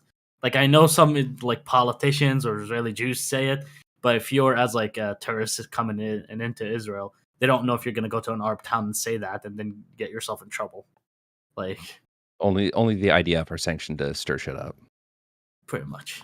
We could unfortunately we could get Sundowner in. Sundowner's pretty edgy. I don't know. I don't know if he can. He's Jordanian, and all of the Jordanian workers are not allowed in Israel right now. And he's Jordanian Palestinian. Like they can't work right now. Some of them can. It takes work. I do think Toronto's going would be hilarious. Like, obviously not a good idea, but hilarious content to watch how scared Steven is the entire time, watching this person be the more gregarious one starting all the conversations. I mean, I would be scared in Israel. Karantos would be my canary in the coal mine. As long as he's not getting killed, I know I'm safe 100%. I do actually want you to like go through the West Bank though, because it might widen your perspective a little bit on regards. Yeah, Like, but I to... feel my worry is that like I think if you go through the West Bank and you're only driving through Area C, I don't think you're getting the authentic West Bank experience. I think if you drive through Area C, it will give you some part of the experience that you. Yeah, but I feel like might... it's if anything, it's better to just not go at all because I feel like if you just go through Area C, you get a pretty misleading picture of what the totality of the situation is like. No. Yeah, I mean, listen. Like, if you're going into Area C, you're most likely going to see Area B, and you're gonna see the structures. You're gonna see like the processes. For example, it's not like if you're going only through Area C that you're not gonna go through any checkpoints. By the way, you are going through a checkpoint. Like it even would if be you're- super interesting and fascinating to get footage. Like I'm just like imagining this, not like, but like imagining like you've got some Arabs that live in an Area A city and they want to visit friends that live like in another Area A city, and you've got footage of like driving with them, having to go through Area B and then some checkpoint, and you're sitting there for 2 hours and whatever, talk with IDF people going from one area just to like visit friends or whatever. Like that would be an interesting like narrative line, just to see like what that process looks like. So But I don't. obviously, like existing in those areas as a white person would be kind of weird, or I don't know what that would look like. Because I've heard I mean, those areas are. you're a big enough person. I know Vox is going under, and I don't remember if this was I think it was actually a New York Times piece where there was a journalist who went. She's a white Jewish lady, and she went and did interviews in West Bank with like residents, settlers and all that stuff. But then also like covered some stories of Palestinians over there. I imagine if you find the right organization, say, hey, I want to do this, they will not only fund it but help get you a fixer who can actually take you through those things. Yeah, I would imagine so. Yeah, that's why we're talking about it. No, that's what I'm looking into for him. Like getting someone that like, actually can safely take him around the West Bank, someone experienced with it. Sucks that Vox is like going under because they're an organization that's really big on those kind of like travel pieces. So if you want like an eye-opening experience, Destiny, in regards for a city, I would say Hebron, because that's like that area is fucked. What about Vice? Oh, Hebron would be interesting too, because isn't there still like a little conclave of like 1,000 Jewish people that live there? Yeah, there's a settlement literally in the center of Hebron. Yeah. So doesn't the Arab Street have like a little fence on top of it because of people throwing their trash? Yeah, into people throw their trash onto the street and on top of people. It's so I wouldn't like here. Hebron would be interesting, but it's still like dangerous because if you don't know the area and you walk down the wrong street, and like you keep in mind you're gonna be yelled at in direction like instructions that you don't understand as well this day. So like if you're going the wrong street and then if you panic, if we do this, I'm never going anywhere alone ever. Yeah, obviously. Do you think is Hebron after Netanyahu? That's under majority Palestinian control now, right? Is it A and B? It's A, B, and C, all of them. Okay, yeah. Because I don't think they did the full withdrawal. Okay. Do you think, Loner, you and me probably represent well enough on the spectrum. I just don't want to do it and be accused of like we only have like right-wing Zionist shills. And again, no offense, but I think because of your, I think internationally, I think you would be considered a right-wing shill at this point. By who? By ineffectual fucking losers? Like I don't know. Yeah. But are you saying like Lonerbox would be like viewed as a right wing? He's just internet poisoned. Don't worry about that. I think in the grand scheme of things, probably I don't even know. Not that I'm trying to scam my semi-employer out of a fucking trip, but I'm just saying I think that I am much more pro-Palestinian than either of you. True. Yeah, that is very true. Do you want to include me in that conversation, Lakin? I actually don't know too much about you, buddy. Yeah, well, of course, because I'm new. I'm Palestinian from a village called Kfar Qasim. Yeah, take this guy. Should we bring I'm Noah already Samson? there. Sorry, I'm just saying every name that shows up in the chat. Sam Wait, Cedar. hold on. Oh my god, if Noah Samson wanted to go, that would actually be amazing. Wait, is that the mustache dude who blocked everyone? I don't know if he blocked everybody, but no, because actually, wait, I want somebody that's really invested in the topic. I think he's just like a flavor of the week. I mean, I'm flavor of the week too, to be fair, but Chad Logic. I'm sorry. Yeah, I actually need to go because my handler and I haven't talked in a while. It's been hard to get Vosh. communications through. Careful. Delete the lolly. Katie is too unhinged. I'm not interested. Try not to get anyone that's like will get you into like here. The problem is you're not probably gonna get anyone that's like moderate enough about Palestinians and Israel, like that's pro-Palestinian, that's moderate on Israelis, that will be allowed into the country. To be fair, So in the last couple of months, I've been getting more one state pilled again. I've been there before. I can just put that hat back on. Like, two Well, I mean, states like, not one fucking state, happening. I'm it's just- sorry.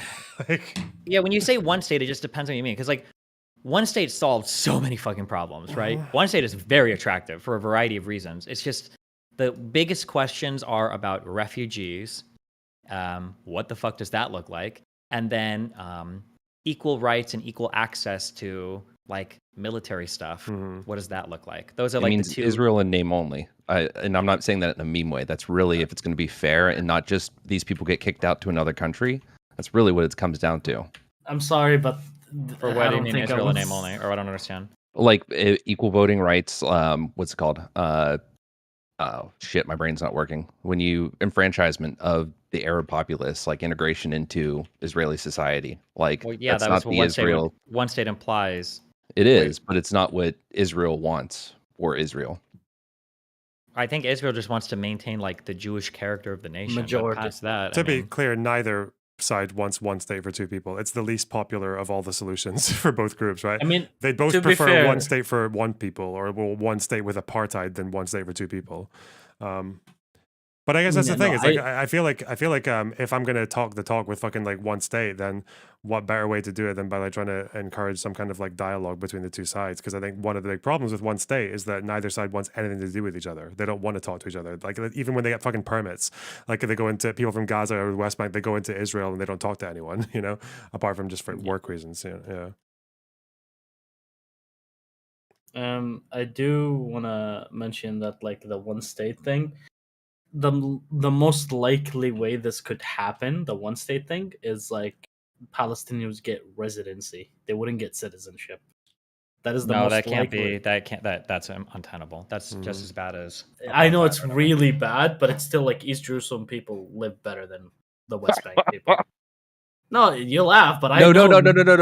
know. Someone edited a picture of me with an Okay. Arab headdress, and it's ridiculous, but funny. Fine. That's okay. Whatever. Like, but residency, as in, like, there's still like a process for you to become a citizen. Is just takes a long time. Like a really, it's probably better for you to convert to Judaism to get citizenship than go through the process from residency to citizenship. Yeah, isn't it true that like I'm saying this genuinely asking, so don't hit me with a fucking gotcha. Isn't it true that like they won't allow certain people to convert to Judaism from like Arab people? I don't know. They just don't want anyone to convert to Judaism because that's like within their religion. They're supposed to like discourage you from converting to Judaism, and if you just keep like being insistent on it, then they'll like start like opening up to it. But generally, they just say no to anybody. Wait, I thought it was. I get so many mixed answers on this. I need to actually dig into this. Well, that's Orthodox Judaism. Like Reform Oh, sure, Judaism, yeah, like I'm just you saying- send an application and you're Jewish, apparently. I don't think it's that easy, but I'm pretty sure if you want to convert to Judaism and you're willing to like learn the bullshit language so you can do your bar mitzvah or whatever the fuck you have to do, I'm pretty sure anybody can do it. I wasn't aware of any like racial or ethnic or prior religious restrictions on it. I mean, if you're going by the like standard Orthodox, like well, there's Sephardic Orthodox and there's like regular like Ashke Orthodox. If you're going by them, it's usually like it takes like several years, and when you first go, they'll say no, and they'll keep telling you no, and you just have to keep going until they say yes. And even then, you can never break the process during like the process of like keeping, for example, Shabbat. Or like you can try your best, obviously. Like if you break Shabbat once out of like the 3 years, they're not gonna be like, "Oh, you can't be Jewish," but like you have to like actually be serious about it. Yeah, that's what I've heard. Is that like there was some guy that emailed me a huge thing, and he said that like a lot of people say it's incredibly difficult. A lot of people say that it's prohibitively difficult. That it is not everybody can do blah blah. But I think the basically the TLDR of his email was that like if you really want to convert to Judaism and you're serious about it, that anybody can do it. But it's like you have to be serious about it. It can't just be like I'm a cultural Muslim or like I'm a cultural Jew or like I think I know what Shabbat means or whatever. You have to like fully commit to it. But if you're willing to like fully commit and learn and do everything, then yeah, like anybody can do it. That's what this one big guy emailed me, but yeah. Yeah, if you want to convert to Judaism, you usually have to be religiously Jewish. Like, you cannot just be ethnically Jewish. Like, you Sure. have to be religiously Jewish. Usually, and I think, like, for example, I think if you convert to Judaism and then the mother has to be Jewish, and then you have a kid, if the mother is Jewish, then he's considered ethnically Jewish, like by halakha standards. Mm-hmm. So, but it's still like 2 to 3 years process to convert to Judaism, while like getting citizenship through residency is like 5-6 years, and it's a really tough process, is what I heard.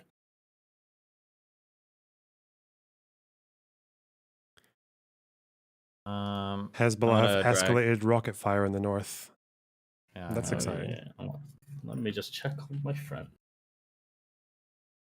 Dragging sample text.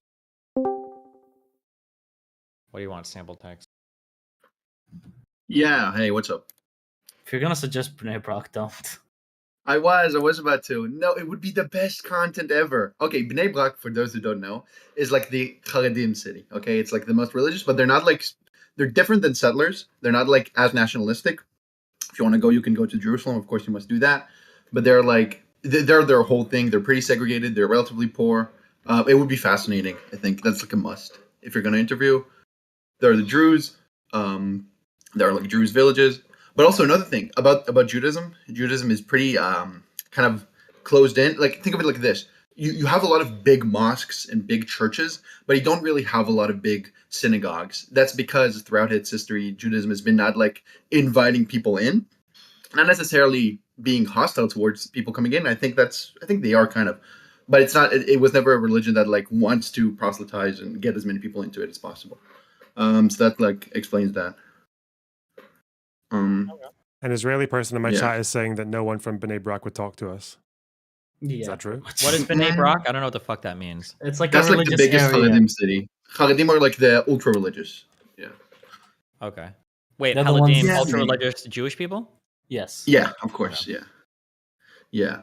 There's that. Oh, also, there will be a lot of soldiers. Like, I'm in the IDF, but I'm not sure if you can just go ahead and interview soldiers because I think there are rules that say you cannot engage with like necessarily political stuff. But I wonder, it depends on how you. Maybe if you say it's educational, but not they will. It might be iffy. Not that they check that much, you know. But I think you're supposed to just keep out of politics as a soldier. yeah. But I've been to allegedly I've been to protests and no one did anything to me. So it's like, right. Would it be I would quite- never because I'm a soldier. Would it be Wait, I can't- easy enough to get talks in Nazareth? Yeah. Because that's like I've never 90% or 99% Arab, right? I'm gonna have to go with you though, because Yeah. you probably can't speak Arabic. Yeah. You might want a translator. I mean, that will slow everything down. It would be kind of ruining the content. But if you want, like, someone who can't speak English, you cannot just ask them something in English, right? Yeah, that'd be a thing. Assalamu alaikum. See, I can do it. Bro, We're good. Just take Lycan. Holy fuck. Yeah. Wait, someone's jamming.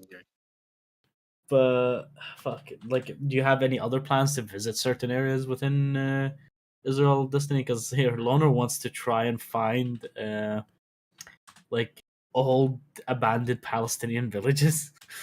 Oh damn! Wait, Also, somebody's gonna try to do what? Say that again. Find like old abandoned Palestinian villages from like the 48. For what? But he The thi- just wants to look at them and or see Yeah, because there's them. just like when you look up some of the stories about them, there's just not that much written about a lot of them, apart from this, they get like one paragraph in a fucking really long book. Yeah, I don't know. I just thought it'd be interesting. Yeah. Especially because they're like they're I very think a lot of- undocumented. You know, like they're there's not like any signs telling you where they are or anything. You just kind of have to find. You have to just look and know where they are. Yeah. I think there's also a okay. difference Oh, go between ahead. like Jewish, because especially because Jewish are pretty westernized people, and prior to that, even 48 before Israel or whatever, I think Jewish people are more likely to keep like accurate like written records of everything. Whereas I think for especially the Arabs living in this region, I think oral histories and stuff were a lot more popular. Like they weren't writing history course, books yeah. or writing stuff about the city. So if enough people died or enough people fled and then died of whatever and forgot their cities, like that information is just lost forever, basically. Yeah, Morris talks about this a lot. I think he mentioned that in your conversation too, but he mentions that every time he talks about like archives and whatnot, he mentions like, keep in mind, we don't really have a lot of, Palestinian or Muslim or, archives. But yeah. Yeah. Someone Although I DM'd will me right say, now I saying, asked, I asked him Mhm. about this because we had a long talk before our debate a week ago, and his response was because I brought up like, what do you think about the fact that Arab states don't make the archives available and blah blah blah, and he says, yeah, that's a really frustrating thing. And then he brought up that another thing that's interesting is that a lot of the people in that region at the time relied a lot more on oral history than written history. So a lot of oral stories get passed down, and then eventually they get recorded. But Benny Morris said that when he investigated most of these oral histories, that for the most part, he didn't give me any counterexamples. He said for the most part, the oral histories actually tend to map onto like the written records, like almost verbatim. That they flesh out stories more, but it's not like the oral histories of the Arab people was like wildly departing from any established fact or whatever. And then it seemed to like plug in pretty readily to written histories that you could find on the Israeli side or any Western side. Yeah. Okay, that's interesting. I don't think I've heard him mention that, but that's interesting. Because I think he said as of recently he's taken a bit seriously more of the oral history, because before he and I guess other historians were skeptical of it. That was my understanding of what he said. I'm not trying to misquote him or anything. But Yeah. Oh, another thing. Someone DM'd me right now saying like there are soldiers who do like TikToks and whatnot. So I don't think it would be a problem for anyone. You might at most you can censor their faces or whatnot. But like yeah, you can go talk to soldiers. I don't think they would care or the army would care. Another thing, you cannot just go to Tel Aviv and be like, "Oh, we were in a Jewish city," because cities in Israel are very politically segregated. Like Tel Aviv is the beacon of like left wing Israelis.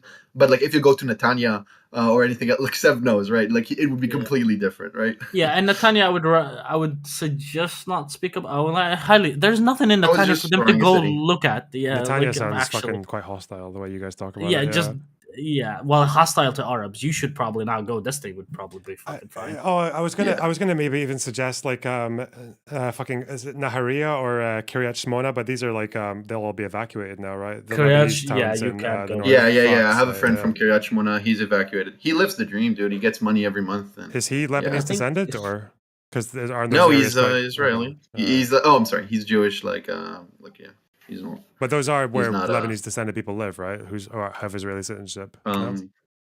Not sure about the demographics of yeah. Kibbutzim might be interesting, but they're I'm not sure. It's like the South is very heterogeneous, so. I mean, here he's Destin is probably going to be going to Ariel if he goes with what I suggested. Apparently, Naharia is not evacuated, even though it's way up there, north of Accra or Acre, whatever the fuck it's called. Dumbass. Oh, the Golan Heights would be interesting to go to as well. Oh damn! Yeah, like the Hebron, not Hebron, Hermon. Oh my god, yeah. Fuck. Kiryat Shmona, you can't definitely like completely empty. You can't go there. I think the safest, most northern you can go is probably Nazareth and Haifa. Yeah, I'm in Haifa right now. You can just go walk the streets. No one would care. But maybe in a month, I don't know. War is imminent. No, I'm joking. Wow.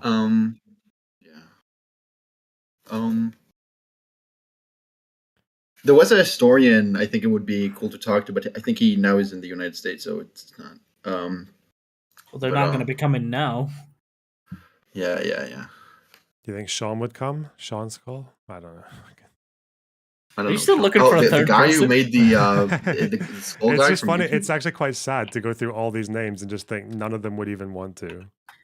No, because here I have a okay. So oh my god, traveling Israel. Yeah. You want to? Well, we were speaking about that earlier. Yeah. Bro, that would be the funniest content you could actually come out with out of Israel. No, that'd be crazy. Like you and like traveling Israel and Loner Box just having like a one-on-one. That would be good content. Well, I was considering turning up in a fucking like in one of those like old Arab garb with a hood and just kind of like going one of his tours and then just taking it off when he starts talking.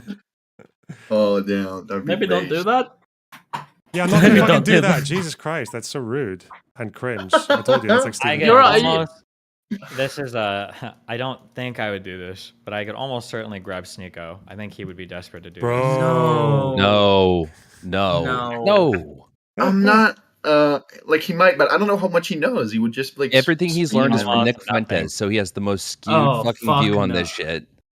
Like, I don't think he could name. He always does this, like, name 3 countries in one. I don't think he could name 3 cities in Israel. Like, why invite him, right? But yeah, I I don't don't know know. if I could name 3 cities in Israel. Does the West Bank count? Name. I mean, that's not Israel. We I'm Yeah, pretty know sure you Gaza. can we know name Tel Aviv, and we know Jerusalem, and we know Lod. That counts. There you go. Boom. Okay, Bang. Tel well, Aviv, yeah. right? Is Haifa? That's still a city, right? That didn't get Haifa Yeah. is absorbed by Haifa is fucking. a city. That's Yeah, true. okay. big city. See, There you go. you're good at it. Is Lauren Southern one of the right wingers who's gone on a pro-Palestine arc? Not sure. I Um, mean, there's this clip from 2017 that she talks to Yeah. Destiny, and she's not like, she's like in the middle. I think, I don't know. No, Um. she was definitely not in the middle there. But I Oh, think okay. that it's analyzing the right wing positions on these international conflicts is a bit complicated. Like, for instance, and it really depends on the flavor of right winger you get into. But for the ones that are like pro Russia and pro Palestinian, they're not really that as much. They're just like very, very, very anti US interventionalist. And that will put them in an area where they'll kind of like shit on Israel and be kind of pro Palestine, or shit on Ukraine and be kind of pro Russia. Now, there are other people that, for stronger ideological reasons, will bend that way. But I think the majority position tends to just be like, oh, the U.S. shouldn't interfere in any of these things, basically. Yeah. Yeah. Also, another thing, I have some communist friends who are well read. It might be interesting to talk to them, but I'm not sure they would agree. One of them, like, never mind, I never would mind. I would suggest not dragging them into this, because if you get their faces out there, they're would Oh, actually he's be open about it. He was like in a documentary. I know. Yeah. I understand Sample, but like you don't know who, like, for example, the people that would watch that documentary are not the same people that would probably watch Destiny. You don't know who's unhinged or who's not, like, willing to Sure, do that sure. type of stuff. So I would That's say fair. keep the Yeah. communist Israelis out of it. Also, something interesting about like being like super anti-U.S. intervention or whatnot, that like gets you to be quote unquote pro-Palestine, but actually the right wing in Israel, and I mostly have in mind like the Channel 14 crazy BB lovers. They're like also pretty much antagonistic to the United States. They always say U.S. imperialism every time stuff gets it, like because they like view right now Biden and the Democrats as like super. They think they're super Restrictive. Yeah, anti-Israel. no, that's not Yeah. surprising at all to me. That the very, very far right people probably wouldn't be very warm, at least to the current administration. Yeah. They don't like being told Yeah. what to do by Yeah. anybody. Yeah. Second Oh my thought. God. There's- Have you Lonerbox or any of you have read the Sasson report from 2005? You know what I'm referencing? I've not read it, no. I have not. I feel like when I try to go into this question of were the settlements expanding through Oslo II, or were they not expanding? It is like such an, I guess it's like all the Israeli fucking topics. It's such an unbelievably complicated question. Initially, they weren't expanding, and there was like that one Wikipedia article that linked that one graph. Then somebody did a deep dive into that and said, well, actually, the prior 2 years that showed the huge increase, that was because of a huge wave of immigration, and they actually were expanding after that. Then I saw a guy do a huge counter to that and say, actually, those huge waves of immigration never stopped, so they really did slow down. Then I had a guy email me, and I had him showing me, well, actually, if you look, the settlements that quote unquote weren't expanding were just building new construction in the settlements, but that was considered like miles and miles away. So they actually were expanding. In 2005, there was I think it's called the Sasson report. Was this the one where 2005. basically like right wingers and I think Sharon was one of them, was basically helping people build outposts to disconnect Palestinian communities in like the late So I 90s? don't think it was Sharon, because I think he was the one that commissioned it. I don't think, but basically what it was so this is super interesting too, is that apparently, now I want to be super clear, I've only read overviews of this, I haven't read the report itself, so I could be missing some underlying thing that makes it even more nuanced. But apparently, a lot of the settlement expansion that happened in the late 90s was actually completely illegal. And the reason why they were able to do it is because they were funneling money illegally off of tons of different Israeli government bodies where people were trying to funnel money over them to help expand settlements illegally. So there were settlements and outposts, especially, that were expanding in the late 90s, but it was illegal. But then post 2000, I think Netanyahu retroactively made them legal. So it's like, yeah. Oh no, it was Sharon. Sharon was telling him to take over the hilltops. He publicly in '98 told people to take over hilltops, and he was like, "Yeah, make it. We want to break the contiguity of Palestinian areas." True, he did. He said Probably. that. That was like a speech he gave. But in terms of actually expanding, or wait, actually, hold on, wait, I'm sorry. Was Sharon in government at all? Not in 98. No, 96 this to is when he was 99 opposing was Oslo vocally. Yeah, this yeah, was, because I think it went. Didn't it go Rabin? Was there somebody Rabin, between Rabin Perez, and fucking Netanyahu? Netanyahu. Rabin, Okay, Perez, yeah, Netanyahu, Sharon. Yeah, Barak yeah, and Sharon. then yeah, Barak Sharon, yeah. So Sharon wouldn't have been in government when it happened, yeah. But he commissioned this report, maybe 2004 or something. But and then in 2005 it got published, and it was unhinged. Yeah, I don't think there's ever been a time. Well, I could be wrong. I don't think there's ever been a time where settlements were just not expanding. Yeah, it just depends on what expanding means and if it's slowed down or increased. Yeah, it's Yeah. just like, well, now it's like getting worse because like Smotrich is like super fucking pro like settlement, like Oh yeah, super like he's talking about taking. I don't know. You can correct me on this. Or not. 3,000 new units. Like Yeah, well, yeah. not just that. He's taking money from like other projects that were supposed to go through, like for example, the Arab sector. I don't know if it was for security or education or something. He took money out of that and put it into fucking settlements. Mhm. Like Yeah, I've not he's looked at actually where the pushing it funds even are, more. but like he announced like 3,000 new units, and you go one by one, it's all settlement. It's like so over. But yeah. What is this hot? Some Also, I guy in have my someone chat is. DMing me right now saying, "Oh, go ahead." Sorry, go ahead. No, I have someone DMing me right now saying like they can both arrange you a tour, and he also has connections in Umdim Beyachad. They're like the grassroots. Standing together. Hmm? You can just tell them it's standing together. That's their Standing English together. term. Standing together. Yeah, that's their name. Think of it like the purple circle. That's like their thing. Okay. Yeah, it's like I said, it's not like, well, they are on the left, but they're, what's it called? They're not like super Zionist or like super like erase Israel off the planet. They're like both. They're like humanitarian, coexistence. bro. Like they're like that. They're like we're concerned for everyone. We want a future together. We're like we don't want any conflict. Blah blah. Also, they have a lot of Anything else? Do you have anything else relevant? We're just meandering random shit in here. No, I don't think. Okay, I've got a guy in my kick chat who's freaking the fuck out over being labeled a Hasbara agent, and I don't even know what the fuck that means. Hasbara, okay. Hasbara is like Israeli propaganda. Think of it like that. It's like Israelis call it like explaining. That it translates to explaining, and it's like you think of it like Israeli proselytizing. Maybe I don't know how to explain it. Oh, okay. He's saying people like Chuck Johnson target anyone, and they label them a Hasbara agent, and they try to destroy their lives. And if you went to Israel, you'd be permanently labeled a Hasbara agent, and it would put a massive target on your back. I mean, I already am, so who gives a fuck? You probably are as well. You just haven't noticed it yet. You go into Israel would not increase the chances of that. You speaking about Israel in a positive light would increase the chances of that. So I wouldn't pay any attention to it. Okay, real Hello. quick, Blue John, yeah, you're my number one fucking Mossad agent spammer in chat. What's up? Hey, how you doing? So first of all, sorry for my accent. You're okay. Wait, what is your accent? So Where is your accent? I'm Israeli. I'm a right-wing Israeli. Some would say extreme right-wing. Okay, yeah, I got that from your links. The accent is weird. I'm sorry. The Israeli accent, I just haven't heard many, so it always sounds like some other. I mean, I can try speaking American, but then I would sound stupid. You're fine. Don't worry about No, it. he has the classic Israeli accent. Yeah. The stereotypical one. Okay. Yeah, he talks like this, right? This is the very Israeli. Wait, do you wear the hat with the curls or whatever? No, I'm an atheist. Why are you interrogating the Jew? Jesus. Yes, anti-Semitic.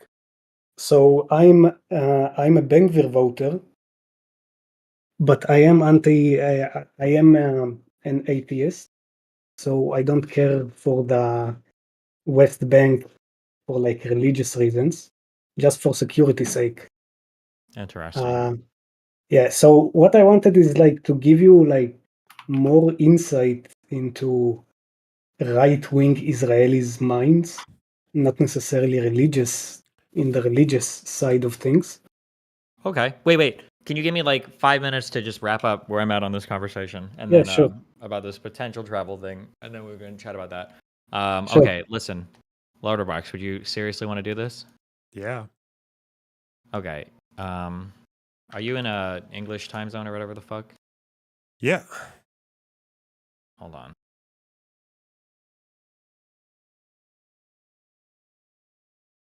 gonna have to tune in into this after. What time do you normally sleep? Are you in like a normal? 2 in the morning, Um, which is 4 hours from now, 5 hours. yeah, I understand.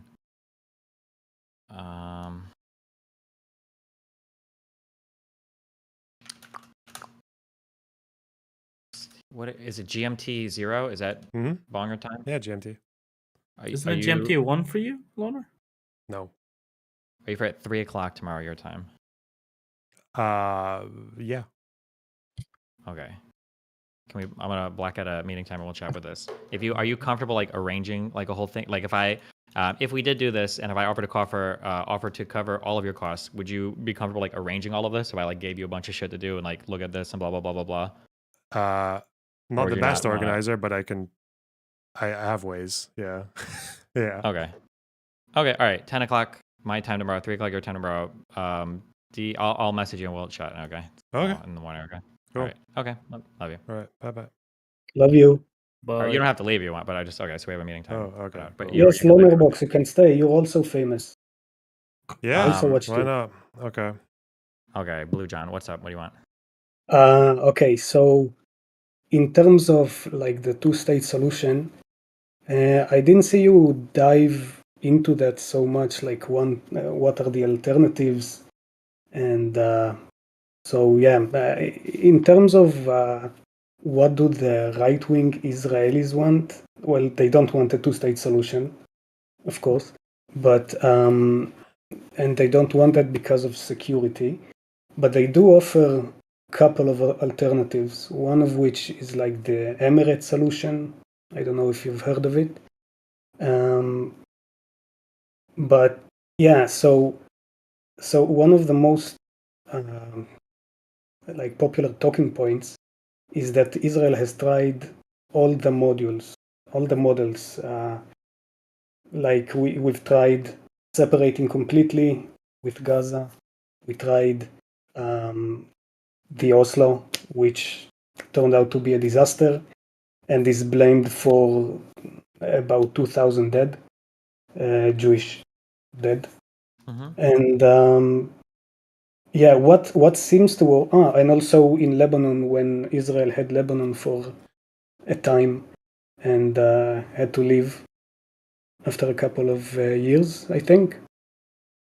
Anyway, so while it's not ideal, the settlements model, it is what gives Israel the most security. So, okay, I understand what you're saying when you say that, okay?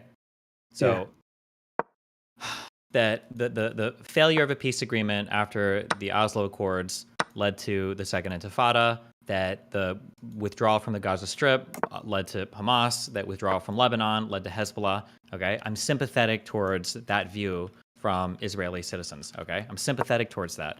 But I think the issue is you have to look at the messaging from the other side as well, right? That the thing that precipitated Oslo was the first Intifada, right? That's what finally got the first Oslo Accord to happen. The thing that precipitated the Gaza Strip was the second Intifada, that Hamas won. We got Israel to leave, and that what precipitated Lebanon was essentially the failure of Israel's intervention/adventures into southern Lebanon, and that's where Hezbollah came from.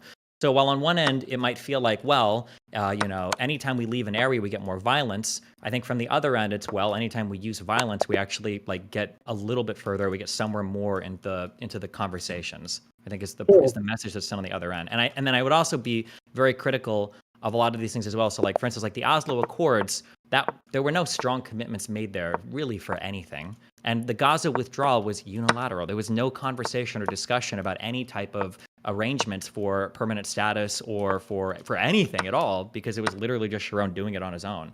So yeah. Yeah, I agree. But so I think that if we were to give like the entirety of Judea and Samaria, and even pull out all the settlers, I think that Israel has like one opportunity and one chance here, and you heard this before. Staying in a country with a 10-mile between the shore and the fence. If they want to, if they want to attack, we'd have like thousands, 10,000s of casualties.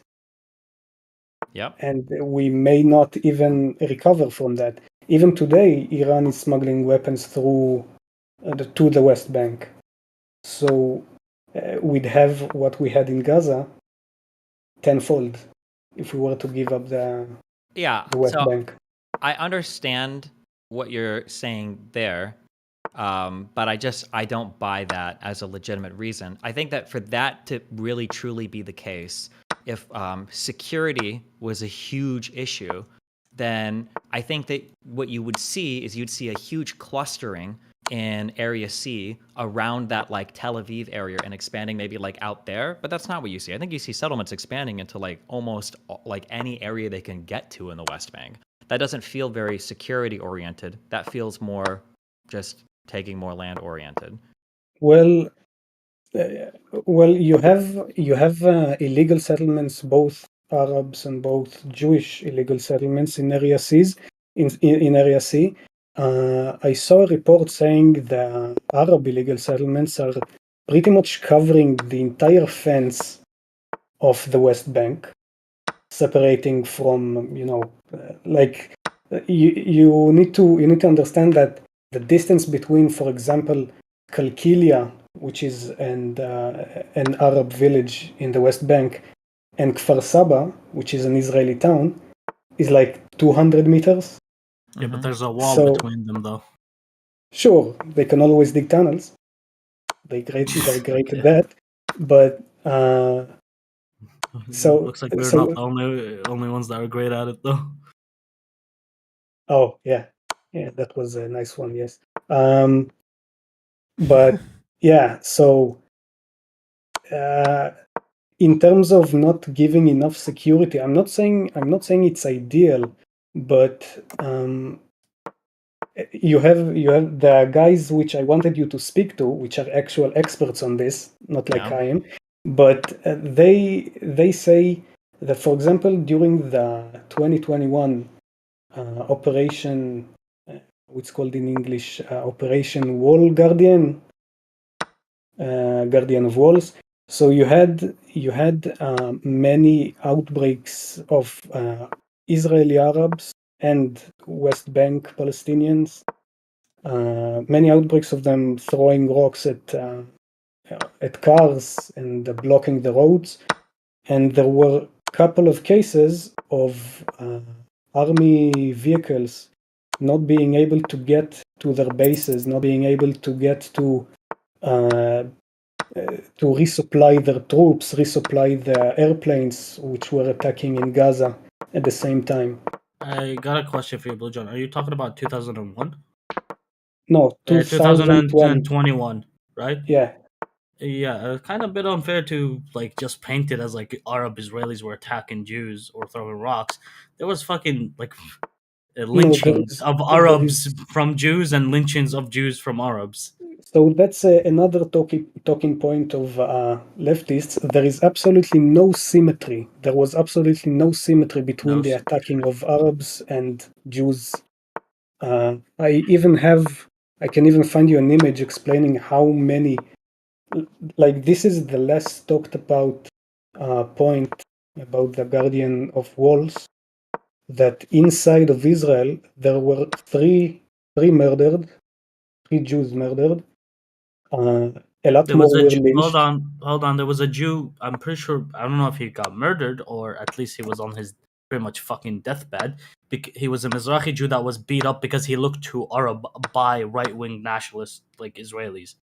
It was in Tel Aviv. Do you not remember this? I think here, real quick, because fuck all this. This matters. I understand there's conflict along this wall and everything too, but like to further the conversation and to further like the situation on the ground, like isn't the best thing to do is to reach a permanent status agreement, like a permanent settlement, a permanent resolution to this, instead of kicking the can down the road over and over again? Because there's Sure. always going to be some amount of tension that which is going to lead to some amount of instability, which is going to give opportunity for murders, extremist groups, weapons shipment. Like, wouldn't it be just like, for instance, like today, Israel isn't really worried about Egyptian attacks in Israel, right? They're not worried about Jordanian attacks in Israel. Egyptian, I wouldn't say that. No, come on. You're worried about getting I attacked by mean, Egypt. There are some talks about that, yes. No, come on. Wait, being serious. No, come on. It's not a serious concern right now that like Egypt is about to invade Israel or that Egypt is hosting terror. Like Egypt also enforces the blockade on the side of Gaza, right? I think Egypt is more a partner with Israel right now, even if it's a tad frigid, than they are like an enemy or like Hamas or whatever. I mean, Hamas got most of their weapons from Egypt. Hold on. Like Wait, not, wait, wait. not like from Egypt. No, wait, Through hold on. Egypt. They might have, Smuggled yes, they might have gotten weapons from through Egypt, but not from Yes. Egypt. Okay, yes. Yes. But I'm just saying that like this is what I don't understand. I'm not gonna say you right wingers, okay? Because I talked to did you know that the Knesset guy that I spoke to earlier? Did you see what I was talking about? The Knesset guy, no. Simcha Rotman. Oh, Yeah. yeah, I know him. Oh, okay. Like personally, or you know of him? No. I know of He's him. from the Oh, party yeah. he voted for. Oh, okay, there you go. Yeah, like I talked to that guy this morning at Eli's stream. I think that convo will get posted tomorrow. I don't understand how you guys think that the he's a status smart one. quo is sustainable. It's not. The status I'm quo not is I'm not saying it's sustainable as it is right now, but I'm saying that giving them the entirety of the West Bank would leave us so vulnerable. Is that how we say it? vulnerable, yeah. And it doesn't have to. I don't think anybody's ever talked about the entirety of the West Bank, though, right? Like, there's always been an understanding in negotiations that huge settlement blocks along the western part of like Area C would probably stay. I think that's like always been an agreement. Which is why you should look at the Palestinian Emirates plan. I don't know what that means, but I'm going to guess without looking into it that it's a crafty way to deprive Palestinians of a state and make Their them own some like country. subjugated territory. So basically, what it means, it was proposed by a guy. You got proposed. You got his videos given to you by a bunch of your viewers. He's called Mordechai Kedar. Okay. He's a professor, which talks about how the most successful countries, the most successful Arab Muslim countries in the Middle East are based on tribes or clans. And that's what he wants to do here with the Emirates. Like he has all the information about the most prominent families of the Palestinians living in the West Bank, and he wants those families to rule their turf, sort of. He gives a much better would this be the explanation. creation of 8 independent countries, or would this be like a federalized system across 8 different states, or Whatever are the Emirates, like in the Emirates, the UAE, yes. The UAE is a state, though. The difference, though. Yes, so that, but we keep the security control. Would you Why be is that protecting different from? Palestinians Why is that different violent from? attacks? Oh, sorry, go on. That's fine. Like, if you're in control of security, would you be protecting Palestinians from attacks from settlers? What again? If you're in charge of security, would you be protecting Palestinians from outside threats? usually when they say they're in charge of security, usually It's that their means security. Yeah, that means they do military, but you would still allow them to have a local police force, right? Yeah, but the local police force would never be allowed to shoot at an Israeli citizen. I'm not too sure about the small details, but for example, even today, you have the IDF trying to prevent settler violence, which is too blown out of proportion, by the way. But the IDF is also protecting Palestinians in the West Bank. I'm I'm just curious, what is the percentage of the West Bank land that would be allotted in this 8-state solution? I don't know the precise percentage, but it's 8 cities in Gaza in the West Bank. Tulkarem, Kalkilia, Ramallah, Hebron, Shechem, which is Nablus, Jenin. Just looking on it, it looks like Jericho. If I had to like guess, it looks like we're talking about like maybe 20% or less of the total land. Yeah, it's not gonna be a lot, which means they can't be Yeah, I don't know. self-sustainable. Yeah, how are they ever Um, gonna? Where's the sustainability if all they have are cities? They're Yeah, gonna be they're just gonna completely have to rely reliant on Israel for imports. They're gonna be reliant on Israel for electricity, water, everything. So everything, like, it changes nothing. Then Blue Chan, this like solution just changes nothing. No, Well, it this is a just big like changes. under solution for Israel because it divides the Palestinians into 8 even different more. parties as well that they can't negotiate on behalf of each other. And yeah, Did you send Yeah. this So map right to someone? now, Sorry, what are you looking at? Well, no, Oh, I just he's Googled talking this, sorry. about the cities Oh, themselves. yeah, Loner, so, God, this is so this is like okay, this is worse than it's Trump's like you're plan. yeah, no, Blue. This is basically not just separating Palestinians by territories, which is what Israel already done. You're separating by their like groups now. They're no longer one group, which just which works in is Israel's favor on all fucking like no, aspects. I feel like I need to no, just get to I the disagree. chase, right? Because it seems like you obviously don't want Palestinians to have a state because of a security concern. You don't want to like definitely nothing approximating the 6-7 borders or Taba or Camp David. So it seems like you just want like I don't think you believe in your heart of hearts that Palestinians as human beings are going to accept something like this and just go quietly, Well, right? so Like the steelman position on his end is, well, he does his security and all of that. If we're appealing to something like, and this might be true of all of the other Arab states or other Arab states, I just don't know the history so much. But if we're appealing to something like Yemen, trying to make Yemen one cohesive state seems like a massive fucking failure. That there were very strong family lines and tribes that identified with different areas, and trying to mash that all together into one giant state seemed to be a really bad idea. So if we look at the Palestinians similarly, then maybe we can say like, well, this is an issue too. The only thing is, I just haven't heard. I haven't read. I didn't come across any of this where Palestinians in like the West Bank were warring against each other all the time. Okay, I feel like they're pretty united according against to Israel. that, Yeah. Go ahead. not so much because again, Mordechai Kedar explains it much better than I can. But you have, for example, families who don't want fathers who don't want their daughters to marry outside of their village, for example. Yeah, but is that strong enough of a disagreement to where they want like a whole different country? No, it's not, because even within Israel, that's a fucking thing. Like, if my village, for example, they don't marry their daughters to another village, doesn't mean we need to live under a different citizenship. yeah, what do you think is I'll more be right back. pressing to them, Also, the right? Their Palestinians national will identity never- or their family identity for Palestinians? What again? What do you think is more important to Palestinians, like their national identity or their family identity? I feel like their national identity is pretty strong, no? Yeah, I think so, but I think also their family values. How You much do you don't know? think so? You know that like how- they would like their national identities compared to their like a family, like an Emirates family. It's night and day. Yeah, no, it's Also, definitely night and day. this Yeah, like in the this. Emirates, they also control the Emirates basically by family. I know, Each but he's Emirate- saying they're different from But the Emirates are a Palestinians. contiguous state. They're not just a bunch of separate cities. I think they have like different families have different control of cities. Loner. No, but the Also, Emirates about the are- right of return, part of this is about dismantling UNRWA and like there's basically zero right of return or like zero people coming back in. So either way, the Palestinians are not going to accept this practically. I mean, I don't know why we're proposing this. Well, But, I yeah. don't think he's coming at this from like letting Palestinians accept it. This is kind of a like Yeah, I'm forcing saying, on them and they adapt to it. Which I obviously I would Like never iron fucking wall do. stuff. Okay. Yeah. Maybe. I'm saying this is an alternative solution to there are multiple alternative solutions to this two-state, which is bad for Israel. I'm not saying this is the only solution, but yeah, I'm saying why this solution has its ups, positives, and negatives.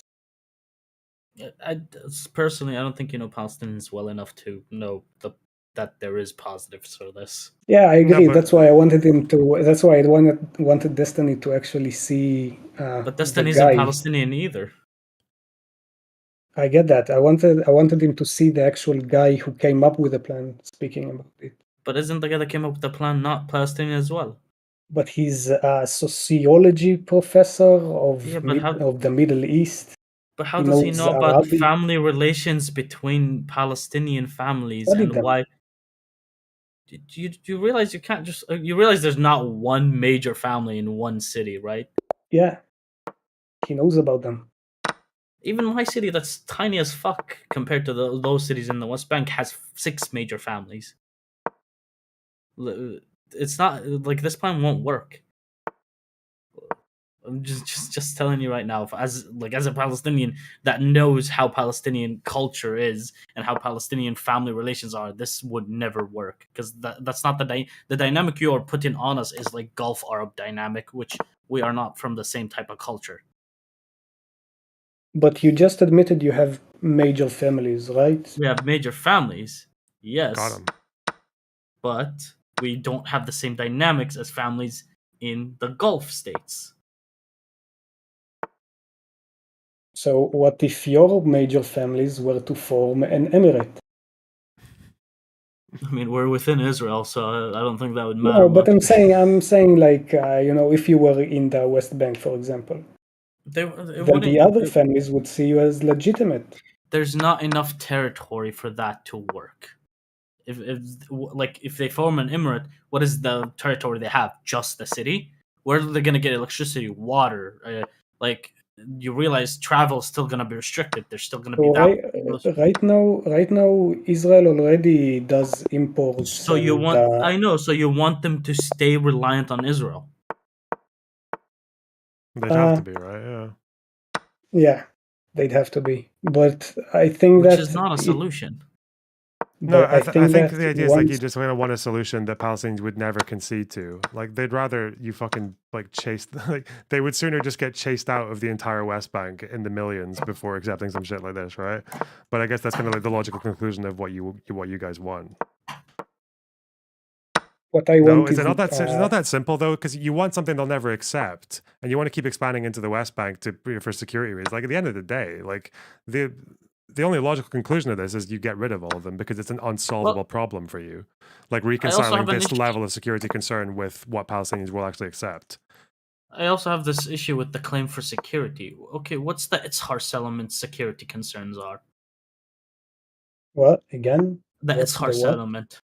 Do you know of it? The Itzhar settlement that is literally butt fuck in the middle of like 6 Palestinian villages that they constantly yeah. attack. So like, what's the security like reasoning for that settlement being there? I don't know if they attack them, but They do. It's one of the craziest settlements there. I'll take your word for it. But the entire point of them, in terms of if you view it through military eyes, it's that they open the ways for the army to go. Like if the army needs to go forward, if we're talking about Lebanon, for example, if there were settlements inside of Lebanon, and when the Israeli army was inside Lebanon and he wanted to go forward into more Lebanon territories, then you'd have the army itself with convoys, I think. You'd have convoys going inside and plenty of soldiers dying. But when you have settlement, wouldn't it be safer to not have a settlement that has settlers from it attacking those Palestinians that would in return cause Palestinian violence? Would it not be safer? So you're saying that the settlers should stop the violence, and so. Here, by the way, just so you know, I'm not coming at you where like we should destroy all settlements. Like settlers, as I hate the idea of settlements, they should like you shouldn't kick 700,000 people out of their fucking homes. My fucking point is like we should probably go into the steps of a 2-state solution that has open borders. Obviously, that's gonna be risky at first, but then later on have a confederation where like the EU would they have open confederation, so that way you wouldn't have to kick all the settlers out of their home, and Palestinians would have freedom of movement as well. Obviously, there's gonna be a lot of death through that fucking process, but there's never been a fucking achievement like a big ass step like this that has never caused death before. Sure, but again, if you take the example which I've given about the Guardian of the Walls, which in the Negev you don't have.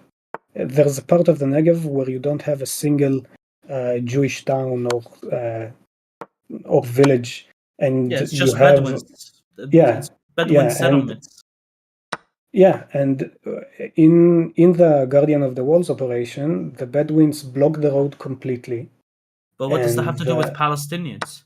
so no, I'm talking about why those settlements that sit inside of all this Palestinian territory actually help the military, Okay, so because let me they are actually. opening the roads for the So are you military saying convoy. any? So are you saying any time there's a a blockway towards for the military, they should be like having an outpost there? Like why don't Israelis give a fuck about like civilians from Israel blocking aid into Gaza? Then they're fucking Because stopping the military operation that the IDF is supposed to do. You guys don't care about that. You don't care about military operations. You care about military operations that give you freedom of movement and safety within the West Bank while you're operating there. That's what you care about. You don't care about the military I being think safe the aid or into security. Gaza is completely different. But I you're don't talking about the military's movements. Like Yeah, but the aid into Gaza has nothing to do with the military movement. but they're being blocked by Israeli civilians right now.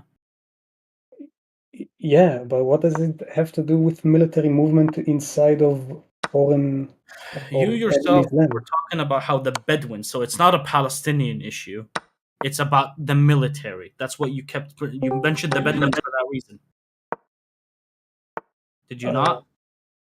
Yeah, but I'm saying, but the blocking of the aid doesn't prevent from the IDF from going into Gaza.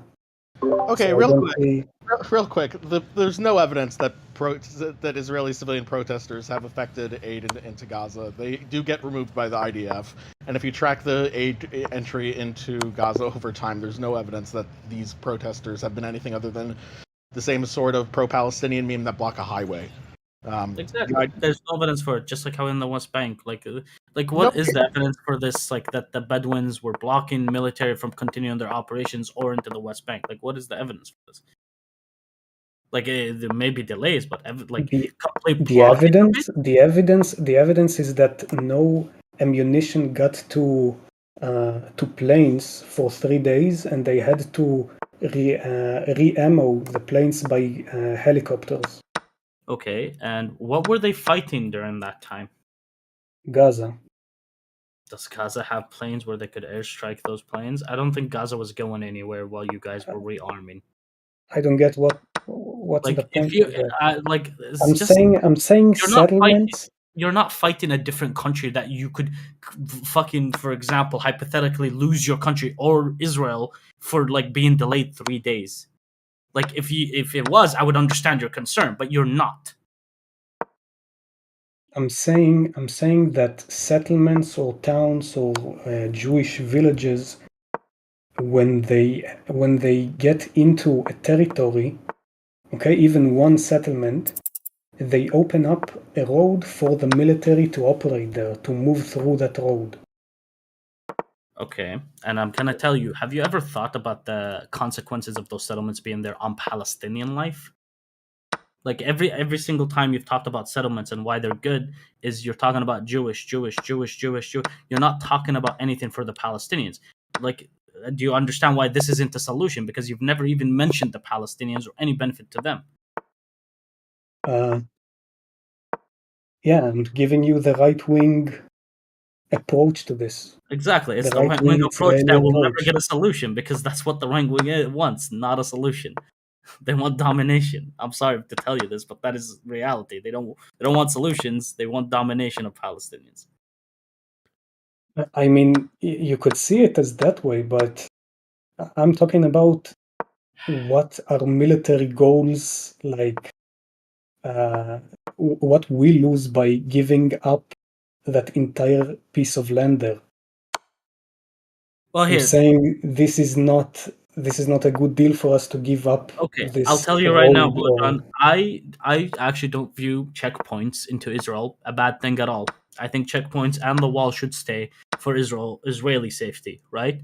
The ones that separate Palestinian villages from each other, where a Palestinian that can take a road that's 15 minutes to another village has to fucking go for 4 hours or 5 hours to reach that other Palestinian village that could have been a 15-minute drive, should not have to do that. Those checkpoints and blockage or whatever the fuck stuff But IDF has in there. this doesn't have anything to do with how settlements benefit Yes, the it army. does. Because the settlements are put in a position where you have a position in between Palestinian villages, like Ramallah and Nablus, for example, and then now they have to go through a checkpoint to be able to cross a road that would lead to that settlement that's in the process of going to Nablus from Ramallah. That's why the settlements are bad within there, and that's why the checkpoints within there are bad for Palestinians. You still haven't mentioned anything for what this is beneficial to Palestinians. Settlements are never beneficial to Palestinians in this regard. Not a single point has been beneficial. I'm not saying it should be. Okay, are we good here? Yeah, I'm gonna probably stop because it's getting nowhere. I repeated multiple times that this is not beneficial to Palestinians in any whatsoever. You don't want the solution. You want domination of Palestinian freedom and movement. No, I'm just saying why Israel cannot give up those particular things. Well, here, if it's for security, you can secure the border just like every other country does.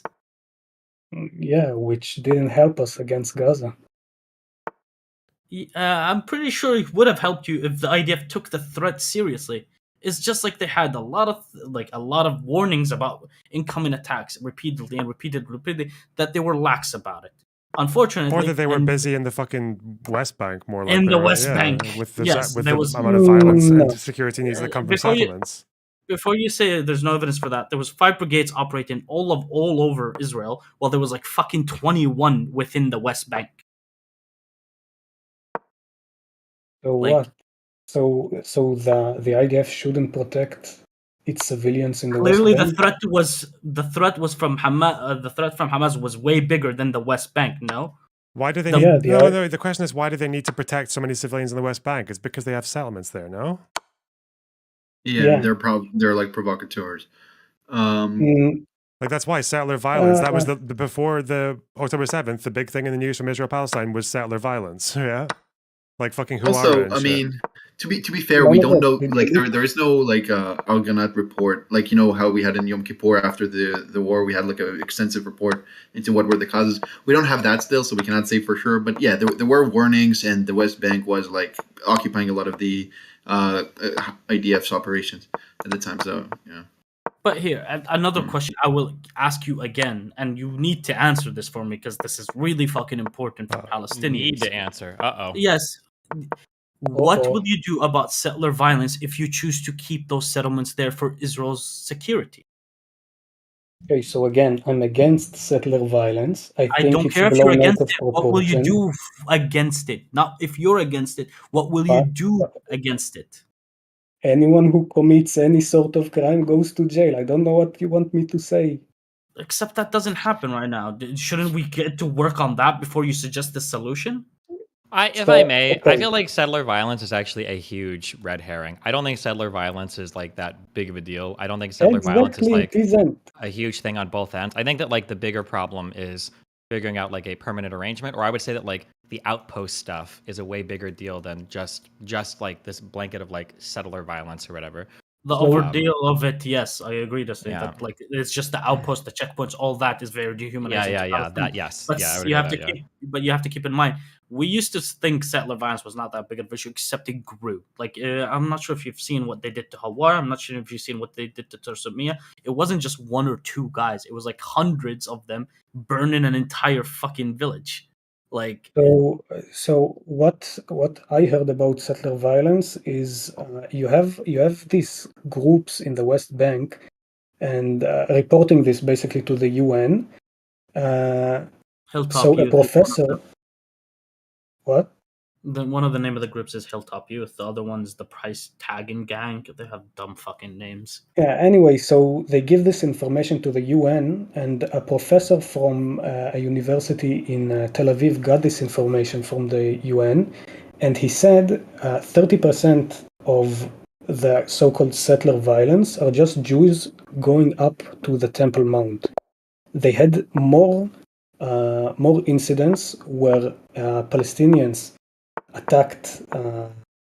It was a terror attack against Jews. Some of the Jews were killed. The Palestinians got shot in retaliation, and the organizations wrote it up as settler violence. Which So that's what organization? I don't remember their names now. Am I supposed to take like a face value that an organization faked evidence about settler violence and you don't know the organization name? I can give you the you know Hebrew, right? So I can give you the Yes. reports, yeah, about it. I mean, yeah, but which is this organization? If it's if the report is Hebrew, like I need to. If it's a right wing organization, obviously I'm not gonna fucking buy that. Yeah, I can try to find it for you. Regardless, like we like ignored fucking settler violence for a long time, and until it grew into the issue it is. And Destiny, it's not that they only attack Palestinians in the West Bank. There's sometimes attacks on my village within Israeli territory. Like they come and burn people's cars in the middle of the fucking night. Like For who, settlers too? yes, settlers from the West Bank come into Israel in Kfar Qasim and burn like cars and slash tires and spray paint walls with like Arabs get out. Like Sure. I I think- feel like it reminds me of, it's like the apartheid argument where it's like settler violence is a thing, but I think that it's massively a subset of the awkward territorial stuff that's happening right now, right? Like if for instance, hyperbole, but if Palestine had its own independent state, like settler violence wouldn't be a thing. They would just protect their borders. Like the PA would shoot and kill like random fucking Israeli people that were coming to the country. Obviously, it wouldn't necessarily be that simple, but I'm just saying that it seems like a subset of having people living together in occupied territory and not occupied. Like it's just a clusterfuck of stupid shit that happens. Sure, and you also have Arabs from the West Bank coming in to steal cars, to do other shit. I mean, we have the statistics about all of this, and how much there's no symmetry between the settler violence and the Palestinian violence, which again I'm against. Even though I'm a Ben Gvir voter, I'm against all that violence when it comes from our side, especially. Ben Gvir incites that type of violence. I wouldn't say that. Maybe he thinks that. Maybe he thinks that. I'm sorry. Isn't that one of his charges? Was for inciting hatred against like? Yes, but I'm talking in terms of policy. In terms of policy, I don't see anything too extreme, which is why I voted for him. Well, you were saying that you wanted like more repercussions for settler violence because right now the problem is there isn't that much. But yeah, you got someone like Ben Gvir who's allowed in the fucking government.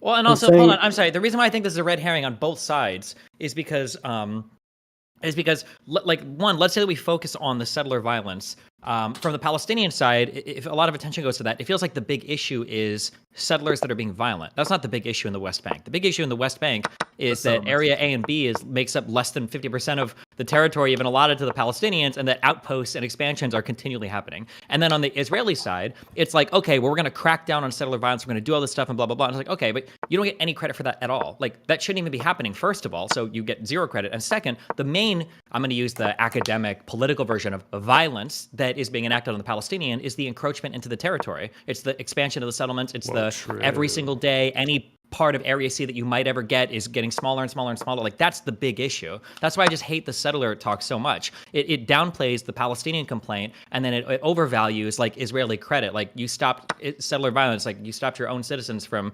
attacking, I guess, like people that are under your occupation. Like, congratulations. Like, it's just such a I just feel like it's a dumb issue to fixate on. I hate it. I think it's a dumb. Yeah, I understand why you don't like that type of because like if you mitigate the settlements or like remove the settlements, the settler violence would obviously by product go down as well.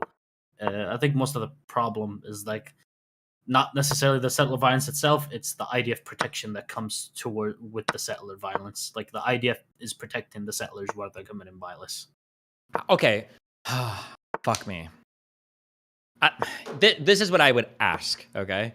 And I'm not gonna do a whole ass fucking research because fuck your country and fuck all that shit, okay? Because I'm taking a break this Hey, month, okay? it's anti-Semitic. But well, and racist too, because I'm also talking about the Arabs, okay? Oh. When we say the IDF is protecting settlers committing violence, I see multiple iterations of that statement. So the softest version is a settler might commit violence, go back to their village, and then Arabs will come to fight and kill them, and then the IDF will kill the invaders or whatever. That's a non-issue in my opinion. Like the IDF shouldn't be allowing like vigilante justice. That's like the weakest form. The middle form is there have been times, rarely, where a settler will commit violence and like radical IDF soldiers will kind of like give them cover for it, which is bad, and it wouldn't surprise me. I think I've seen examples of this happening before. I think I've had news articles where it seems like that was happening. But then the strongest version of this argument is that the West Bank is basically Pogrom City, where settlers basically go under cover of IDF like artillery and gunfire to just set fire to Arab villages with impunity, with the IDF providing constant cover for them. Like, how far apart are we on the reality between like the middle point and that far right point? Like, you're probably it's a little bit worse than in the middle point. Okay, because when It's I hear not- settler it's violence not- under IDF cover, that sounds like almost like a policy, or this is like regularly happening where pogroms are being committed against Palestinian citizens in the Yeah, West Bank. If you want the most charitable, like, what's it called, description of what actually happens, is that IDF soldiers do not treat the same behavior from settlers that they do from Palestinians. Palestinians, like, even if they talk back, they're most likely going to get a fucking butt stocked in the face. If settlers throw rocks at cars, like, they would probably just tell them, "Oh, stop doing that." Like, sure, it's the treatment that's very. Yeah, but it's just like the inevitable outcome of like expanding settlements and occupied territory, right? Because that's like where the root of the problem is. But that's where we're getting to that issue where, like one of the people in here seems to think that expansion of settlements is actually enhancing security. Whereas the others are saying that expansion of settlements is actually creating new security issues. In terms of putting more forces there, then yeah, I'd feel more safe knowing there are more forces being deployed there. So did you have this feeling before October 7th or after October 7th? Again, what? Did you have this feeling that you would feel safer after October 7th or before October 7th? October 7th made it stronger, I think, because But that would go against your own point because the threat didn't come from the West Bank. So again, on October 7th, you had 2 brigades, I believe, guarding Gaza, and Yes. once they got through those forces, they got to the kibbutzim, and each kibbutz has its own like fire force. I don't know how to say in English. And those private security, I think, right? Yeah, so those guys did so much of the work there of covering people from the terrorists who got there, and the same stuff works in the West Bank. That approximately, I think, pretty much all the settlements in the West Bank have private security there. And and Israel sees them, the right wing at least sees them as their shield, as their like first line of defense in case a terror Why would attack. you have civilian population there? Because this gives us the legitimacy of. Do you not see the problem with that? Because if you have only the army being there, like it was in Lebanon, like I think in Iraq or Afghanistan. It would give you, So what you're saying is it gives you more wouldn't- responsibility to be in the West Bank, is what you're trying to say. It will make it more legitimate, yes. So, and more legitimate across time. Okay, wait, then why not take down the wall? Which wall? The West Bank wall. Why should we take it down? Because if there are settlements out there and you are expanding the security areas around the settlements, then why do we need the wall? Shouldn't the wall come down? No, because more defense, more good. Okay, but you're literally locking your people off from getting back to Israel, aren't you? Unless they all have to crowd through like a checkpoint or something. Yeah, no, they have roads coming into Israel. They can come and leave, come and go as There's they roads please. where They have only much more Israeli free license movement. plates Yeah. can go. Yeah, their movement is like pretty much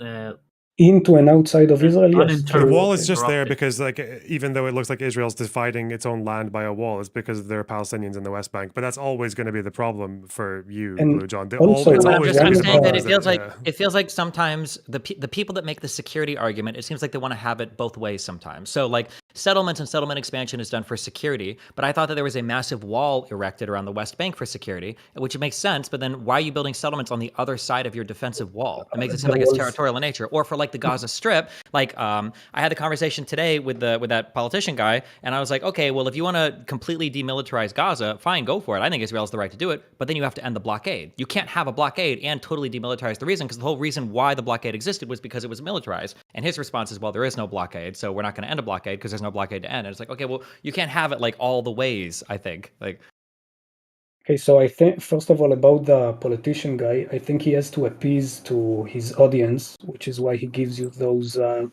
answers. points. Yeah. Yeah, but in terms of why should a wall be there, a wall didn't help us with Gaza. They broke about 60 different points. The wall in Gaza got into Israel. So I'm just saying, why should we put down this wall if it just gives us more protection, even if it's just small protection? But why should we put it down? It's just when we say we built a defensive wall and then we expand on the other side of it, it feels less like security and more like territorial expansion. Like if the area over there is so dangerous, we need to build a big wall to protect us from it, but we're like putting civilian populations on the other side of the defensive wall. Yeah, I get that. Yeah. No, it is territorial expansion, though. You wouldn't disagree with that. No? No, it is. Yeah, it is. Definitely. Yeah, so the and problem it is might be like, territorial expansion for military protection, but the Palestinians don't care. Yeah. You can expand for military protection, or you can expand because you just want to expand. It's at the end of the day, it's the exact same result. Yeah, I agree. It doesn't benefit the Palestinians. It's not. That's what I've been saying for like the past hour, man. No, I agree. I told you. I agree. I told you. I'm saying it out of like the right wing point of views that Yeah, we and I don't told you want the to right wing risk our point of view. security. And I told you the right wing point of view is not a solution; it's domination. yeah, because why, when you say this, like, I don't think you sincerely believe that you're going to do that, keep expanding your territory, and then Palestinians just, I suppose, will, like fucking 4-year-olds will just suddenly, if you're mean enough to them, and if you're harsh enough with them, then they'll just accept what you give them. You know they're not going to do it, so eventually, you're just going to kick them all out. They're just going to get fucking booted out to Jordan, right? That would be the best thing for your little plan, right? I'm not too sure about what Would you what continue would to happen. Jordan then? I'm not sure what would happen in the future, but I'm saying right now. Wait. Hold on. That is the number one far-right Zionist cop-out argument of, I'm not sure what will happen in the future. That's the BS argument, because we know what's going to happen in the future from the Israeli end, and that's the expansion of territory. And you know that that's incommensurate with what the Palestinians want, which is their own territory. So we know that it's going to be a conflict, and we can't be like, well, who knows what'll happen? That's like, it's like a girl is like trapped in a fucking box, our stepsister, with her pants down on the other end of the room. You're like slowly walking towards her with your throbbing cock, and you're like, who knows what's going to happen when I get to the other end of the room? Like, let's see what goes on. Like, we all know what's going to happen October 7th or at war or over and over and over again. That's what's going to happen. Like, it's inevitable. I think you lost with that analogy. No, I get what you're saying. Like, if all the Maybe, Palestinians in the West Bank just kind of like right disappeared, like they just vanished tomorrow, like that would make your life a lot easier, right? No, If only Gaza would sink into the sea. No. Before that, what if all the Palestinians get pushed into Jordan? Is a wall gonna stop them? Is the Jordan River gonna stop them? Or are you gonna expand settlements into there for your first line of defense? Because a wall wouldn't stop them with your logic. Like where does it end? No, but Jordan has a peace treaty with us.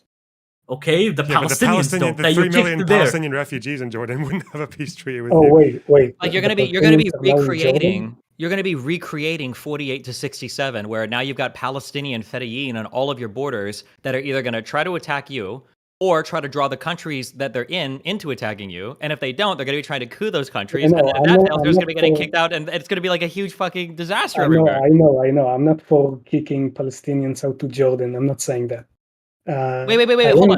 Hold on. To be clear, by you saying I'm not for kicking Palestinians out to Jordan, that's like you putting a gun to somebody's head and saying, I really want to pull the trigger, but I'm not trying to kill you. Like, that is the inevitable outcome, because what is the other outcome?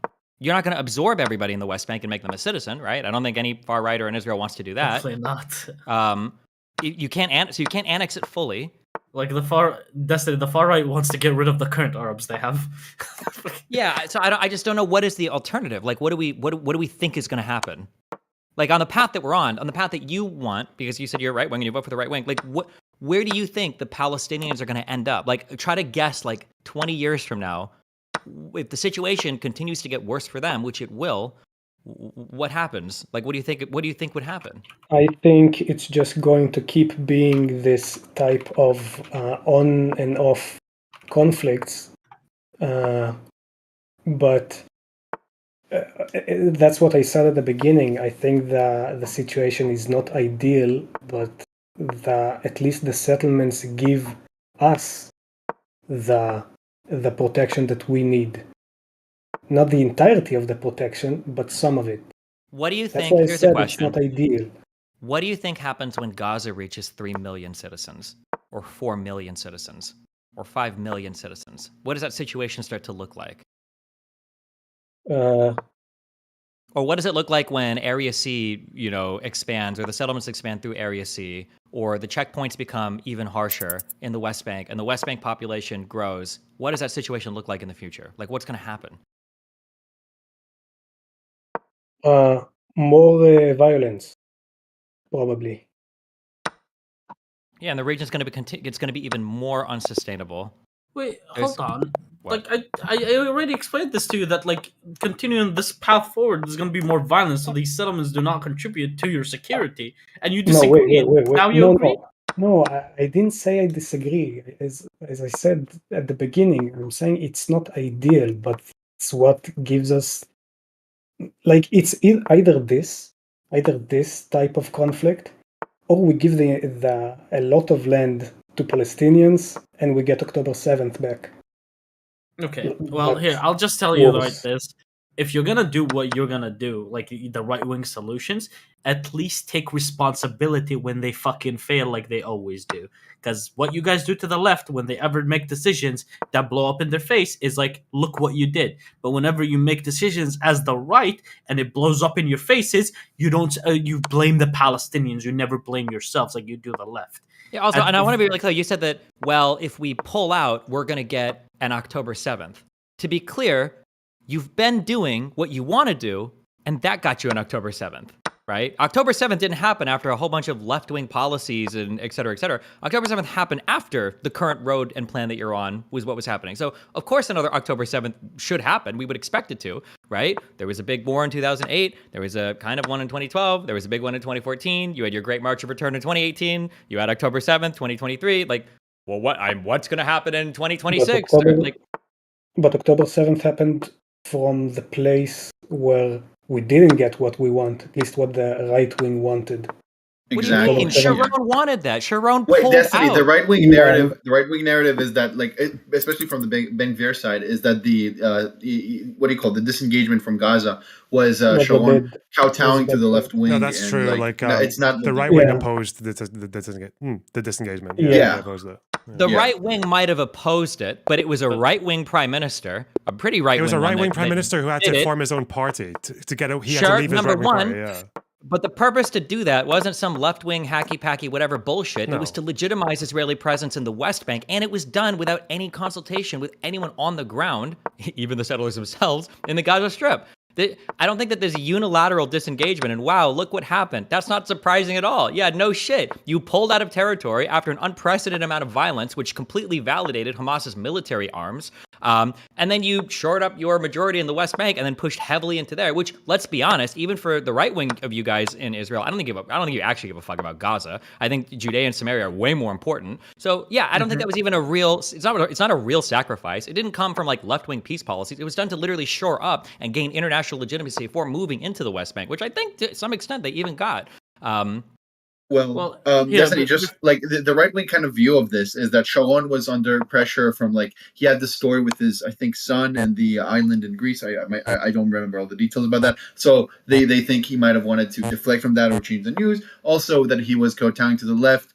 By doing that, it's not a right wing move. They don't view that as like a right wing government that they would agree with. If you ask like my dad or pretty much any BB supporter, they would say they would have opposed the settlements at the time. Yeah, but the argument, the disengagement at the time. The disengagement at the time. The argument Destiny's making is that the pullout of Gaza is not a model for like a peace process. It's not what anyone on the left is advocating for. That they just unilaterally leave the West Bank and give it up. They would have to be part of like a bilateral agreement, a negotiated agreement. Yeah.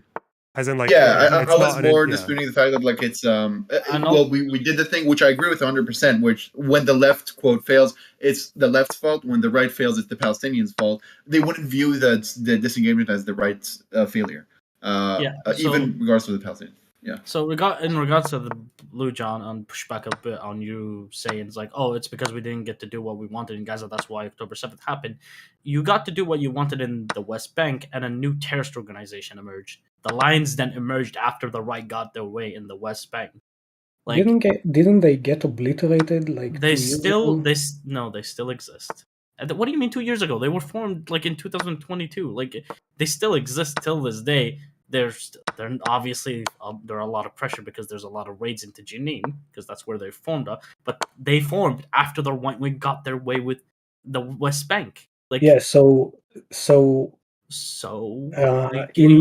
to the conclusion yourself. I'm not helping you here. No. So the terrorist groups inside the West Bank, they all form up under and against the Palestinian Authority. So in their areas where they have their governance, even now they have Hamas cells inside of the Palestinian Authority areas.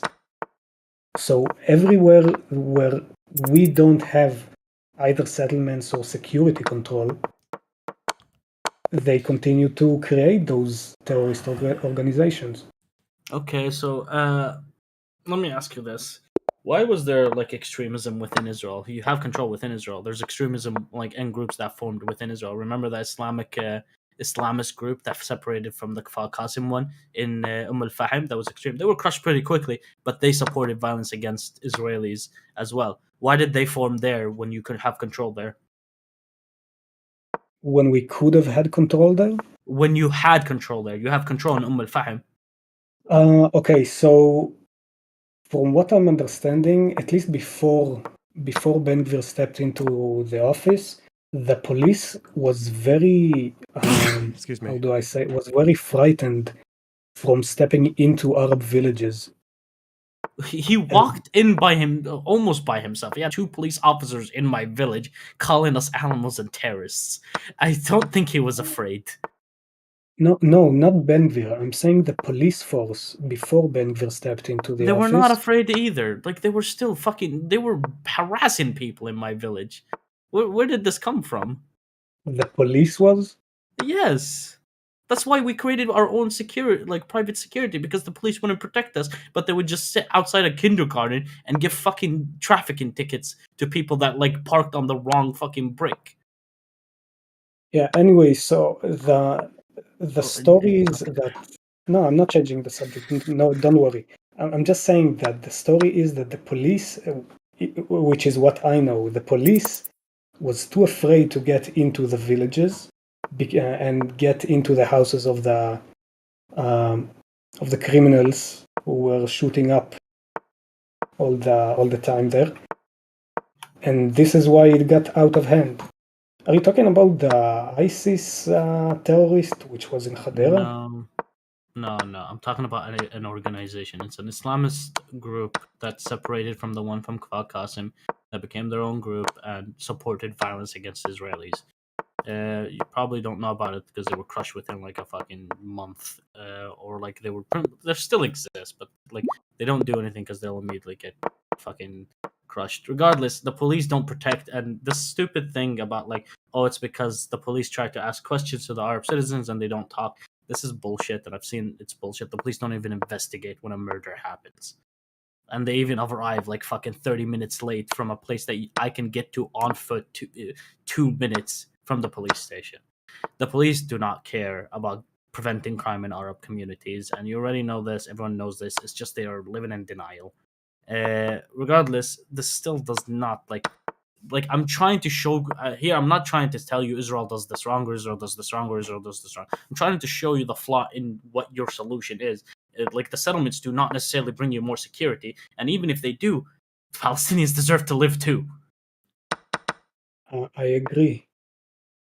Okay, settlements prevent them from living and having freedom of movement and living life. I think the issue is that in the short term, I think you're correct. Having like complete dominance and control over the Palestinian people over the short term yields a better security status for Israel, but it's unstable. There's a huge tension. And as time grows, your issues between the Palestinians and the Israelis will also grow. You're not making any progress towards fixing it, and the pain that's going to be endured in any sort of lasting peaceful process just grows as you continue to choose short-term security arrangements over long-term realistic solutions that are recognizing the realities on the ground. Like, any negotiation is going to be so fucking hard now because of how many fucking settlements there are in the West Bank, and it's only getting worse, such that we're proposing 8-state solutions based on tribal lines now to try to avoid any sort of contiguity. Well, now we don't have to talk about contiguity because it's 8 different states. Like, yeah, it's not getting better because Smotrich just approved the 3,200 housing units in the West Bank. I hate that, honestly, for this entire thing, I blame Jordan for everything. I think that in 67, Jordan, the king, he should have been braver and he should have just not attacked, because I think that if Israel does fall as a country, it will be because of that conquest into Judea and Samaria, and then the subsequent obsession that all of the cringe new religious Jews that abandoned their old-based fucking communist secular ways got once they got all that territory. I think that was just the biggest fucking mistake. Or at the very least, you could have just taken East Jerusalem and then fucked off. But conquering that whole territory was just, and then refusing to like figure out what you want to do with it is just unreal. It's just unbelievable. Like, yeah, I agree. But I don't think so, because it's so crazy. When I came into this debate initially, months and months ago, my position 8 years ago was informed by the fact that I thought that this was the Israeli-Palestinian conflict, because I didn't know any of the history. And that's not true. It's an Israeli-Arab conflict, and that is the history. But then when you talk to right-wingers today, well, actually, it's just an Israeli-Palestinian conflict, which is not true, because the macro play, if this continues to endure, like if I ask, do you think that the world opinion and the surrounding states' opinions about Israel is better or worse than it was 6 months ago? Probably worse. So if these terrorist attacks continue to happen, there's a reason why, and we all agree that Hamas uses human shields, Hamas loves civilian casualties, Hamas loves death, because as long as Israel is the occupying power, nobody internationally, and none of the surrounding Arab citizens that, honest to God, probably learned that Jews are like horned beasts that control the Western world since fucking birth, so these people are already predisposed to hate you for a variety of fucking reasons, right? All is happening is the international opinion of Israel continues to deteriorate, and not in a bullshit like here's more UN resolutions, but like in a way that what if it reaches a point to where the surrounding Arab leaders have to start making concessions to their population when it comes to Israel? Like, so I want this to be a question to you as well. Yeah. Because the normalization with Saudi is still happening, is still on the table. And so it is, although recent Saudi statements have been that it's going to be contingent on a Palestinian peace deal. I don't know if that's going to be true or not. True, but that's but maybe that's because they want to appease to their audience. I agree, and there's going to be some level of appeasement, but that's only when the population's hatred for Israel is kept to a fine simmer. But if that boils over, Israel could like very quickly lose legitimacy in the eyes of its neighbors.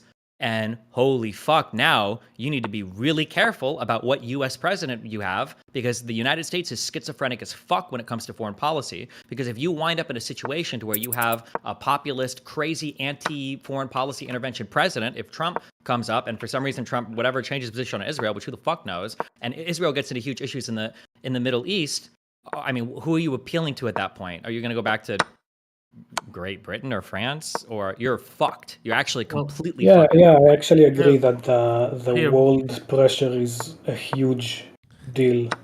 And Yeah. Blue John, I want to inside the ask you conflict. something. Do you think the Arab countries would continue normalization with Israel if they saw that the negatives outweigh the positives? I'm actually not sure because you have like even Algeria got how many people got kicked out from Algeria? The French. It was a million, 100,000? wasn't it? Just over a million, yeah. It was a huge Yeah. amount. So yeah. and What does it that was have to all. do? I'm just saying that even if Palestinians get kicked out of certain areas or transferred, which I'm not saying I'm behind this, I'm not supportive of it, but I'm saying that Ben Gurion spirit, maybe. Depends who you're talking But to. I'm saying that after some time,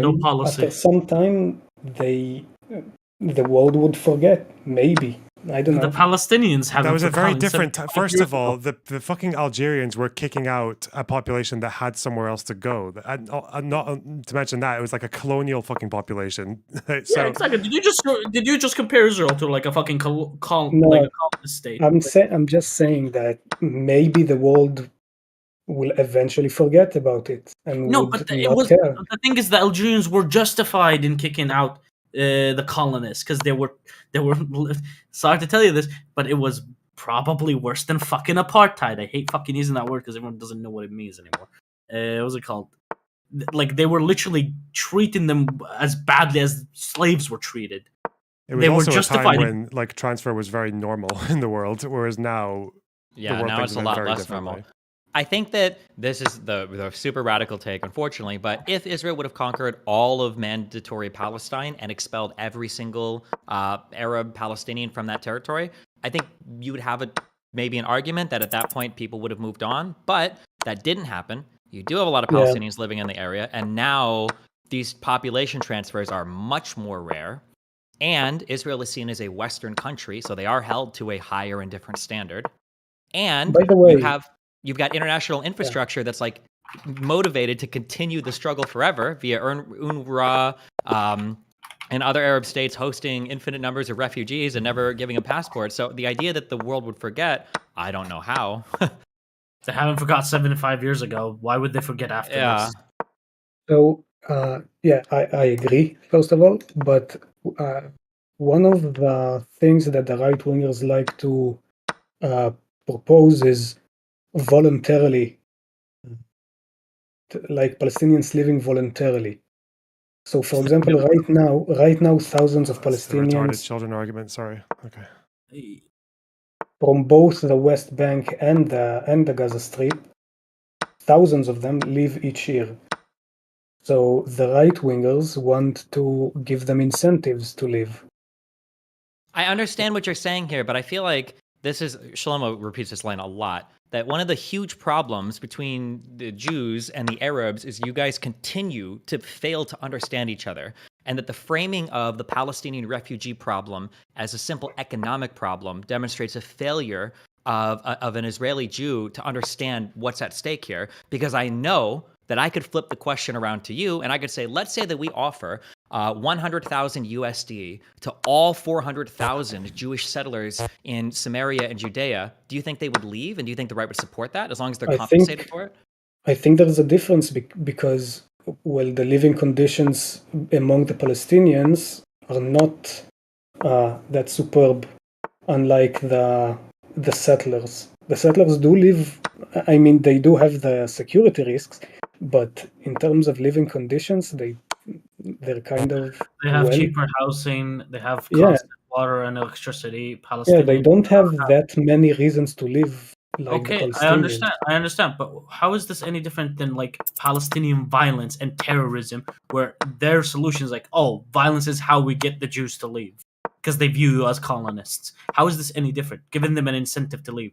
The violence is also an incentive, not just economic. Like, Yeah. Also, you would propose this for rich Arabs too, right? I mean, it's not.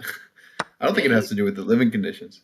yeah, and also Yeah. a lot of Yes. these Why not? thousands of Palestinians that leave you speak of, they go into a European country or a Western country, make a shit ton of money there, and send And back then to their become family. activists and shit. Yeah, well, those ones I don't know how they fucking got to that, but like the normal ones, Destiny, that normally don't fucking talk online and shit. They Sure. make up a lot of money. They send it back home to their friends and family, like that still live in the West Bank because they can't make enough, and they also come back and visit like fucking 8 times a year. It's not like they forgot about it. They didn't forget about it. It's just easier to live like that, where you're not constantly dehumanized in the West compared to you are dehumanized in the West Bank. You make more money, you can live a better life, and you can come visit the land that you're oppressed in, but as a fucking foreigner. Yeah. Also, the Haredi living situation is very bad too. But you would oppose giving them like $100,000 to leave and go to the U.S. Right? It's just not. It's not about the economic situation at all. I think we should make that clear. Well, I wouldn't say it's not that at all, but like the economic factor is not the largest part of it. Like you can't just buy That's what out. would make up the incentive, but it's Yeah. not. But saying I would oppose doing it to Israelis because they are in a different economic situation, that's just not true. You would give it to Arab rich people, and you would give it to poor. You would not give it to poor Israelis. So it's just not Also, about that. not to sound like, again, I think Israel is trying to live in both worlds, where it's like we desperately need this. We have to have this territory. It's essential for our security. Our settlers need a place to expand, and blah blah blah blah blah. But also, we're like a shining beacon of success and everything in the Middle East, and we're such a strong nation, and we've got such a great economy. Like, if Israel, like, I'll be hyperbolic. If Israel were to deport every single settler, their own settlers, or bring them all back into Israel and literally give 100% of the West Bank and 100% of the Gaza Strip to the Palestinians and then work on stuff from there, Israel would be totally fine. I don't think that their economy would be massively fucking destroyed. I think for the most part, I think the country would get along fine. Obviously, you have to resettle a fuck ton of people, 500,000 people inside your borders. But hey, you guys somehow fucking did that from 48 onwards all the way to today, incorporated tons of external population in the country. I think Israel would still be massively prosperous, massively successful. You've got a thriving democracy. Your economy is super awesome. You guys have cultivated a land and lived in an area that really doesn't have much to offer in the way of natural resources. I think you guys would be fine. Compared to the Palestinian side, who would dramatically improve. Like Palestine and those people and the prospects for those people and the future of those people would dramatically improve if they had access to that. I'm not even suggesting you go that far. On the flip side, if Israel were to manage to shore up its demographic majorities, annex all of Area C in the West Bank, manage to whittle the Palestinian populations down, let's say to like everything almost, to where they're just like basically in a collection of villages, I don't really think the Israeli situation improves much at all. Like, not to be mean or rude or to be dismissive of the religious aspect, but you guys don't really gain much, I don't think, from like taking over more of the West Bank. I don't think you guys gain much from that. Yeah. It's not like Israel's massively improving as a country. Thank God we've got the prosperous fucking town of fucking Hebron now that we run larger parts of it. Thank God we've got like ancient Samaria. Now that we run these lands, milk and honey is flowing from the fucking rocks. Like, So two things. Yeah, One, no, if I you don't- listen I to the don't- arguments, for one, it would be the religious aspect. But this guy's an atheist, and whatever. I think we're all atheists here. The Yeah, other I don't thing care is, about Destiny, it's not about a material improvement in the current living situation. It would be about eliminating an opportunity cost. Now, I hate the settlements. I'm just giving the argument. It's like it would be getting rid of a risk, not necessarily a material improvement physically. You know what I'm saying? So that's what they would say, I think. Wait, that getting rid of the settlements would get rid of a risk for Israel? No. That like the second thing you said about like expanding into the West Bank, all of Area C, blah blah blah blah blah. It's not improving Israel that much. They're not going to be milking honey and singing kumbaya. Sure, it would be about the security argument, like about like eliminating a risk, about an opportunity cost. It wouldn't be about like an improvement per se. Oh, sure. I think I'm not fully convinced of the security threat from. I know. I'm from the very West much Bank. against I'm the also settlements. not to sound mean and not to sound super unhinged and lose all my Israeli fans. I'm not even fully convinced of a legitimate security threat from the Gaza Strip. This sounds super cold, and I don't mean to sound unhinged, but like October 7th was tragic, but like a severe threat to like Israeli security. I mean, like it sucked and it's annoying and terrorist attacks or whatever. But Well, Hamas isn't about to conquer territory from you guys. Yeah, They're it's not not like going to be disabling the existential. IDF. Like, yeah, it's probably better No, just to be word- clear, I'm just giving the right wing perspective because I know it well. I'm not like arguing. I'm very much against this elements, but It's yeah. probably better to word it in this way, Destiny, that the country was not going to fall from October 7th. Sure. Yes. Well, Hamas, they had a couple of documents captured from Hamas that said they wanted to keep going up to even the West Bank and an intelligence center inside Tel Aviv or near Tel Aviv. So I'm not saying it. Pretty sure that's just made up rumors that they were building tunnels towards Tel Aviv. No, not building tunnels. Like wanted to get there on October 7th. Want and do is very two different things. I want Palestinians to all have. No, they planned to problems get there and got stopped. be. That's what I'm saying. Yeah, I know, and like it's pretty. Okay, there's no point in trying to explain this. No, I'm just saying it could have happened if they got their way. Okay, then Avi's calculations aren't exactly based on wants, though. Like, it's a different topic, whatever. It doesn't matter. Regardless, Blue John, the solution you proposing, I'm telling you right now, it's actually to the detriment of Israel rather than the benefit. Maybe. True. Maybe, but And maybe. I say this all the time: Ben Gvir, Smotrich, their parties, they are terrible, not just for Palestinians, but for Israelis as well. Maybe, but I don't know. I haven't been convinced yet, which is why Destiny, you will you come to Israel? Will I Is what? it like will you come to Israel? Is it like confirmed?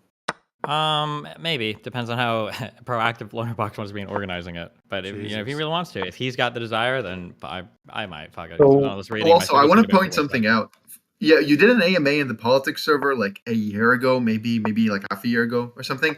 And I called in. I talked about like some philosophy shit, and I said, "Come to Israel, do an ask like what do you call it? Change my mind in Israel." So I predicted everything. I saw it. Just saying. But yeah, either way. When you come to Israel, I saw a apostate prophet coming to Israel, and he didn't speak to any of the people that I would have wanted him to speak to. Can I give you some of the people? Like they're not political even. They're not driven politically. After let me get to like step one of like having me and Let Lonerbox him will talk confirm tomorrow the and figure it trip. out, and then we'll before we're Okay. Okay. Can I ask you another question? Do you have time? Sure, yeah, go for it. Okay, so one of the talking points in Israel between right-wingers is that military men inside Israel from the IDF go work for the US for a limited time, get their forces there or something, get back to Israel, get promoted to a higher ranks, and do the US bidding. Do you know anything about this? Wait, Caroline as in, Glick are you talks thinking about it. that members in the IDF are trained in the U.S. to serve basically No, at the not behest of the U.S. interest? Or? not trained, but like taught by people in the US. Caroline Glick talks about it. I can link you an article about this. It's she's Are you sure an this isn't English just a speaker. conspiracy theory? I thought about it at first. I thought so at first, but then I keep hearing about it a lot. I think you need strong evidence for this. The reality is that I'm not even going to say in your region. It's true everywhere in the world. Nobody wants to accept the facts on the ground because they're inconvenient to either a narrative or they're just hard to emotionally grapple with. So people start to make up things to save their egos or to explain a situation that is beyond their current comprehension of because of whatever narrative that they've bought into. So Sure, but So like when Egypt lost to Israel's whole fucking air force in like 2 hours, the only reason that happened is because there were British and American planes as well. That was a huge myth that spread in the Arab countries. The only reason Israel existed because Jews controlled the entire Western world. And I guess for the far right party in Israel, the only reason why the IDF isn't more expansive or has been more aggressive in taking care of problems is because I guess there are Jews that are now being that are learning in America to be America's dog instead of actually, I guess, like representing the best interests of Israel. Like, unless you've seen really strong evidence for that, I would never try to explain things with broad narratives or conspiracies like that. I think it's probably just more likely that, yeah. So what they're saying is, so there are two main groups in the U.S. which teach generals from the IDF. One is Wexner Group. The other one is someone named Martin Indyk. Which, by the way, you can read all of this from Caroline Glick. She's like a reporter which works inside both the Israel, and the US, which done like 18 years research into this stuff. And yeah, so it's not like what? I was gonna make a joke because when people talk about 18 years of research, I always mention how much research has Finkelstein done. Hey. Isn't it like 10 years or something? I'm not saying it's true, but I just wanted to hear like your thoughts about it. I mean, I'm sorry, dude, but it just sounds like conspiracy theories. Like, honestly, because here it's another conspiracy theory from the right was like, oh, the Arabs wanted to breed their demographics to the point where they can change the country for their better or something. No, but I'm speaking about, like, if you were in Israel right now, from the right wing, you'd hear the. I'm speaking like generally to the people here. You'd hear a lot the word conception, like the army was in some sort of a conception that Hamas wasn't going to attack. But Destiny's already went over that. Like, it's just like that group who is currently in control, making up excuses for why it's not their fuck up. What do you mean? But the army did say a couple of times that the Hamas was not going to attack. There's no threat coming from Gaza. Okay, what does that we are have to do safe with from. American intervention? Do you think American intervention had? So it goes like this. So the conspiracy goes like this. So you have people going into America. Okay, they come into Israel as high-ranking officers in the IDF, which, by the way, some people are also saying the promotion is granted by the US. Okay, it's definitely not that. God damn. And then, so the people that are saying this, some of them like they have a head on their shoulders, a brain. I mean. No, but you think they have a head on their shoulders. I probably, Maybe. if I fucking heard them talk, I would think they're probably stupid. Like, honestly, like, because these conspiracy things make no sense to me. Like, why the fuck would America? The thing is, all these people, all But these it's clear high-ranking America has. officers. Hold on, if America had control, or at least had influence the same way you're implying, then they would have gotten what they wanted out of the army already. Like, they want they clearly don't want the what's it called, the IDF doing what it's doing right now because they are worried about their voter elections. Biden is in office. If they had that influence and control, this the IDF Sure, would but be the theory is that the Biden administration and the Democratic administration wants the two-state solution to work, and they push for it in every way that they can. And I mean, the one of reality those is that like ways, there's going to be like elements of truth to all of this, right? Like the United States has some influence over Israel. Israel has some influence over the United States. Everybody has some influence over everybody else. I just don't think bolstering it to conspiratorial levels helps. Rather, just like look at the reality of the situation on the ground and understand why people might want the things that they want. Like I think that's way simpler than trying to understand. yeah, anything but thing is, one of the main like Israel right now is in turmoil, like from within, which is one of the reasons Hamas attacked. when it attacked. So one of the conflicts inside Israel is between like the political group and the army, because the army is acting like it doesn't want to involve too much the prime minister, the head of security, and stuff like that, because the army and the Shin Bet and uh, these types of security organizations don't think they know better than the people that got chosen by the country through elections.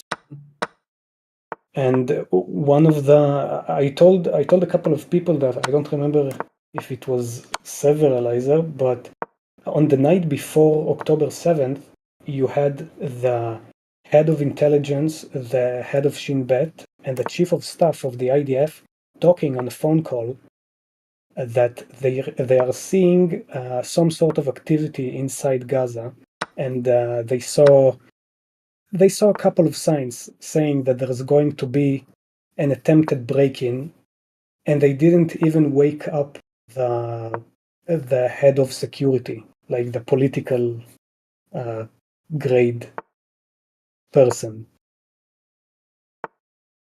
Which is why I'm saying Again, I can't, I don't. The idea that people knew that a terrorist attack was coming and could pinpoint a precise time and everything and let it happen anyway. I don't know. Has that ever happened? I'm not saying they let it happen purposefully. I'm saying they miscalculated what it's going to be. Because, for example, the Nova Festival, a week before the Nova Festival, the army sent messages to people inside the security forces that there are some alerts about a potential breaking of two kibbutzes, and the festival was still allowed to happen.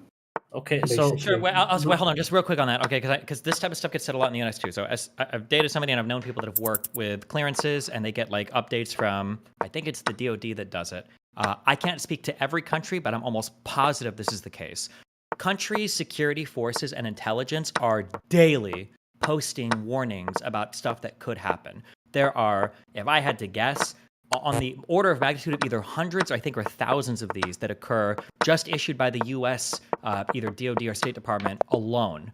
But most of the time, on the public, we don't ever hear about it, and most of the time they amount to nothing. So it wouldn't surprise me if in Israel there are also a ton of these warnings that are issued by Shin Bet, or I don't know if the IDF properly does it or whatever. There's probably a ton of these warnings. It doesn't mean that there's like definitely an attack coming. The question would be, how many of these warnings are usually issued? Like, is this a thing that happens like every week, every few days? So it happens a lot. It happens a lot.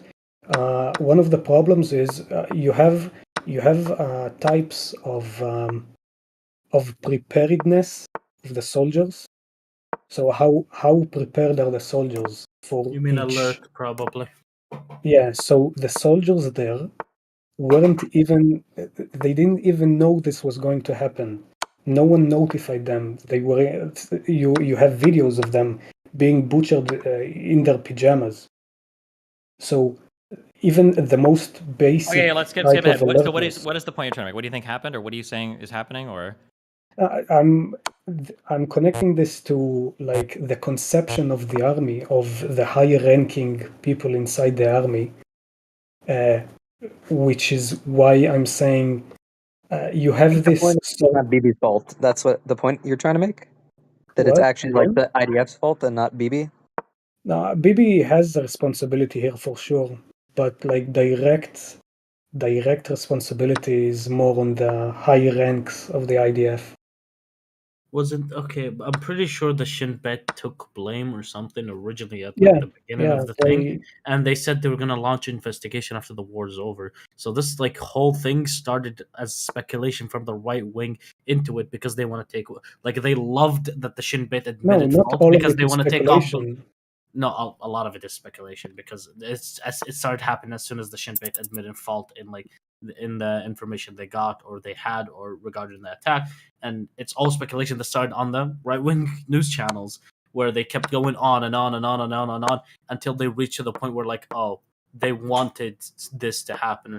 It's speculation because when you speculate from that regard, Again, I'm you not take saying they more, wanted but it you to take happen. more. I know, but you take more blame off the right wing. I'm not saying you say they wanted it to happen, but that's probably the intent behind the speculation. They wanted to get more blame off the government, which is right wing as fuck, which is pretty fucking like in line with what the right wing always does. Don't take blame for your own fuck ups. Blame other people. They couldn't blame. I mean, obviously, they could have blamed the Hamas for this, but what's it called? Why was this allowed to happen? Something on this scale. They couldn't just blame the Hamas on this. They had to blame someone from the inside that could have possibly knew on this. They couldn't blame themselves. Sure. So They again, had to blame the IDF. I'm not saying Bibi doesn't have any responsibility here, but I'm saying that if the army comes to Bibi and tells him Hamas aren't going to attack anytime soon, and they remove brigades from guarding Gaza, then yeah, they have even more responsibility, I think. But they didn't come and remove like brigades a day before. If they removed brigades a day before, yeah, I get it. But like the brigades were like the brigades were all in fucking West Bank pretty much for like No. more than 2 months. So the story about the 100 soldiers moving to the West Bank is mostly false, by the way, but they had forces there. The forces were minimized because of the holidays, and they didn't even put them on alert. That's the problem. If the forces were on alert, if they weren't inside their pajamas, it wouldn't be such a bad catastrophe. I mean, listen, as much as I know, there was not enough soldiers, no matter what kind of equipment they had, to deal with as many Hamas. No, I'm not saying Also, all of okay, this okay. would Also, have wait. been Can we wrap? prevented. Can we do like final statements on this and that? Because we've looped on Yeah. this for like 20 minutes. I'm I think. already Yeah. Final, done. Yeah. I have something else. Okay. What do you have? I just wanted to suggest people you could talk to. Okay. Yep. And we'll see But, if I get once we'll see where I'm at with Loner Box, and then we'll see about that. Yeah. Cool. So yeah. So one of the things you were talking about was was like the right wing like perspective on settlements, and I feel like the best way to talk about that issue I'm would going to be take care of this. actually. Okay, that was boring.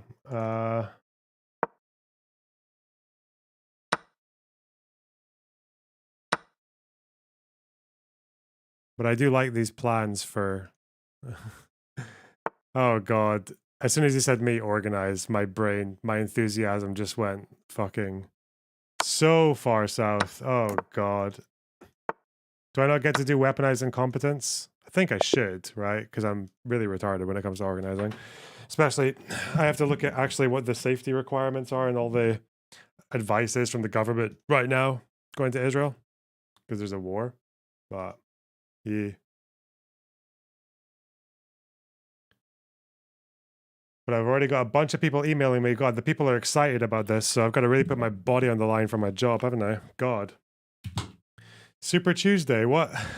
What happened?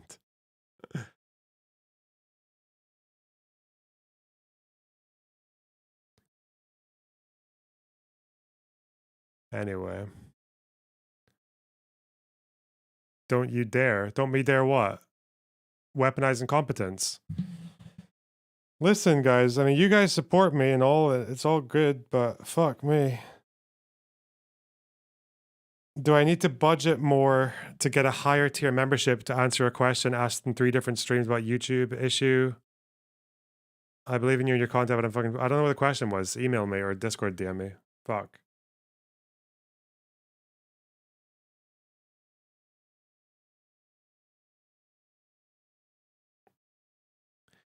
Listen, one thing at a time, okay? I've got work to do. Fuck me. I need to go, okay? Email address. You can find it.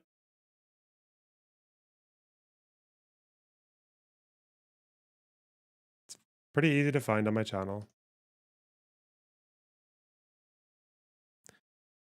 Do you think Silly Serious would be interested? Yeah, maybe. All right, go to fucking, go to IRI, all right? Listen. Goodbye. Love you guys. See you tomorrow. Okay, I have to do video essay stuff. My God. All right. Take care. All right. Bye bye.